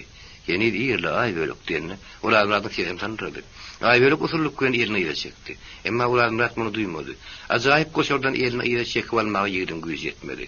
Aýbölek elini güýç tarp edibem bolsa çekip almaly. Emma häzir oňun bütün bedenne tok gaýrady. Oňam ýytyar eline gitdi. Şeýle de bolsa ýüzüň ketäp, "Goýdel, elim goýberin, biri görer" dedi. "Goýberjekler." "Ýok, goýberin." Hem goşa uratdan mikir kellerine girende. Urazmat begenjin ýaňa taşypdy. Muň üstüne de şeýle diýse de Aýbölekni eline geri çekmek biletdi. Aýbölek, men tilsiz ýaşap bilemem. Şolay onu gelirim märi diňişi bardakdykyr, ardy gure ýaşaýan. Aýbölek ýüreginiň garşyna gelip, "Goýun biri görer, biri eşiter, oglan bolşuň nähili?" dedi. "Kimiň bilen bilen näme iş bar?" diýip, as mezogyn awy topuluşy ýaly bolup, Urazmat Aýbölegi bagaryna bassy. Dodoklar derrew tapyşdylar. İki yürek. "Hiwi, işim gaýtdy" diýip Aýbölek Allah'ın elini Spanya'lı uludan demin alıp Urazmat'ın kuzuğundan tuttu. Urazmat kıyının sözünün ehengine, manisine ünis verdi. Aýbölek'in hereketine de, ehengine de hiç şiil düýüplü gahar duymadı. Onun häzirki gahary ýatamadı. Özüne zor salyp gaharanmakdy. Ha, dogrusy, utanjyň üstüniň örtügüdi, ýapanjasydy. Ol sesini çykarman, aňyrsana bakyp gahar edip durdy. Onun häzirki ýagdaýy ýogurlyk däldi. Men saklanmalym. Beýlerde hiç bolman 3-4 duş goşenni ruhsat etmelilerdim. Inni näme diýer? Buzaga goş tutmak kıyın näre eken. Men bolsam görün häçe wagtlar alan ketdirin diýmezmi? Men öz awryma dödük bolmazak şiket getiräýdim. Kıyın kelledine sağ tarapdan gelip dolyan bu pikirler onu derle diýdi. Ol ýetişi bildiginiň derini süpürýärdi. Inni näme diýin? Ýetimiz çykarman, hiç bu sözüne jogap bermän, günüýümde gaýdy öreýinmi? Muny beýtime taşlap gidip bolma, beýtmäňden ýüregim istemekmer. Näsem käm diýip durka, özüniň sag ýerini, Urazmatyň eliniň agrynyny duýdy. Suwa gark bolup barýan adam ýapşalyga tapdy. Inni söz açmagy, agyr utanjy ýeňletmäge mümkinçilik töredi. Ýol açyldy. Hudaýa şükür. Dert veren dermanyny berer eken diýip Aýbölek ýeňillik bilemedi. Urazmatyň öz ýerine duran elini gyýygyňam öz soğuk magdanly erilen sypalasy geldi. Bir ýürekde zoşan der urluk, onu tas ikinji de tutundurupdy. Egerde Urazmat elini onun ýerine goýanmadyna Aýbölek diýip hiç bir manyda seslenmedik bolsa, ýani ýarym minut sesini çykarman duran bolsa, Aýbölek öz ýerini oň eliniň üstüne goýjakdy. Aýbölek, näme Urazmat sen edidim diýip, ýaňy dogan aýyň älimi gülüp bakýar bolup, onuň ýüzüne gülüp bakasy geldi, emma muň ýerine men gitjek diýip, egin aşak galyp Urazmatyň elini aýyrdy da, aýagy ätlemek islemedi ýüregi urudy. Urazmat bat bilen bir tozup oňuna geçdi. Edidim. Beýlip gideninden öldürüp git. Ýere sokup git. Anan edidim. Aýbölek atýan okunyň nişana göndegýänini begenini ätmegen dowam etdirdi. "Goýber ulan, aýyp bolar. Her kidatyň seni sakýalyşy." Bir ýyl gyryp, bu näme geçmeden goýberjek däldi de. Urazmat iki elini bıkynına diýip, aýaklaryny ýere ykşamadyp, giýje aýyň ýalysyna görünýän gaýa ýaly bolup duruverdi. Aýbölek ýene kete bakdy. "Näme diýjek bolýaňyz?" "Günäm geç. Bir ýyl gyr. Sen o ýyl gyryşyň men çykyp barýan janymy bedenimde öňkü ýal berkitsin." Aýbölek içinden güldü. "Muňa huşy başyndan açdy. Goýda, men üstünligim. Bir de size näme günah bar? Günämen özümde" diýip Aýbölek agramjyran boldy. "Sen perişleri günäsizdir" diýip Urazmat gyýyň elinden ýapyşdy. Gyýyt ilk wagt ýerini gödöklük bilen ýere çekmekçi boldy. Emma Urazmatyň elini aňsat goýbermezýäni goýdykdan soň ýuwaş-ýuwaşdan garşylyk görkezmek etdi. "Edidim. Meniň aýymyň birji bölejigi. Meniň täligim, meniň geljegim." Gyýdy bu sözleriň gyýdyň tükenekse dowam etmegi istedi. Ondan bu sözleriň agyrdan çykyp güýz awşamynyň aýadyna soguman, bir-birini tapşan dodoklaryň gadygyny bilen ýöňüne geçmegi istedi. Edir onun işleyişi yarım oldu. Dodoklar yine tapıştılar. Urazmat gyýyň dilinden soğurup duruşuna, bu sözler dili bilen aýdyp bilmese de göwnüne gaýtalýardy. Sagol edidim. Bu näme geçen minnetdar. Sen ne ajaýyp, ne meherli, ne gymmatly söz. Gyýy bilen ýigit bitip gidip etenden soň hem zat öz manesini tutdu. Senim yaman erzel adam ekenin deyip Aybölek ilkinci gedek onu senin hep bildirini. Senin yen dilime dönüyün. Olar Murat bütüde minnettarlığını gıydı tiyareden bağırına basmak gülü beyan etti. Olar öyle barınlarına gize tağıt orkiden işleyerdi. Yarın ipet gıydını baştan ayağını senin tıyına pıskanırsan, oğlum köprek eğiline aydın mı deyip söyledi. Aybölek on fiyetinden neye girirlik ehengini eşitti. Yolla boydaşıma düştüm. Yoksam 10 vurmaka gelecektim. Öyle gelip bir zekere sahip bitti deyip uğruma koymadı. Yarın ipet ınanına yılvardı. İşler ne eğri deyip köp maneli soradı. Senimden gol kakızan katı oğul. Yarın ipet begenini. Sensiz katı kıyın olacak oğlum. İçimi it yırttı. Sağ işecek mi ya şöyle giyecek mi? Yok kakızan işödüm yatacak. Giyeceğin rahat durdun oğlum. Aybölek öz otoğuna girip giyimlerini çalışırdı. Sırasını sürdü. Ayna kapının önüne krestlerini çekip oturdu. Eğer onun fikirine gün doğun yanıdı.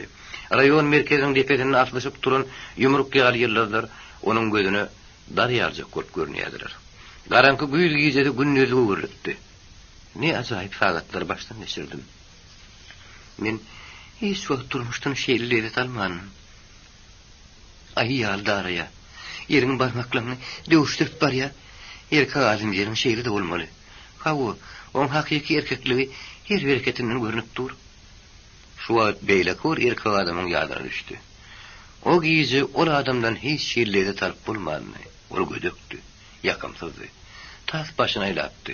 Eğelim onun serhoşluğu gıydı ulu bir adam saklap kaldı. Yönedin ömür maskarasılığı kaldı. Yani yok, o maskarasılığın vaktiyle yattan çıkıp gider. Eğer onu yatlamak gerek değerli. Bu vakanı mümkün kadar tigrek yattan çıkarmaya çalışmalı. Sonun için Aybölek nezif bir canlara göz düşen yali ellerini siltelep bir fikir başından kovdu. Aydıp men hiyalıma gelme. Eydine dolanma. Olar Murat dön geçiren bir nese tağadı. Onun beynetine şeyli vurduyup ornaştığı ölün hiç sağda beraber olmadı. Aybölek'in parmakları, boşları, omurga sünkleri, raytıda doğdukları. Yani Olar Murat'ın elinin, ayağının degen yerleri ot vurup loğurdayadı. Aybölek bir beyleki elülen tıypalaştırayadı. Söz bilen beyan edip bulmazık lezzet alayadı. Gıyı boyunun bir tarafa geçirdim. Mülayim yılgardı. Men sensiz yaşap bilecek değildi ya. O bir sözler yüreğinin sonur yerlerinden sızdırıp sıkırdı ölün. Menem sensiz bilecek değildi. Tatkıyı kırıptım. Zordan dilimizi işlep saklandım. Bizim ayarlı yılların tiyali neymişsin şeylik ha? Neymişsin bir duyurumumuzu, fikirlerimizi yakini bol şiyalık aydıp bilmeler edilip yararıptırız. Varmaklarını, koşarların tıypıla oturuşuna Aybölek bir hilim meymir edici, lezzetli yadı olup kuruşavallı. Krestlanın arkadan yapılanı. Menimni ertiyorum gözüne ne hil görünürkem, onun göremde yüzüm kıdarmaz mı ka? Atkın kaçan dilim perteklemez mi ka? Ellerim, ayaklarım güçten kaçıp diyen bitmen durmaz mı ka? Hudayi, men ne hil yağdırlar var oldum? Onun gözlerine hiç tat görünmeyedi. Ol her vakti de, giyinişliği de, nerede oturandan bütünle onu tuttu. Onun bütün durkunu ayyalı darayan, son yerli, ara geçmeyen görme güçlü, dayı Olar Murat eylepti. Olar Murat onun hiyarına karankı zayın sinni ör boyuna kalıp durdu, yılgırıyadı. Şu vakitte orada onun künziyalı aktı işlerle orada Aybölek'in yüzüne yakınlaşacaktı. Inni bilin aramızda ikici bir vurtu aldı. O men üçün adam iyi vermeli, kakamın şertlerine boyun olmalı, bana eğilik etmeli. Vah, o ünler tiyrek gelseydi, deyip Aybölek şu oturuşuna irkildi. Yine de gözünü açtı. Yerinden turdu. Yok, Olar Murat, bilip boy, men ersil mağazine barman. Adımın arasında. Men tem gözümü görünüp bilmen. Meni bağışla. Ertesi hiç yere sıkman, ödümü dursayım. Önkü çığırmadı şeyin. Bir gün seni görmeye bararınıp kırabadına sıktı. Epet ulu feryatlıkların bir yerine bağırına basıp gözlerini yumdu. Olar Murat Aybölek öylene seni uğradıp gönü öğüne ayttı. Kedicik soğuk otoğuna eğirt ulu yeniş kadının terkirdi yer olup Ulu da var bile geldi. Nerede bayramın hengine fikirlik salyadı. Eğer şu hengi duutar bilen kızın yanına aydım edip aytsam, Mağıtım Urağa'nın aydışından bircikte kem bulmadı deyip, şol aydımın sözlerini sanımaya başladı. Yarın bir yerine dal bulsam, yüzünne koşu hal bulsam, yavru tirmeli şal bulsam, şuhulunsam birlerine. Şundan sonra gıyır menki, ay börek menki deyip, 3 metre otoğun içine yine de edimlerin ülçak başladı. Onu gıydın oğudan da el yetmezliği de bütün boruşu da el bağını kul edipti. Ama şunun bir katarda atanın, enənin, ininin, ağanın, ayarlığının mehrinin kanmadık. Dayının, daydanın mehrini görmedik. Başından sıypılmadık yetim oğluna. Bıydın yakınlığı. Mehri arkadağı, hoşsar yali. Yıkılanına mağrıyla diyirecek ediyal olup duyurlu. Uranlardan yağlayın nakadın için. Bir yetiren yadı yetilecek bulunup durun derece, hiç tatlı denep olacak derece derli. El yetmez birin baktı. Bu vakit onu zoşturuyan, göğünü göğü götürüyen, ilk öğlen şu derecede. Men elbette onu ertiyor tavsiye veren demedim. Bolup geçen işlerden sonra o hemmetine düşündüm. O ertiyor magazine verenle men ona adam iyi verecek dığmaydayın. Kimi vermedi? Elbette durdu ağanı. Bir yerde men ondan yakın adamım yok. O men şiymuşum bitirir, yok söyle bitirir. Yönü men ona bu arada keniye sen iştahat diyemem. Men her onun yanına gideyim. Nirede olsa tapıp ona bağırını kırın vereyim, koyalım. Ertiyor senin tayarlık gördüm. Ulan Murat, o da var yani yarılıp kapıyının oğlu yatman çıkıp gitti. Bu vakit giyece mi günlüğür mü? Bırakları vardı, onun hiç yer düşüncesi yoktu. Şehirde olsa, tamın önündeki elektrik ağacının aşağına yetenine birden sağadan seyretti. Sağat onu kurt barayadı. Ve haysi onun kekele. Asla bu ot haysi ot. Nip ulanmat pikire zor sallı. Hem belat aydın oldu. Bu vakit yaşlı uklat desanlar, ertir. İş uturanmadın onun üstüne enmelli. Ulanmat kırsının işlap iydana dolanlı. Öğüne girip ön koturun yerine stoğla tirteğin dira oturdu. Şimdi neymeden başlamalı? Meni ödüylerine elitmeye çalışar. Men o teklebi düğünen radi bulman. Men o düğün batıra bulup bilmen ahire. İkincidenim. Onun kakadının baylığı şüpheli baylığı. Doğru bu hakta men bileyen de adım yok. Men dene o bayrağın şüpheliğini bileyen. Son sünne men o löydün söyleyip bilmen. Eğer men şey denemi, yani bir bayın kıydına öğlenip onun öğünü göçüp barayan meştaydı. Men direktörüm Meret Karayüz, Mervan Muğlumlarım, terbesilerim, student yoldaşlarım menin yüzlerine vururlar. Bulardan meter, bunu men özümün vicdanım satmaz. Benim durmuşum manisi olur. Dine garı bokurda üçün yaşayanın gülkün sınağla cereyin göğün durması olur. Men şehirli durmuş için doğurmadım. Benim şehirli durmuştu yaşa deyip terbilemediler. Bir. İkinciden, onun öylerinden bir lay giyinmire sıkıp aytmalı olur.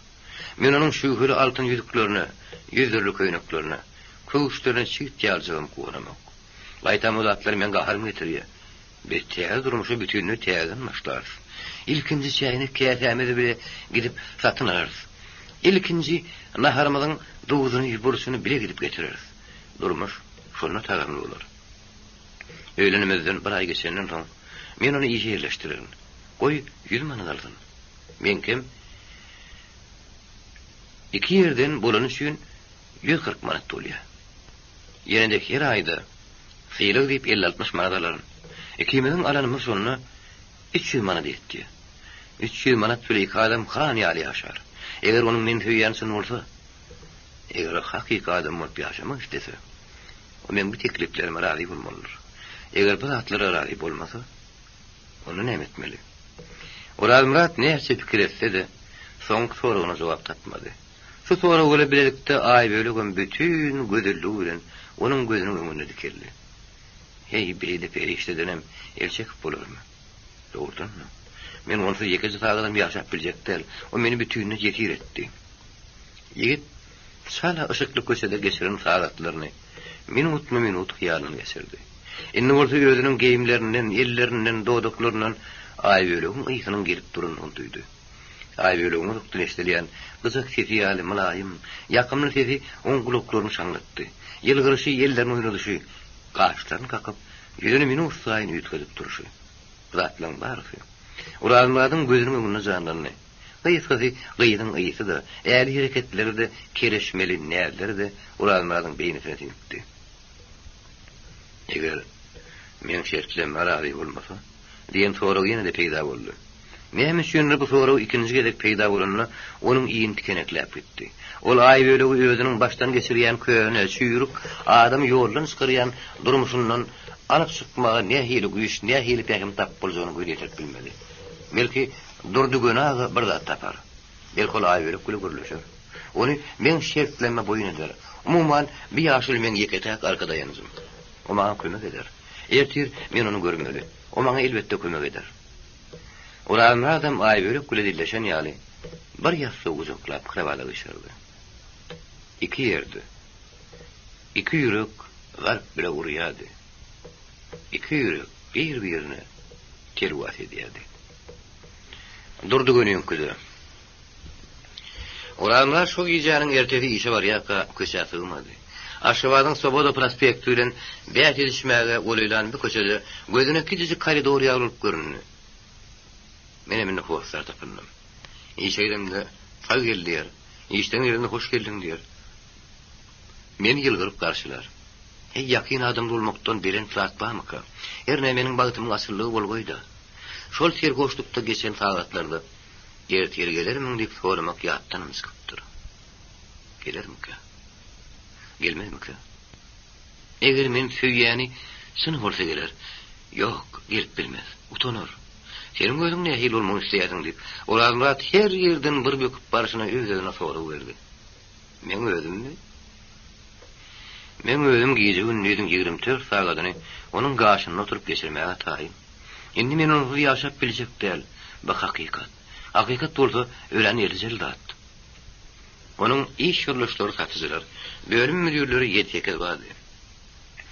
Olar olanlarda dogry sözleri, alçaklygy, madama kömek etişmäge taýyn nuşynyň gowurýardylar. Onu görün matlaryny ýylgyryp, hal ýagdaýyn soraşýardylar. Emma onu şeýle syýrýanlyklar üçin, onuň soňky günlerde düşün ýagdaý bardy, hiç kim zat sorama milt edip bilmeýärdi. Olundan hemmesi eger ol kömek soraýsa, şu wagt yetişmäge taýýardylar. Şeýle adamlar bilen işleşmek onuň janyna ýaraýardy. Ol bugünüm ýöwet süren işe girişdi. İş ýeňil, hel uzundan ýeni albarýardy. Öňküleri ýal aldylar da kenni. İşlenýän haritler de petde. Onuň bugünkü iş güni Aýbölegi ilki günüň ertesinden iş gününe döndü. Eliniň ýetişdiginden harit goýberýärdi. Alsylan göwünden turýardy. Emma gör onuň ullukan owadan gara gözleri onu bermägiň gapsynady. Ulanmak garaşýardy. Aýbölegi perişte ýöwürlüp iki tany ganyt beklep asmana götürilýärdi. Beli bolma mümkin näl. Ol hukman gelmeliýän sözler bilen ulanmak günürtan nahyryna çykdy. Çay içmem çörek ýemem uğur bolmady. Ýemek içmek işini 20 minutda oturdy. Galan 40 minut wagtyny köşe çykyp magazynyň ýönüne gelip geçirdi. Ýok, Aýbölegi görünmeýärdi. Ökürdümkä. Güdüklük bilen göwüne degäýdimkä diýen pikir. Onuň ähli erk ýaryň elinden aldy. Ol aýagy bişen towşana döndü. Bir ýerde 1 minut saklanyp bilmedi. Aýbölegi ýagdaýda häzir ulanmagyňdan gowdärli. Ol ýötüniň gije bugün magazynyna görünmezli ýüregine bir dup ýatypdy. Okudan oýanyny, göwüniň bahar ýaly joşgundy. Ol hiç wagt şeýle ruhyentlik bilen okusyny oýanmady. Olar okudan turanyny käwürsen kelle tagyr ýa-da käwürsen boýuny, emma bugün oýanyşyny hiç tat bir diňär ýalylardy. Göwünde bolmasa, bar ýerde güller asyp, çeşmeler şüwürleşýärdiler. Dünýäniň hemme bursundan bilbirin hoşawady gelýärdi. Durusy gelmän, meýmirap ýatyşyna geçen günüň ähli wakalaryny ýatlap çykdy. Boňa tükönüksiz lezzet berdi. Ol ýene de Urazmladyň eliniň degen ýerlerini typalady. Ýurgun başyna çekdi de bir näçe minutlap garankyda ýylgyryp oturdy. Bugün magazyna barmaly diýip eden kasamy ýadyma düşdi. Men barman. Bugüniň ýüzüni görmän oňup bilermi? Ýüregimi jebirtimi? Çydam edip bilermi? Yok, men onu görmeli. Bolmasa men oturmağa yer tapman deyip, yuh gözü ipek yorgonu iki ayağı bilen dep koyuverdi. Yorgon äpet kuşun ganaty ýalyp kırabadyň ayak uzuna jemlendi. Öten gece kuwakalar. Gyýdyň akyl huşyny şeýle bir ýöne çekip dölün. 2 minutdan o zatlar bardy pikir etmän durup bilmeýärdi. Ähli gyýdylar şeýle ýagdaý düşýärlemiki? Ähli gyýdylar men ýalyp köýýäm keler. Oldu soralarına jogap agtyrjagam bolmady. Faqat ikilerde öýlerinden çykyp seme boýdaşyny kabardy. Onu ýanlaly. Öten gece köşegini ýüredi. Täbir bolan zatlary bardy. Onu öwünüp görüň berdi. Boýda şu ay bölek ýeňş bir otlady. Ay bölek sen bagtlyk ýedi. Hemi ki statýa wagry. On gaýdy gulukdan göçügen belliler. Bolýam göçek gulugyny anyklapdyr diýip boýda şuly. Hemi men oňa ýer pikir dediňi bilemmi? Ýok, näde dogry aýdýan? Men oň pikirini bilýän, emma dogrulanamam ýok. Anamam wagty bile gele berer, gassanma. Ýerine awry bilen hemme şu ýoly şu täsedi. Kıyır sen diýäniň näme? Sen ýaly gözel tapan guluň başga näme armany bolar? Onuň ma dogry bilen. Bu zamanyň ýitlerini ynanmarmy? Soňuna saýan batyr bolmaz diýipdirler. Bizim täliğimiz şeýle bir soň saýmasak gülk bolaýasy. Ýöňüň rady bolsaň, wagtda sigit ýaljak pikir etme. Oň bütün durky bilen iki tane ýapet gözi ýugurup sen ýoluňa garap oturuny. Näçe gölet gözlemini gördüm ahir. Menden ýa. Senem ananmazda hiç hile zatyň ýok. Sen onu ýetir etdiň olinni. Sen ýeli baglyk buluň. Agyryndan Hudaý eşitdin. Diýip aýbelok müýtürel berdi. Oralma destirni fenagı diýip boýdaşy degişmek hal oň sözüni döktü. Sabat bir şolunna, olur magazine bardylar. Baştan ayagyna gyrmady giyinen aýbelok. Uramradyň gözüne iň ýakyn, iň mehriban adam, dünýädäki gyýlaryň iň gözel sultany bolup görünýär. Gyýdyň gulugyny şerini, gyýlaryny görüň Uramrad, onuň dadyny ýetişdi. Gowalçylar magazin asyryny badyna gelýärler. Atyny hem şeýle jagardyňyz. Ýene silsip aýbelok gözasyny Uramrady näder gatyrdy. Emma ýigidin ýüzüne ýödüne aýbelok bilen tükünükli meherden başga görmänen soň gyýy ýynjyrdy. Elbetde. Adamlaryň arasyna senip bilmedi ahyry. Emma sen ýen bolsa nähili gowurardy, nähili ýakyn bolardy. Begedek diňe bir-birlerini göründirlen kanagatlanmaly boldular. Hiç şeýle gürrüň etmäm köçürip bolmady. Ýöne şeýle de bolsa, ertir akşam 7-de duşma birleşdiler. Aýbelok boýdaşy bilen çykyp bilende, Uramradyň ýüregi üzülen ýaly boldy. Ýöne gyýdyn gelip gitme Uramrady haf köşeşdirdi. Demek ol hiç tad göwnalmandy. Ýetak batdy. Ýeş gutordy. Uramrad öýüne baryp çay içdi. Gemlerini çalçyrdy.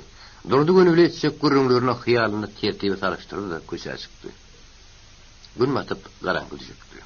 Raýon merkeziniň köşelerindäki ýölügsiz sırlar bulutly, şemally, soňuk howanyň arasyny zordan kelip salazy ýatylýardy.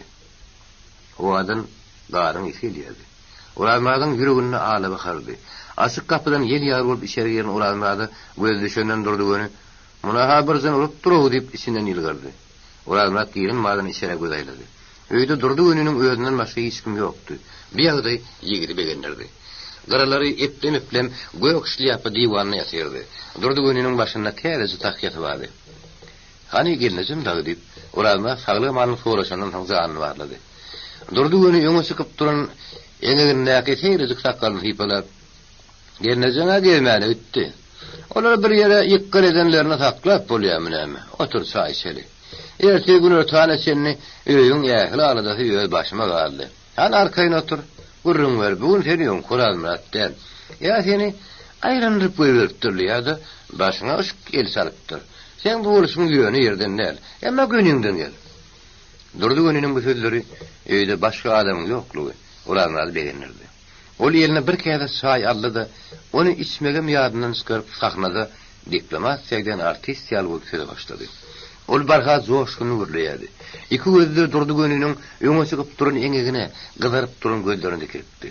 Ýöne Uramrad ýaşyryň mekelik bilen ýylgyrýan gözlerini, ýüzünde emelegeden manyny saýgyrmaýardy. Ol diňe bir ýere seretmeli bolan üçin teredýärdi. Ol aýbelok başga ýerlere duş gelmeýär. Tapylgyzy ogudan durdan başlady. Onu öwü arşas kardy.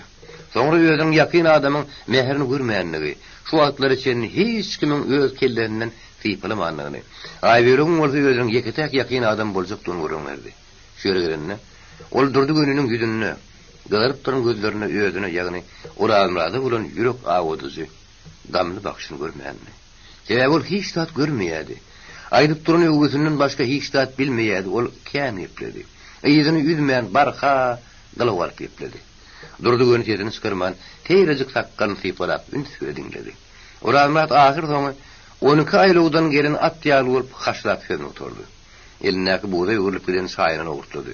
Uramratyň häzir diňe bir arzuwy bardy. Durdy gönü oturan ýerinden tasrap tursa, elinden tutup gutlasa, bagtly durmuş arzuwy etse. Emma Mumydyň ýatarany heykel ýaly zaýym orta arasynda doňup oturan gözleri gyzyl durdy gönüden bir garaşanlatlan hiç bir çykmady. Munyň tersine ol uramratyň ot bilen ýalnan emele giren ýaly ýanyny sözlerin ören soğukkanlyk bilen bir ýany äskirmezlik baryp ýetýän giňip gidinledi. Bu boluş elbetde ýigiriň çetini gyldyrdy. Ýa-myn aýaly edip gitdimki? Men ýaşulynyň keýpiniň kök där bolup geldimki? Bine hil boldy diýip ýigit ýöz ýanyna howsula düşdi. Durdy gönü ýene bir näse wagtlar tetini skyrman pikirde oturdy. Inni uramrat öz aýdyn sözlerinden öz boluşuny torup başlady. Edil şu wagtam durdy göndellenni. Inim. Men seni ilki görünmädime haladym. Gatoňat ýigdekenim. Şu umutlugy başyma uran aşyk keseri syýryp süpürüp ekiden duýdymok. Men gönüsini göň aýtmak halyan. Men hakda ozaram saňa aýdypdym. Men näme diýjek bolýanymy düşün. Men saňa diňe ýagşylyk arzuw edýän, sen bagtly bolmagy isleýän. Wagt men onu bilýän durdaga, şoň üçin ilk sen ýanyna geldim. Bilýän bolsaň sesini çykyrman otur. Takoň soňuna gerekdilendi. Uramrat aýylgyn spyrdada garaşýan ýer bolup ýaşulyň ýüzüne gorkul seretdi. Diňde ýany ýaşuly. Sen aýbörüň kimdigini bilýärmi? O gözelliň gözel ýaşuly. Durdy gönü uramratyň ýüzüne siňerildi. Ol ýannakly, şetili meýdanyň ortasyna ýöse oturan berje düýük gül. Men düşündimle ýaşulyp uramrat göwün galajalyk bilen boýuny burdy. Şu ýaşdan hemme zady düşünýän bolsa, gowluk golaýmazakmy? Düşünýärsiň. Oňa şu gulak salsaň düşünýärsiň. Aýbörüň ýaşulykdan, owdunlukdan başga günäsi badyr edemok. Onu söýen urdan gatgow edipsiň. Emma bir söýügi kıyın söýügi bolar. Sana başardaýsa ýaşy. Ýüregi ýerine düşüren ýigit şalt epledi. Ol razy boljak. Ol garşylyp görkezegi meňdemi? Ol razy bolar. Munyň hak görürüm. Sebäbi gyýy 20-den geçdi. Sen ýaly ýigit tapyp garamasyny üstüne atyp berse, ol razy bolar. Ýöne şu wagtlar sen olan gapsyndan ýekejeli saýçy barany. Sen şunu bilýärmi? Ulamrat ýene huzura düşdi. Ýok, näme üçin? Ýigit elbet bir zat eşitmekden gorkýan ýaly gözlerini erekçelik etdi. Durdy gönü şeýledi. Sebäbi ýarny bede halamýarlar. Mesele aýbörek barda bolmansyň ýigidin ýene zany aram tapdy. Näme üçin halamýarlar? Şu höli baýly üçin. Bir ýerde aýbörüň näme günäsi bar? Onun günäsi şonuň gyýdyrygyna. Ýarny pes onu gereginden artyk lärikseledi. Oňa bir günde 8 ýyl köýnük giydirýär. Altyn lökümşe gaplady. Eline ıssy suwdan soğuk sowurdurnak, işletmeýär, okutmaýar. Onuň özi biziň zamanamyzda gülkün ştat. Ýarny pes moňa düşünmeýär. Düşünmegi islemeýär. Sebäbi öýreniň geripe taýdan uly bolmasaň, o seň bilen gepleşmek, maslahatlaşmak beýle dursun. Taňyr salamlaşmagy islemeýär. Şoň üçin bol ýeköýli diýilýän röwrli. Oğul atyny pese sen çöregin ýekdel. Sebäbi o çörek sen saat diýmediňden öýrän çörek dälip öýlerini terk edip gitdi. Inenim. Sen gaýyna tawurjyň şeýle adamdyr. Aýbörüň şoň gaýdydyr. Ine meselen kıyın ýere. Ýönenim bir zady berip boý. Biziň döwletimiz, partiýamyz öýren giýindir. Olar towşuny araba öýre tutýarlar. Ahry bir gün ýarny peziň myzdan ýeterler. Bir kuşly däldir inim. Durdagy. Sen giňen aýda atlar aýtdyň. Men olaram onuň baýlygynyň şu höllügi barada taň aýdypdym. Bu arada ikimizin pikirimiz bir sıkkı. Yönümün oğlunun beýle äri gelip gidenini bilmeýärdim. Aýbölük, agam oňuşman başga ýöne ötdi diýipdi. Näsekek? Durdy göne azajyk dymandan soň. O ýene öýüne saklamagy ýüregine dügendir. Men şeýle çak edýän. Senden peýdalanmakçy bolýandy. O peýda görmejegini bilse, uzadan aýagyna myýdana çekip almaz. Soňra bir gün halk kontrolü komiteti ýakaryndan sonra ilki bir oň eline seni tapşyrar. Inim, ýarny pes diýilýän adam, wujdanly adam diýilýänlerdendir. Mundan başga ol öz aýagyny gapsyndaky sygdyryndan gowy görmeýär. Aýbölük, ağafy ýaly äli gidip bilmezmiki. Kıyındır. Vakti hiç bir zat deyip sürtkez gaýdaýmak kıyındır inim. Sebäbi ol kıyır. Yarın perin terbiýetini alınmaýar. Ol her gün 8 dürlü köýnek geýmeli, 8 dürlü köwüş, 100 dürlü altyn ýüzük bilegi bolmaly. Sen alýanzy aýryň onuň talaplaryny pişirip bilmersiň. O bolsa onsa baýry taşlap, ýeke köýnek bilen öýüňe gelmez. Birinizine gelmez. Geljek olaýyna da atazy ýol bermez. Kaç paýdaýdy?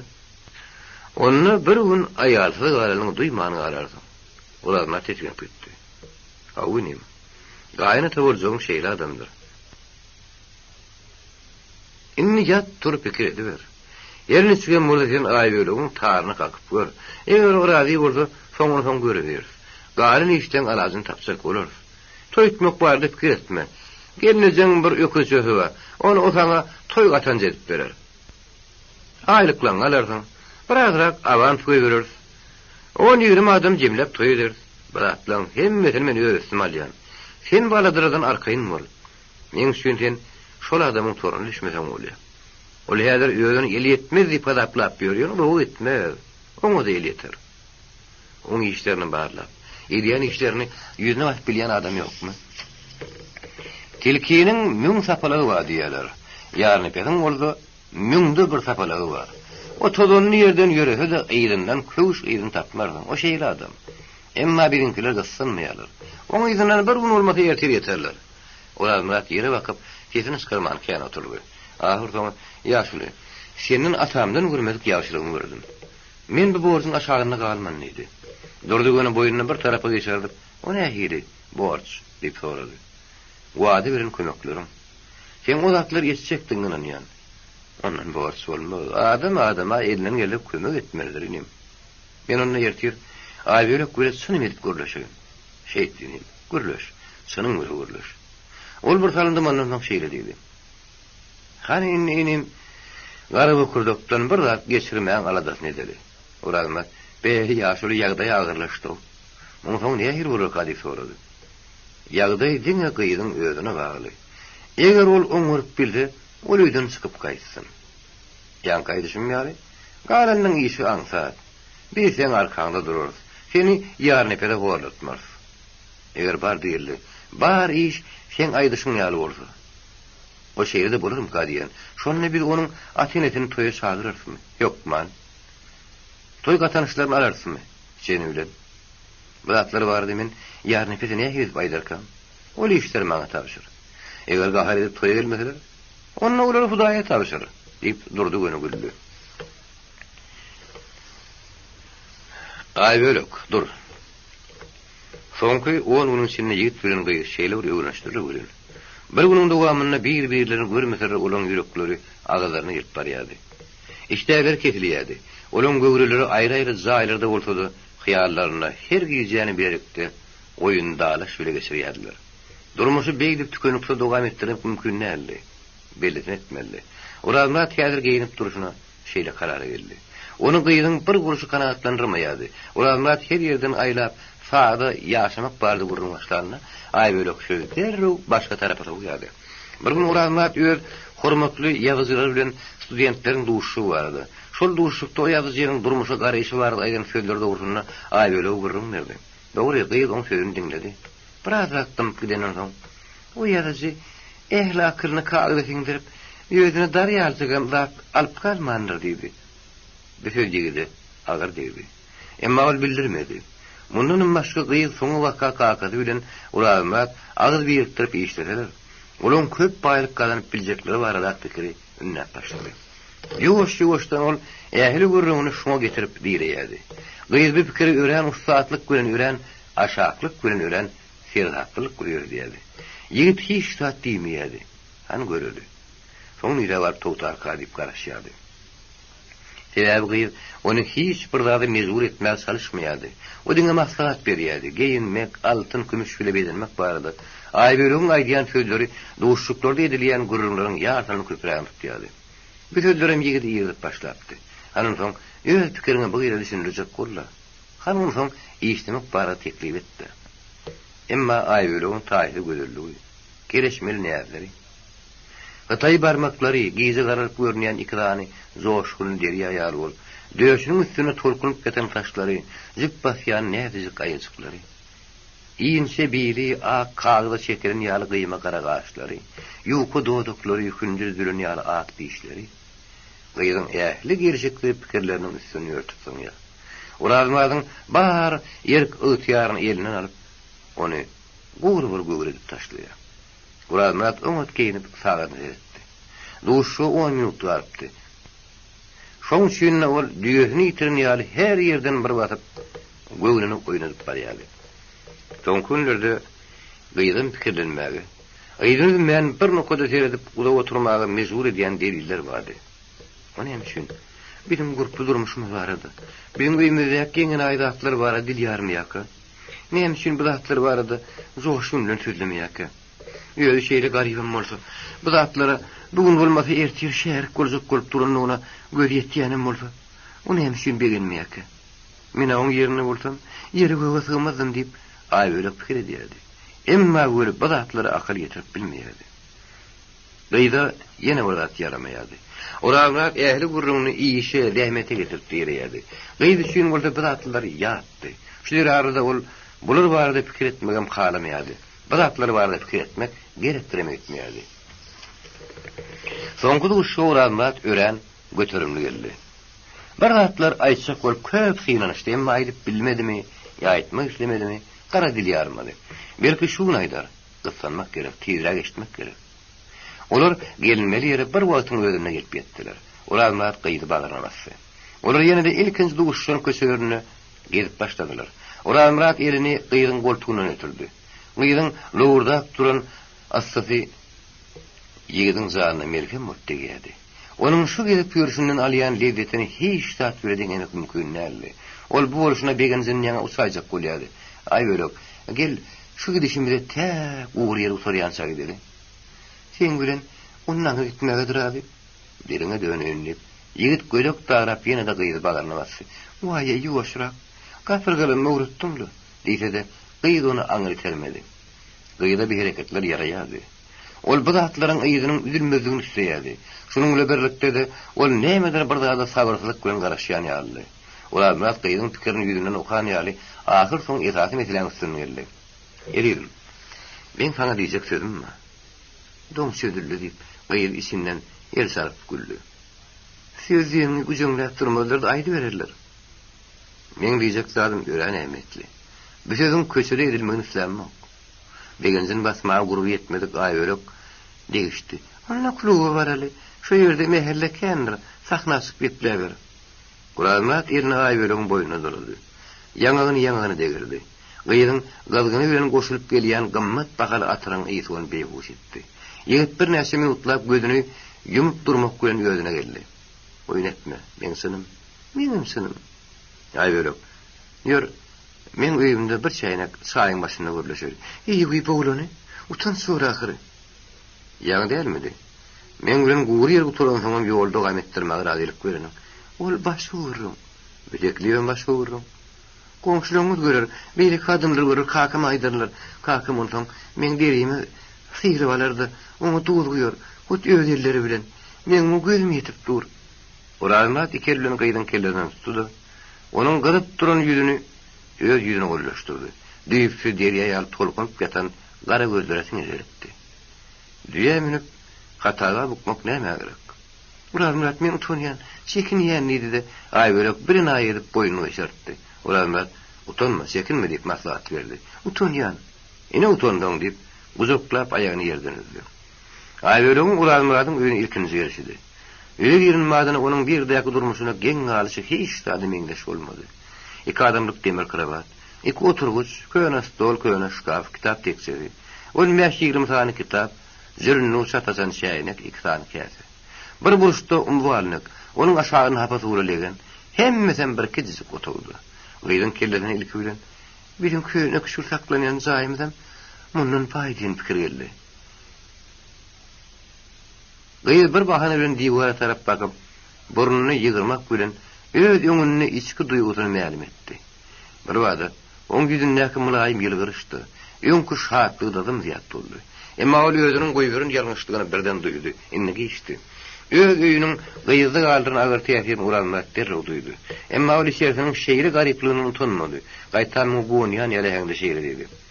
Her adam bolsa, men öýüm. Kişiniň süýt ýaljygym daxily ýok. Barym bar, ýogum ýok. Emma wagt bilen hemmesem bolar. Aýbelek öz ýalňyşyny düzeltmek. Emma ýygyň pikirini tasdiklamak maksady bilen kim ýok. Siz ýa-ni iş başladyň ahyry. Wagt bilen hemmesi bolar. Dogry aýtýaňyz diýip salazyr boldy. İçinde şeýle dedi.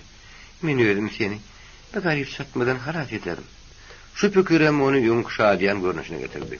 Uranat oturuşlaryň birini alyp oň üstüne gadyp düşürdi. Otur ýedim, otur. Häzir men çay goýaýyn. Ýok gadary galmy uranat. Men çay içdem ýok. Uranat çay goýdy. Çaýny käserini ýuwuşdyryp berişine. Bula arasda dedim. Şoň üçin men öýümden bir käse çay içmän isleň meni ýükürdirdiň dedi. Beýdir günden güllü. Seni ýükürdirip bolmaz. Bir tarafdan stolun üstüne çörek, kalbaka, konfet, köýeki peýda boldy. Jaýyň içirdi. Öňkünden has oňatlaşdy. Öňlerine saýaranlaryň haň oladymlar. Gyýdyň hytaý barmakly ellerini oýnap oturuşyna ededim. Eger razy bolsam, men feýertirim özüne fawsy berjek. Bu söz gyýdyň 17 ýaşynyň bäri garaşýan söýdi. Ulanmatdan garaşyp ýöründe gör ne suwat geçdi. Oňa ahyr soň bu sözi şu garyp saýdy eşitmek dogry geldi. Şeýle bolsa, bu sözüň aýdylan şu minuty onuň ömrüniň iň dagry minuty boldy. Ondan bir tekli bir şeýle görmegi, dogrusul az söz adam etdi. Bine hil bal. Hudaý muny maňa köp görme. Gaýyp tolguny. Durkuny bir tarapda saklamak oňa kıyın düşdü. Utanny aşak baktı. Sen bu arada onu fikir etdinmi? Bir adamy ýatmak bilen adam öz wujdanyň öňünde tükünükse uly berip goýýar. Sen şunu bilýärmiň. Gaýyp sözleri başyny ýerden galdyrman, bir demde diýeni ýalaytdy. Ulanmat aýbelüň eňiginden tutup başyny emay bilen galdyrdy. Men fikir etdim, ne diýdim? Onda da beýleki ähli pikirleri. Dert aladylar bir tarafadan diňe şu bardy fikir etdim. Şeýle netije geldim. Men tensiz ýaşap biljek däl. Maňa diňe sen gerek. Ikimiz elini berip şu durmuşyň başyndan tä aýagyna sen ýürek geçmeliler. Men seni ilki duşan taýlaryndan töýdüm. Seni gören madymy gulawmy? Şu senki. Senin ömür ýuruluşyň diýen teskerini ýaly boldy. Ene inem ýördüm bil. Men senin aýatly sözüňe garaşýan. Ýylgyrsaň, ýagny bolýar diýsen, men ömrüm tükünüksiz ýady görler. Ýok diýsen gyş bolar. Gaýr kän oturdy. Kändimdi. Ol razydy. Bilişimi diýýär şu tekliwede köpden garaşýardy. Emma birden razylyk beräýmek utanışdy. Muňa hiç bir gyýyp ýöredip bilmezdi. Men durumsuz kurak barda hini fikrim etmendim. Ulanmat ýene de gyýyň näzijek ellerini öz ellerine aldy. Gyýy güldü. Näme? Gasyp taýdyrýarmy? Ýok, seni gaçyrman. Ýöne her kylady öz wagtyny etmeliler. Almy bişen wada ýygnamasaň zaýy bolar. Bu saat hakykaty menim bilýän ýöne durmuşa çykmak, almy ýygmak däl. Men mysal şunu aýtdym. Menim mysal şunu aýtdym. Ara agyr dymaşmy düşdi. Ilki uranmat dillenni. Oň pikirini etmesen bolmaz. Gyý durmuşa çykmaly. Ýigit öýrenmeli. Ýöňden gelýän zat. Adat. Kaçy dogry görürüm ýöne. Onu isleýänlerim, islemeýänlerim. Ahyr soňy hemme islemeli bolar. Bu görürüm. Oň şeýle mümkinçilik bar tabi işi aýda çekip ýörmek näme? Bir de dogry. Men pikir etmendim bu arada pikirlenmek ýok. Sebäbi durmuşa çykyp käleňi bir ýeriniň ýerine tapşyrmak gören jogapkärlik. Bir emri tanarsy boldy ahyry. Dogry bardy geldi men sawşy berdiýsem, razylyk berdim. Bizim soňky durmuşymyz nähili boljak? Bir nähili ýaşamaly. Ine meni pikirlendirýän ýeri şu. Belki bu hakda sen öz pikiriň bardyr, men öz pikirim bardyr. Bir bu zatlar bardy ki edil ýaramda wagty. Gaty dogry ýakyň edim. Ben şu meseleni çözmeli. Birin gatnaşygymyz edil, söýgümiz ýaly pek hem açyk aýdyn bolmaly. Bir mesele diňe birin kimde bagly. Şoň üçin numara diňe ikimiz çözmeli. Oranlaryň bir sözi aý böle ýaramady. Bu sözden onuň gulagyna gödök son ýerlik, sowukluk äňileşdirdi. Hem şunu ikimiz çözmeli. Hani men kakam, emma sakowun soňuna seretme ýüründüdi. Oranlar bu zatlardan habarda dogam edýärdi. Edim. Mundan soňra sensiz geçen günüm men üçin dogdaky döner. Sen ulusu det, polýady. Men ertirin özüne adam ýeberen, galan soň görber. Eýdin garaşýan çykmady. Onuň göwnäk soragyna oranlar jogap bermedi de gurrun başga ýana sowdy. Şoň şunu aý bölek şunun gatalpmaly boldy. Kel oranlar sen işleýäniň bolsun. Dogry sözleşeli. Eger men şertlenme razy bolsam, iýerje adamyň ertiýe doýmady. Ýa-da özüni beräý. Oranlar öz wagtyn geldi. Diýäniň näme edim? Söýgüň ömür şerti barmy? Gurrun ikimiz bardy bar ýar ahyry. Biz janda atymdyr oranlar. Şoň üçin her adamyň öz islegi, öz pikir bolmaly. Oranlar şertiň aýt edim diýmekden başga ýol barmady. Aýsam şeýle oranlar. Toy birde tutmaly. Onsamam, sen bu durmuşundan ýaşaýyş bolmaz. Maňa öýleniginiň bile göçüp barmaly. Kakam bile dost bolmaly. Oň bilen bile erelep işleşmedine, meňem kakamga işlegimiz şeýle. Şu zatlar razy bolsaň men senki. Gahar ýeren ulanlar razy bolmasam näme diýip sorady. Bolmasam. Aýbyrok eýdim dogam etdirip bilmedi. Oň güýji ýetmedi. Ol aňyrdan haňyzap gelen gaharyň zordan basyp, "Senim öz pikiriň aýt. Belki seňem öz şertleň bardyr" diýdi. Ulanlar bu şertleriň ahyr bir gün öz öňüne goýulmagyna garaşýardy. Şu wagtlar içinde gyýyz bilen bolan duşuklaryň netijesinde ol şeýle netije geldi. Şeýerde bolsa bir şertler onu gen galdyrdy. Ol gamlanyp ýere bak oturjana. Mene bir sözlerden soň näme diýip näme oýjagym bilemok diýdi. Ýok, Ulanlar beýle diýmen. Sen göwnüňdäki dogry aýtmak şertini goýupdyň, gel şoňa da boýun bolaly. Onda menem ýög göwnüme dugan atlamy gün aýtsak. Ikimiziň durmuşymyzy nähili göňüne getirýändigimi aýtsak. Men şoňa da garaşýan Ulanlar. Toy restoranyna götürmeli. Täze bir oňly joy tapýansak. Sen şöýde ýaşamaly. Öňüň bir lay geýmeli gelmeli. Dürreňdäki dürli bahar geýimlerini, köwüşlerini, ýaglyklaryny, altyn kümüşlerini kakan özüne taşlap aýtmaly. Ulatlyň ýekejeden beýe gelmeliler. Aýbörek zordan taklandy. Sen ukuda samrýamyň ýa-da oýulyp dedim. Bir aý ýagny Ruslan bal aý diýýäni keýip tapady geçirmeli. Ondan sen işe geçmeli. İkimiz de işlep, sap diýmetimiz bilen ýaşamaly. Şeýletde durmuşymyzdan ýan çöregimden füýzi bolar. Aýbörüň oğudan yumrucuklar dögüldi. Turup gitmek üçin ykşamlarny. Diňe aýal bir ýerjilip onu kapyny şarkyladyp, ýapyp gitmekden taklap galdy. Ulanmaryň bu sözlerini ol maskar etmeklik diýip düşündi. Bu sözleriň iýini tkeneklendirdi. Onsoň diýeni oň sezi. Bu zeşýän paltan sezi algyny jeşdirdi. Onsoň Ulanlar ýagdaýyň ölen elbetleşenini berip, sägini ýaratdy. Näme bolsa şo bolsun diýip dowam etdi. Onuň täze durmuşa başlamaly. Gaýyp öňke hem öle sorady. Bizim turmuşymyz köýnemi? Köýne aýbyrok, gaty köýne. Näme üçin? Kakamyň şuhry baýlygy üçin. Gaýdyň gahar gaýnady. Odan gaşlarstyrdy. Sen näme üçin bizim baýlygymyzda şuhryliýärsiň? Oň sebäbi bar. Aýt. Gaharyň neler? Görüp durşuň ýer men gahary ýutmagy başarýan. Ulanlar hüjüm etmän ýüreginde. Ona gulak goý. Sen kakan gaýlygy. Syýla bilen ordan 300 manat etdi. Şol 300 manat bilen onça baýlyk gazanyp mümkindir. 300 manat maat pul däl. Gatdy dogry diýen aýbylok 300 manat az pul däl. Ene öýlenir. Menim häzir 200 ýetirip alýan. Atenim işe geçen abimden 100 manat alarsın şeydip, bizim mühimmize her ayda 300 manat pul girer. Sen şu 300 manada şonsu baýlyk toplap bermem. Yeni de senni. Pul gasabyny kellesini aýlap görmedik gaýbylok. Ýigidin soragyna jogap berip bilmedi. Ikinizden onun gaynap turun gahar gepleme hukukunu bir yem yerine attı. Min kakama dil yetirme diýende gıydın gözleri uçganaklap gitti. Ähäňi zırın titriyari titredi. Men ona dil yetiremem. Ýöne oň baýlyk hakynda göýüp pikirmeýän. Bar gürrüňşimi? Men durmuş bardak pikirim şeýle. Men özümiň şu pikirime de ully etmeli. Aýberek goleraşyp gelýän ägir tuly ýylany gözlüşen keýik sagat ýaryp firken turdy. Onun mermerden yasaran ýal dıkız bedeni kızdırma sorun kıyarı titredi. Doğdukların gağını açtı. Yüzü divar yalı ağırdı. Aybölün gaynap turun gağarı ştözörlüğün ağzından çıktı. Bahar gürrünüşü oldu. Durmuş bardak pikirine mi ödüm ki? 300 manadın işini mi ödüm ki? Himmeti ödüm ki? Kaydıp men adım tutma. Sen tetelin alacı deyin. Peydatını bilmeyen akmı adam bile bir şehirde yaşamayam kabahattır. Sığır yatağıyar cayın başına yıkılsın. Ağzına açıp kuşunu yitiren uğradı.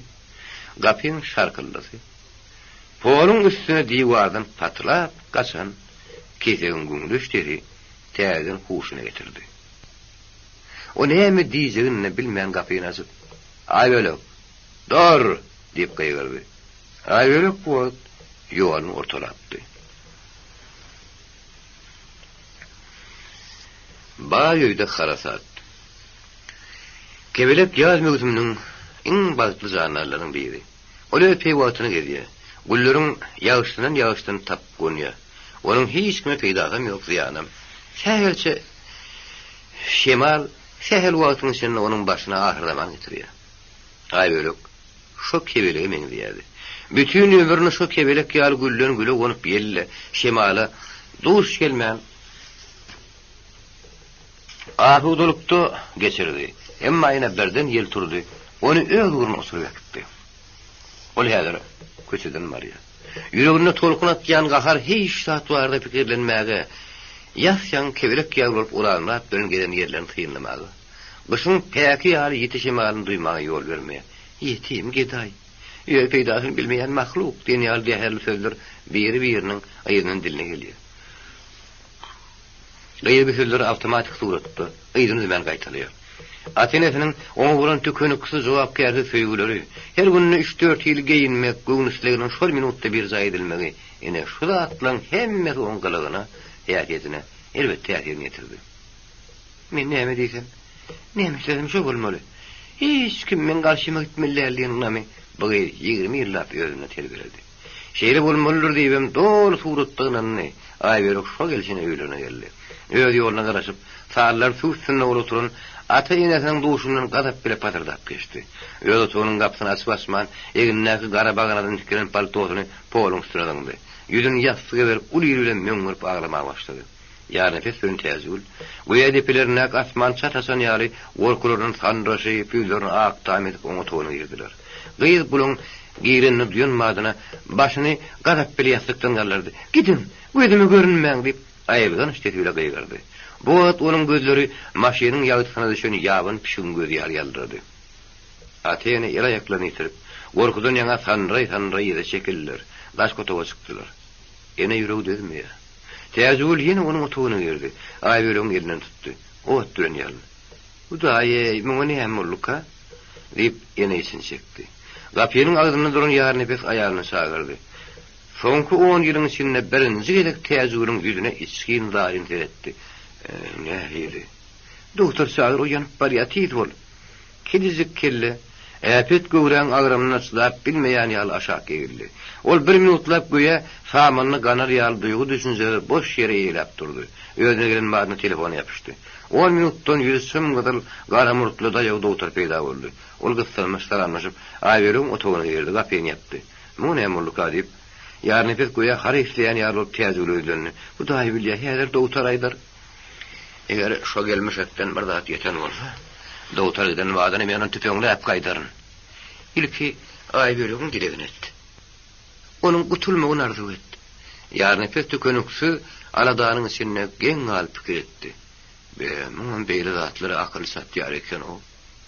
Doktorun Aybölüğün otoğununa geçirin 15 min oldu. Ate enes için 15 yılı vuruldu. Ene doktor yayınını yaldırıp sıktı. Nerini patrisiyen ya? Gılgını 40 razı etipdi. Men ukor ettim, derman verdim. Kızgını gaýdyşar. Şoň netijesinde de hali ýeňilleşer ýöne oňa azar bermän. Bir daha soramasa näme gerek diýip üstüne durmaň, oňa diýinçlik gerek. Baýyň içinde harakat bopdy. Öňkü tertip, öňkü düzgünden nam nişan galmady. Bu harakat o düzgünleri ýygyp düýrüp görnýärlerdir äkilip taşlady. Ýarny pesbirin täjül, aýböleň oturuň daş agyna mesken tutdurur. İçeride ulan salazy hareketi, içeriden çykkan salazy eşitmek üçin gapyny az gaçyp goýdurur. Oğru ýar bolup ýoşa gepleşmek durmuşa geldi. Bir tarafdan doktoryň aýdyşy ýal galgyp keterli. 32 gradus berli.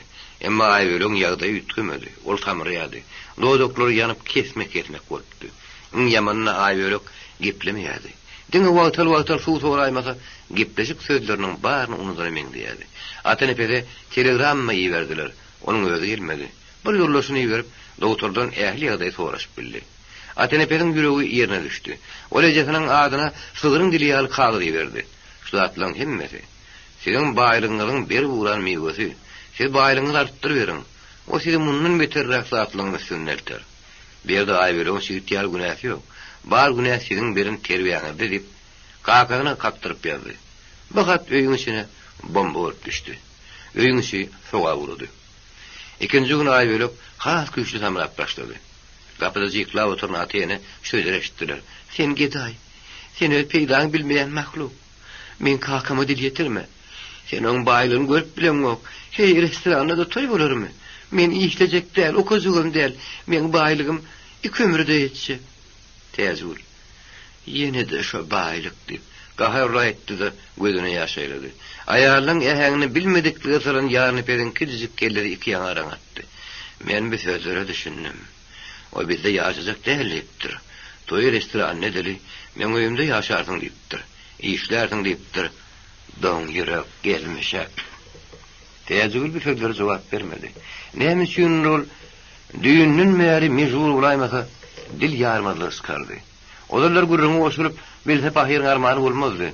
Näme beýle bolýaka diýip ýarny pes öz ýanyny geň alýardy. Täzülüň bolşy dogrusy onu gorkulmanan duranokdy. Üçüncü gün aýbölegiň semiz boýdaşyny sagyryp getirdiler. Gelip oňly gepleşer, oňa derdini aýdylar. Hali ýeňilleşer diýip umyt etdiler. Bir de peýda bermedi.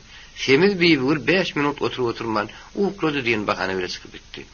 4-nji gün ýagdaý goýuş başlady. Aýbölek gejene onu ýejek, muny ýejek diýip uruldy. Täzülüň baş asmana ýetdi. Gyýdyň bir diýeni iki edip ýerine getirdi. Gyýdym sana mejen ordy. Ýejen pahyry aýda aýsana diýip biçare ýene boýnuny vurdy. Ýeje menen hiç ta sorama. Gerek wa tüýezmeýdir. Ýarny pek bir sözleri gapyň daşyny oturun ýerinden dinledi. Emma näme kizi skarjany bilmedi. O gyýyda agyr ýatan üçin onun urugy darpdy. Bütün wagtyny uklaman şu oturun ýerine geçirýärdi.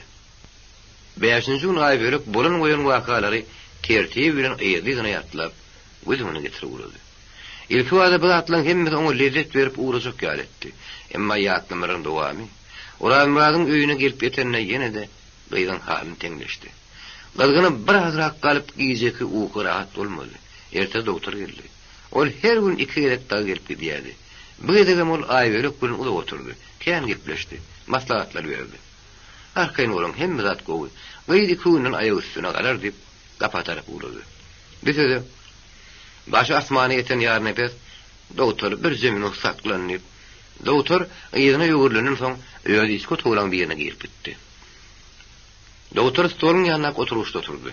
Ýarny pes wagt bile gelmedi. Ol agyr soň aýbölek paltosyny meňdeş gara köllün dikirin aýal paltosyny goltuklap ýerledi, stolun üstüne goýdy. Doktor ýa-da hyzmatyň üçin şu akly gal. Aýalyň degenler diýdi. Doktoryň ýüregiň kysynda ne kadar bu näme? Bir hiç ýerde tapdyrmaýan aýal paltosy özüm häzir moda. Bagasy näçe? Döwlet bagasy 800 manat. Doktor otur ýerine şu tanzyryny ýalyp birden ýerinden turdy. Men öz boğazymy ýerine ýetirdim ýaşuly. Siz beýtmek bilen meni maskaralaýaňyz. Men aýalyma palto gerek boldy. Men özüm taparym. Mumman gyýdyňdan arkaýyn durmuşa oturun. Doktoryň şeýle diýip çykyp gitmegi. Ýarny perin şekketine urup çykyp gideni kim bolmady. Ýarny pek öz ýagdaýyny düşünmeýärdi. Bilen boldy. 5 gün näp aýbölek agyr halda ýatyr. Şo wagtyň içinde ýekece gyýyk kaka diýip bilinmedi. Doktoryň gymmat bagary onda da hiç ýere tapdyrmaýan syýlagyny alman ýüzüne tükürün ýaryp gitdi. Näme üçin öz sağaňam beýlek adamlarym edilen ýaşylyga minnetdar bolmaýarlar. Hey şeýle de bir zat bolarmy? Ýa-da meniň adamlar bilen edilýän ara gatnaşykda kim aýdýan ýerim mamka? Belki şeýledir. Ol esasy meseleleriniň üstünden göne geldi. Emma bu meselelerni şintgemäge, muny duýup götür çözmäge, munyň sebäplerini agtyrmagyň güýji ýetmedi. Şeýle wagtlarda aýdylyşy ýaly boğunusmadı. Onun bar gahary gadaby uranlaryň garşyna jemlenni. Edara barmadyk şu günleriň içinde ýa-da pes uranlary işden kowmagyň, maskar etmeň ýoluna atardy. Eger uranlar kim akylrak ýigit bolan bolsa, bu plan amala aşyrmagyň dürli ýollary bar diýeni uranlar diş bilen döwürýär hol derli. Muny ýarny pes eýýemden bilýärdi. Şoň üçin ol nähili ýol tapsady, şu hakykata gelip ýetenne kürtdirip duruverýärdi. Her uranlaryň başyny geçirýän günleri men kulfun nerýärlerli. Mälum murşiýal ýaş ýigit gözel aýbere uzan teni bilen bütün ýüregi bilen höýýärdi. Alaýda soňky 10-15 gün olary ölen ýakynlaşdyrypdy. Şonuň üçin aýbereň agyna geleni aýdyp, gadap bile çykyp gitmegi, onuň ýaş joşkuny ýüregine ýetip tyýy bolup sanjyrly. Bu oňa her zatdan agyr degdi. Uranlar agyr urudan öýdürtänden soň gyýy durunurmy kalyp bir näse wagt garaşdy. Emma ýa-ni aýbereň dolanmazyny gözüne ýetirip zaýa sygmady. Gapsyny sala-sula ýapyşdyryp giýdi fagat biriň ýaryna Durdugünüň käbap ýetdi. Wagtyň ölen giýişdigine aýna gaplaryň garankylygyna garaman Durdugünüň gapysyny kakyp başlady. Bir näse wagt kakandan soň şerden kim bar diýen ukul ýeşdirdi. Men ýaşyl Uramrat. Men häziriň özüne seni görmesem boljak däl. Ýöne meni bagyşly. Durdugünüň gapyny açyp "Ýekemeň" diýip sorady. "Hawa, men gyýdy alyp gaçyp geleýdim kän" diýipdim. Ol alyp gaçar ýaly heleken ýaşyl diýip Uramrat kamynyk bilen boýuna vurdy.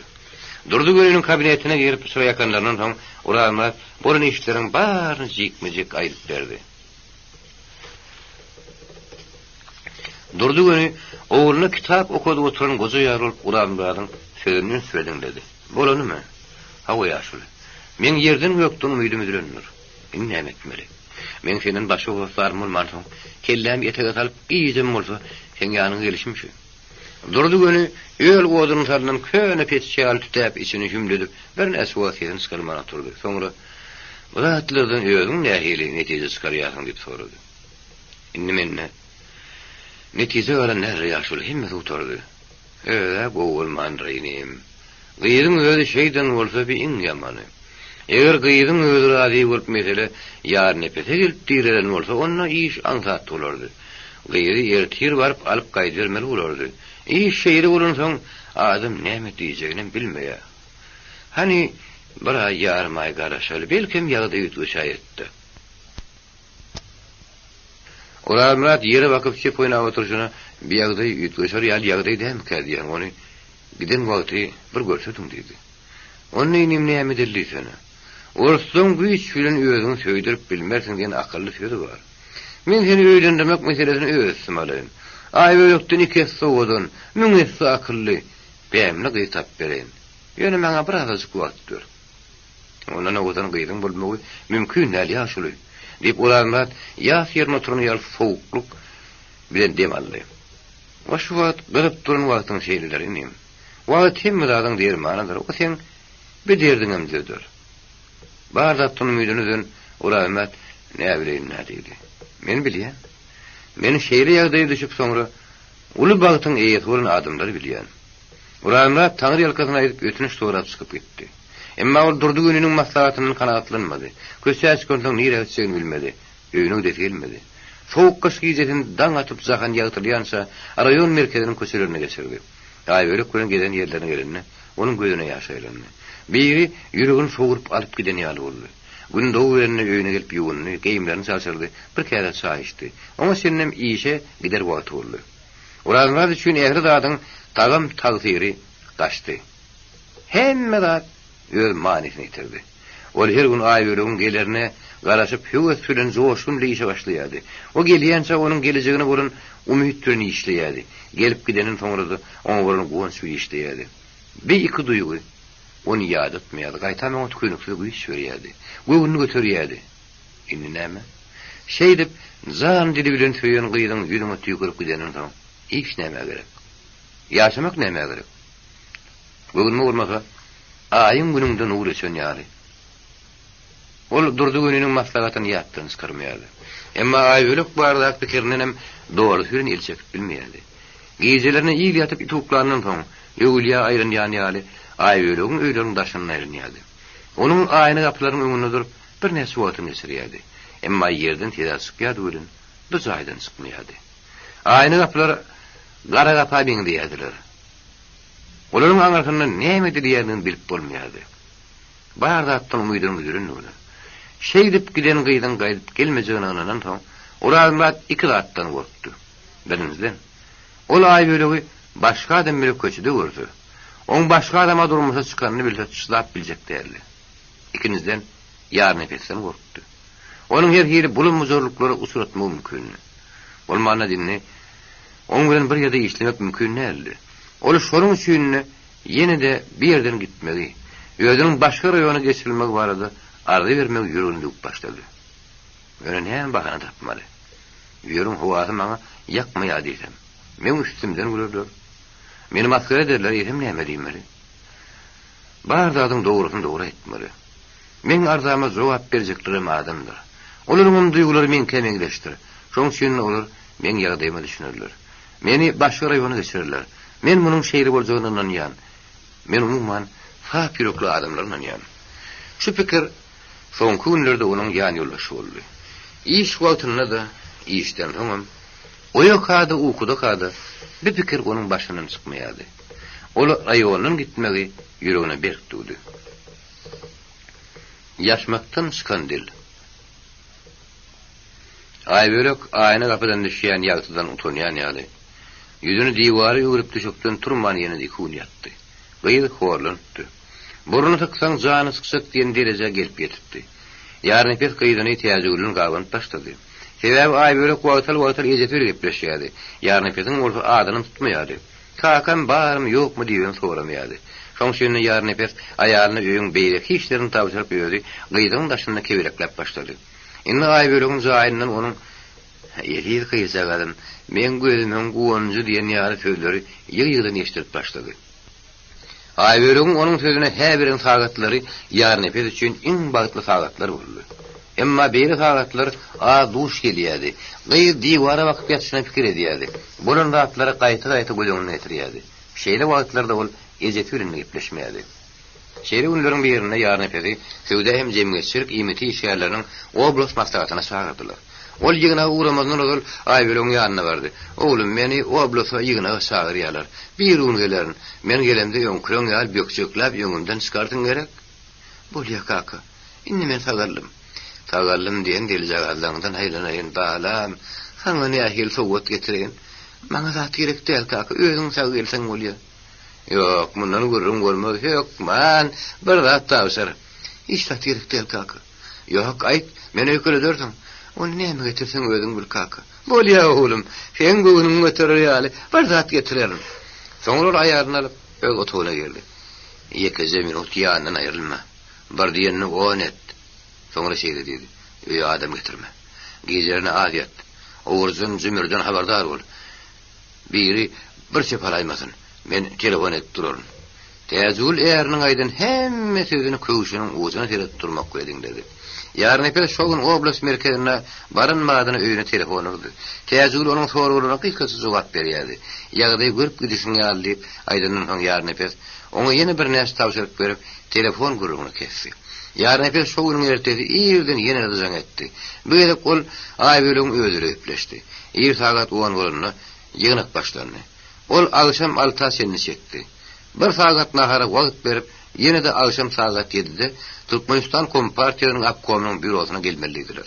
Adamlar gysgaryna nahar edindiler. Ýarny pes telefon gamakçy boldy, emma ýaman azypdy. Näsem kem diýip durun wagtym oňa durdugan tataşdy. Ýarny pes hani tiýrak nahar edineli wagt geçip barýar. Beýdim bir ýepden bäri hel ýatyr şoňa jaň edejekdim. Geleliň wer gepleşdiňmi?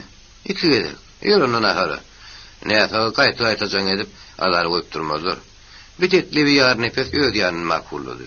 Olar sürügime etdiler. Durdu gönüne naharın başına ýarny pessen aýbölügi näme bolýar diýip sorady. Bilmedim, sowuran bolaýmasa. 5 günläp özüni bilmän ýatdy. Her neçe günde bir vakti. Ya şu olar gaybetme. Yüreğin giyin tut. Olsa onu inni elinize bir öye yerleştirmek gerek. Bağıtın nakini görür de. Onun bağıtını üyedin düzeltmeli ya nefes. Sen on kalkadı. Ya senem ayıttı valla durdu. Burada attığım ölmüş değilseler ağını gelen aydiya ver ya. Benimle kıyırma yer böyle. İyisine sıkayın mı? Onun ıhtiyarını koyuyorsan eğer üye tapar. Bir meselede men öyle şertim var. Meselem, giyev men üyüme gelmeli. Benim uğren bile yaşamalı. Öyle bilişin yâli menden zayı gıhatsılığı yok. Gıhatsılığım yok. Öyle oğlum yâli olup, ıhtiyarını bana tavşarıp, yaşayacak adını tapıldı men karşı değil. Yar nefes. Senin adının yerine oturayım. Yalnız bana şehir deyiptin. Türkmenler bir şertim koğu vermeyerler, bir adam tapmardım. Tapılmada ters tapılsın deyip, yar nefes sarşağı sorun sınıklap koyuyordu. Kıydın kaçıp gideyse ne dersin? Kaçıp gideyse mi? Kaçıp gideyse. Dünya inmedik halidir. Adam dünyada iki gerek yaşamaya, bir gerek maskara olmanı yaşamalı. Adamın dünya iki gerek gelmeyen hak veriyoruna, beyle kaydınlarını makullama. O sözler akıllı adamın sözler. Akıllıyın olmasa ağır namusluyun sözü. Durdu günü yarın epeden dilinin düğünü ağlarından son bu ürünü bir etme ürünü duydu. Sebebi bu ürünü neye soğuduk sonunda peyda verecek değerli. Abko'nun bir roz saat 11'de oturdu. Yarın epet zayına gelen marına telefonu yapıştı. Şehir ara stansiyada köp vakitlap cevap vermedi. Yarın epet telefon aparatını dögürü getirdi. Ahiri cevap verdiler. Zakatken karışmalı olursunuz. Gassagılı tarihsiyle zakadarım. Yarın tağıttan rayon verdiler. Kimi eple ya deyip yarın epet telefon çıkıyordun abayla sordu. Men bibul yarın epet ağa. Öğünüz gerek mi? Ava bibul. Öğüzene tez ol. Bol ya. Yarın epet bibulum alo deyip telefonun trubkanın üfleyişini eşti otuyordu. Öy telefonunun cevap vermediği. Duravarı onu oğuzana tartlaştırdı. Sonra ol yine bibul öylürüne. Bibul izniniz men zanget. Olur ne yemişsin cevap vermeyeler ki. Bilemek yarın epet ağa hiç kim telefonu giren o. Yine vur. Yarın epet ağa. Uryan cevap verin okulur. 10 minutlap izniniz men zangeden bibulum teleştirdi. Yarın epet ağa siz telefonunuz aydın. Öğünüzden cevap verin maatlarını men tezan edeyim. Yarın epet numarini ayttı. Gaydım gayrat et. Qatetiz ol men telefonun yanına qarasarın. Özüm sana soğut sömelterin gaydım. Onun bir sözlerine bibul bardatlar deyip cevap verdi öyle. Bütününe basgadı şön yarın epet onu eşitmedi. Mihmanhananın giyin otoğu yarın epet şön fıskanın kürümüne döndü. Ol köyüne kayda yerli şön yarın ağıra seslenip zayın bir obursuna bir de buursuna ılgıyadı. Memurluka. Ya da hali ölen ağırlaşıp telefona gelip bilmeyen mi ki? Eceli doktorun elden ettim ki. Şeyledir. Bağıtım yattı. Her ne sağlaman yağış olaydı. Men onun maşa guvancım yok ahire. Ne etmeli? Maşinam bir yumuş şura uzak geri verdim. O dertir 7'den ver gelmez. Olmasa yadır uğra verenin koğusu yok. Ol her minutta kara işleyen yani. O sorunak altın sağadını seyrediyordu. Gece saat 1'den 15 minut işlerine bibul can etti. Yarın epet ellerini sanırda turukkan götürdü. Gıydım bibul. Yarın epet ağzı hep birini okulur. Telefon bozanı olaymasın. Yok men tekniğe varlattım. Teknik bile varıp mı? Zahide sıra yok ip geldi. Ne mi? İp yarın epet turukkanı elini kasırdı. Ol ölünür diyen soğuk. Tıyık yağlı yetişödüler. Bir kayıptından onu özüne getirdi. Trubkanı yerine koydu. Sen haramzada gelmişek. Onun ölümü için bana cevap vermeli olarsın. Deyip hovul halet geyini de mihmanhanam önüne çıktı.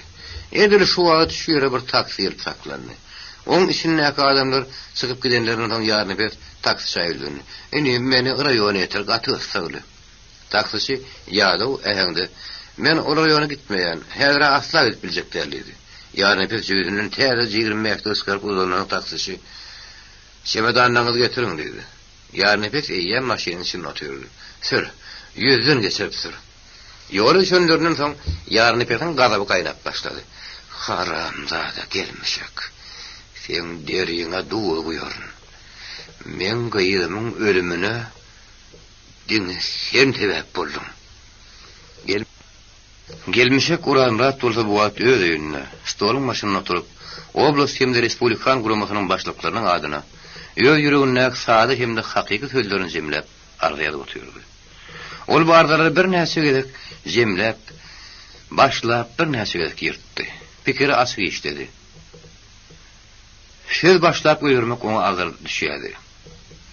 Agyr soňy bir käte ady saýsynyň soň pikiri aýdynlaşan ýaly boldy. Arda oňa hem gelişikli ýazyp başlandy. Ýazyp oturan madyna täzeden okap çykdy. Göwünde makul bolandan soň iki gerek göçürdi. Bukça atady. Daşyna adetlerini ýazdy. Bukçanyň agyny ýetmedi. Ýigidi elbet horluk basdy. Adam yetim bolsa boljak şekeni. Menem ata-enem bolan bolsa beýle ýagdaýa düşmezdim. Olar meni beýle maskar etdirmezdiler. Onun meşhun maňlaýyma gün soýdy. Şo günlüň içinde men ödüme dogry manyly adam hatapladım. Ey täli diýip. Ýigit maňlaýyna urdy da ýerinden turdy. Ardalar häzir poçta ýaşygyna ataýyn. Ondan jogabyna garaşyn. Meňin näse jogapdan başga garaşak adamym ýok. Garaşak adamym ýok. Yetimiň täli şeýle bolar ekenini bir sözü ikinji gerek gaýtadanna. Onuň ullukan owadan gözleriniň käsesi doğruly. Ulamrat paltosyny giyip, iriklerini ötürüp turka ýuwaşlygyny gapkakyrly. Kim kädip geldi? Gapyny ýuwaşa açdy. Jaýyň içinden daşyna haňdaýan, oşuň düşýän ýerine başyna sadajy ýüň ýaly gatan, goňur paltory, aýagyna köneje kowuşgeýän ören ýaş aýal görünýär. Aýalyň ýüzi hordy, iňçedi, gözleri içine gidipdi. Size kim gerek diýip ulamrat ýaş aýalyň bu wagt gapkakanyna gen galyp sorady. Ýaş aýal hezini skyrman bir çete bakdy. Siz ýalňyşypsyňyz. Sizin gözleýän adamyňyz berdi däl. Ýaş aýal munyň aňyr gapyny daş bilen durmagy kanaga etmeýän ýaly bolup, ürkän sülgün ýal patyrda piçer girdi. Ulamrat aýalyň bir hareketinden gorkdy. Belbetde ýarny bezen gurun oýuny diýip pozula düşdi. Daş içige çykan duýman garly. Barada nire diýen sanyş teleşdirdi. Gorkudan ýaňa huşuk başyndan şol Ulamrat ýyla çekildi. Ony ýansa ýaş aýal elindäki dügün şöwi krawadyň üstüne oklady. Aňyr wakyp duruşyna başyndaky ýagrygy çykaryp atdy. Soňra gapa tarap bakyp belgirdi. Ulamrat tat huşuna gidipdi. Ay bölükdü. Yarın pek öýüne gelinne giyji sagat 3'den işleýärdi. Aynalardan ışık görünmezligi onuň ıskanyny açyrdy. Gapylar açyp sırlar ýakdy. Öýüň içi sogulan badary meňdeýärdi. Ol elki bilen ay bölüň otugyny kurtap girdi. Çyrany ýakdy. Gyýdyň ähli atlar saçyp ýatyrdy. Yarın pek täzül diýip hopup demine sygman gyýyrdy. Hiç kim ses bermedi. Olar krawadyň ýanyna baranyna okuwçy depterine bir kagazyny ýazyran hata gözleşdi. Men atany pedin kätdim. Gyýyňam gitmeli ýerine gitdi. Men oňa ak patam berdim. Men ýerimden barma. Gyýyňa da ýüzüň üstüne burnuň madymy. Eger men faýdanlarym etmesen, ilkiniz garlygyň özüm bolarym. Sen ýygyna ber. Şo baýlygyň saňa aýalym bolar bagly sagady. Senin dinin üçin özümi en bagtly adamga taplayan täzül. Ýar nefes ýykyldy. YouTube Mirasym kanaly.